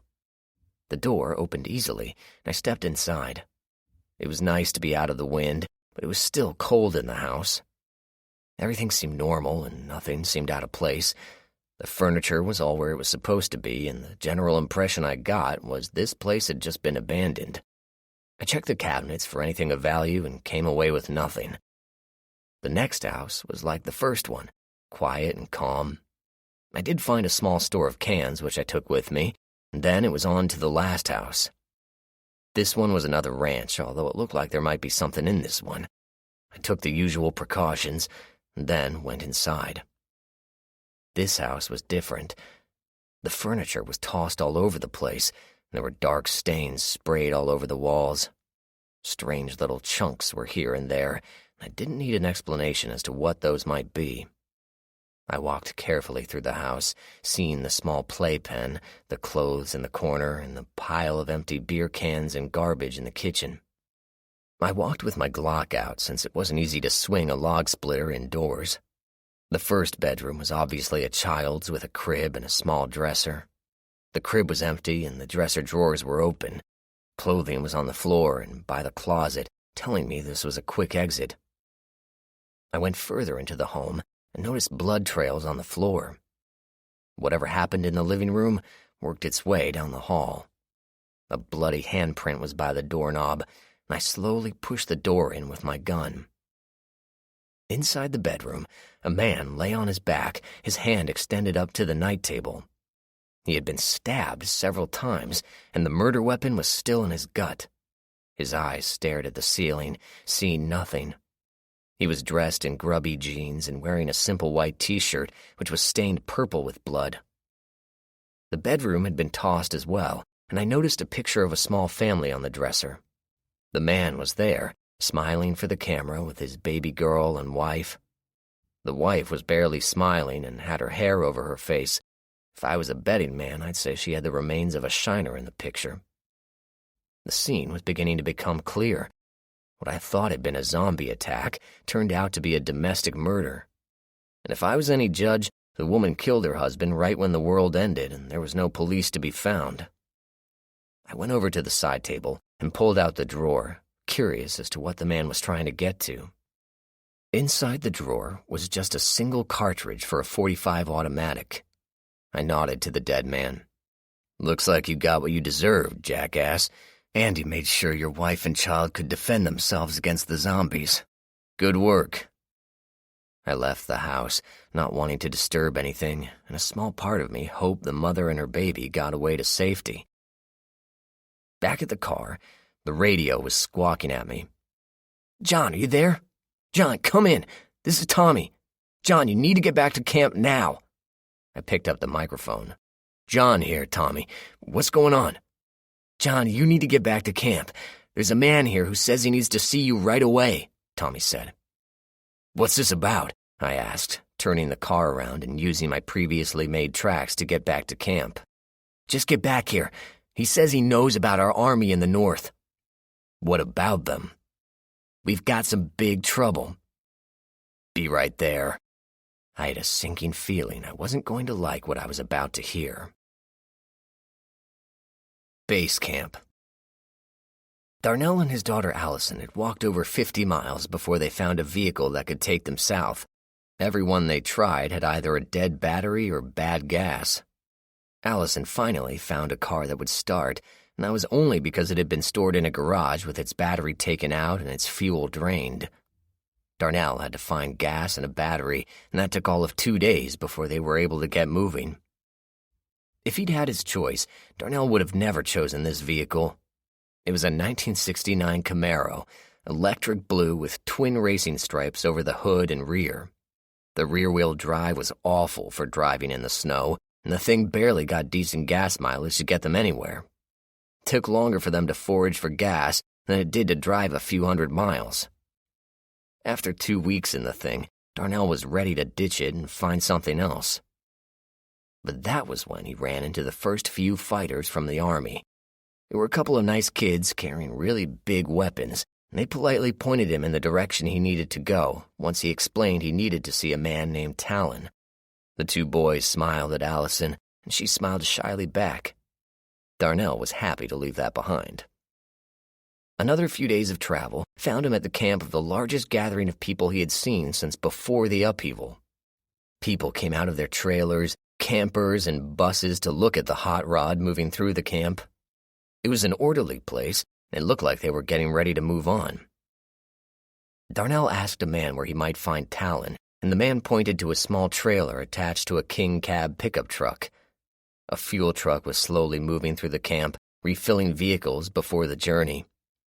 6 semi-trucks were parked on the road as well, and Darnell could see several men and women taking out supplies and putting in supplies. Darnell parked the car and got out, waiting for his daughter to get out as well. Several older gentlemen gave Darnell a thumbs up on his vehicle. At least, he hoped it was his vehicle and not his daughter. Tibbles knocked on the door of the trailer, and it was opened by a medium-sized man with light brown hair. He had a kind face, yet his eyes were penetrating. Darnell doubted he could get away with lying to this man.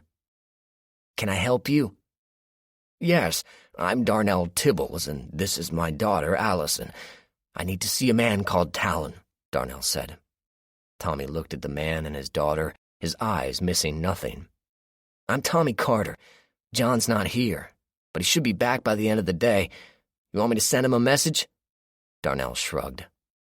"I need to talk to him. It's about the army you sent north." "What about them?" Tommy asked. "I think they are in serious trouble," Darnell said simply. "Come on in. You can tell Charlie and me about it," Tommy said, holding the door open. "Who's Charlie?" Allison asked, stepping into the trailer. "I am," Charlie said. "Charlie James, Deputy Commander-in-Chief of the Army of the New United States. What can I do for you?" Darnell and Allison were speechless for a moment. Charlie James was a huge man with broad shoulders and thick arms and legs.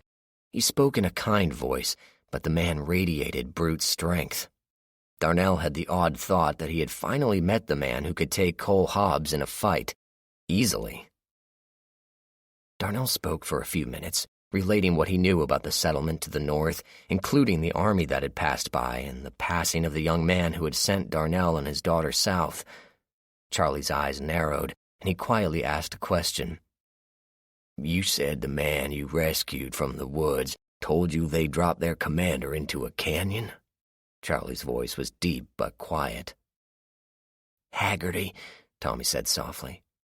He excused himself and went towards the front of the trailer. Darnell heard him talking to someone on the radio, and then he came back. "John's on his way," Tommy said to Charlie. Charlie nodded. "Good." He looked back at Darnell.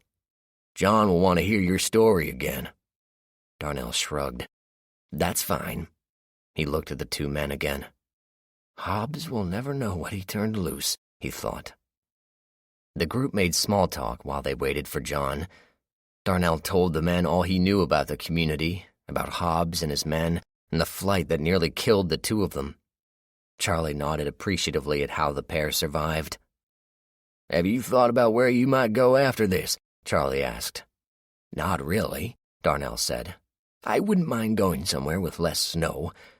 "I hear that," Tommy said. Charlie ignored him. "We could use a welder in the capital, but you're free to go wherever you want. There's communities all over the place that would welcome you and your daughter. I would bypass Missouri, though." "Thanks. We'll consider it." There was the sound of a car pulling up outside, and Tommy looked out the window. "John's here," he said. Darnell didn't really know what to expect. He figured this John Talon would be some sort of ex-military, a short fireplug of a man with a barreled chest and a perpetual cigar jammed in his teeth. The man who entered the trailer was the complete opposite of Darnell's expectations. He was tall and broad-shouldered, with powerful arms and hands. He moved like a large predator, deliberate and purposeful. If Charlie had impressed Darnell, John impressed him more. He looked like a man you would have to kill if you wanted to stop him. John's eyes found Darnell and locked in, sliding into the chair on the other side of the table. He never broke eye contact as he spoke. "I'm John Talon. You are?" "Darnell Tibbles. This is my daughter, Allison." "Hi," Allison said in a small voice. "Hello. Pleased to meet you both. Tommy says you have some information about some friends of ours," John asked. Darnell spent the next 10 minutes going over what he had told Charlie and Tommy. Darnell watched John's face tighten when he told of the dying man's recounting of the death of their leader, and he could almost see the gears turning in John's head as he thought about what he had been told. After Darnell finished, John nodded. "You have my thanks, Mr. Tibbles. I owe you a debt. If you need anything, just say so. We'll provision you and set you up to go wherever you want." "Is that Camaro yours?" John asked. "Yes," Darnell answered. "Please trade me for something else.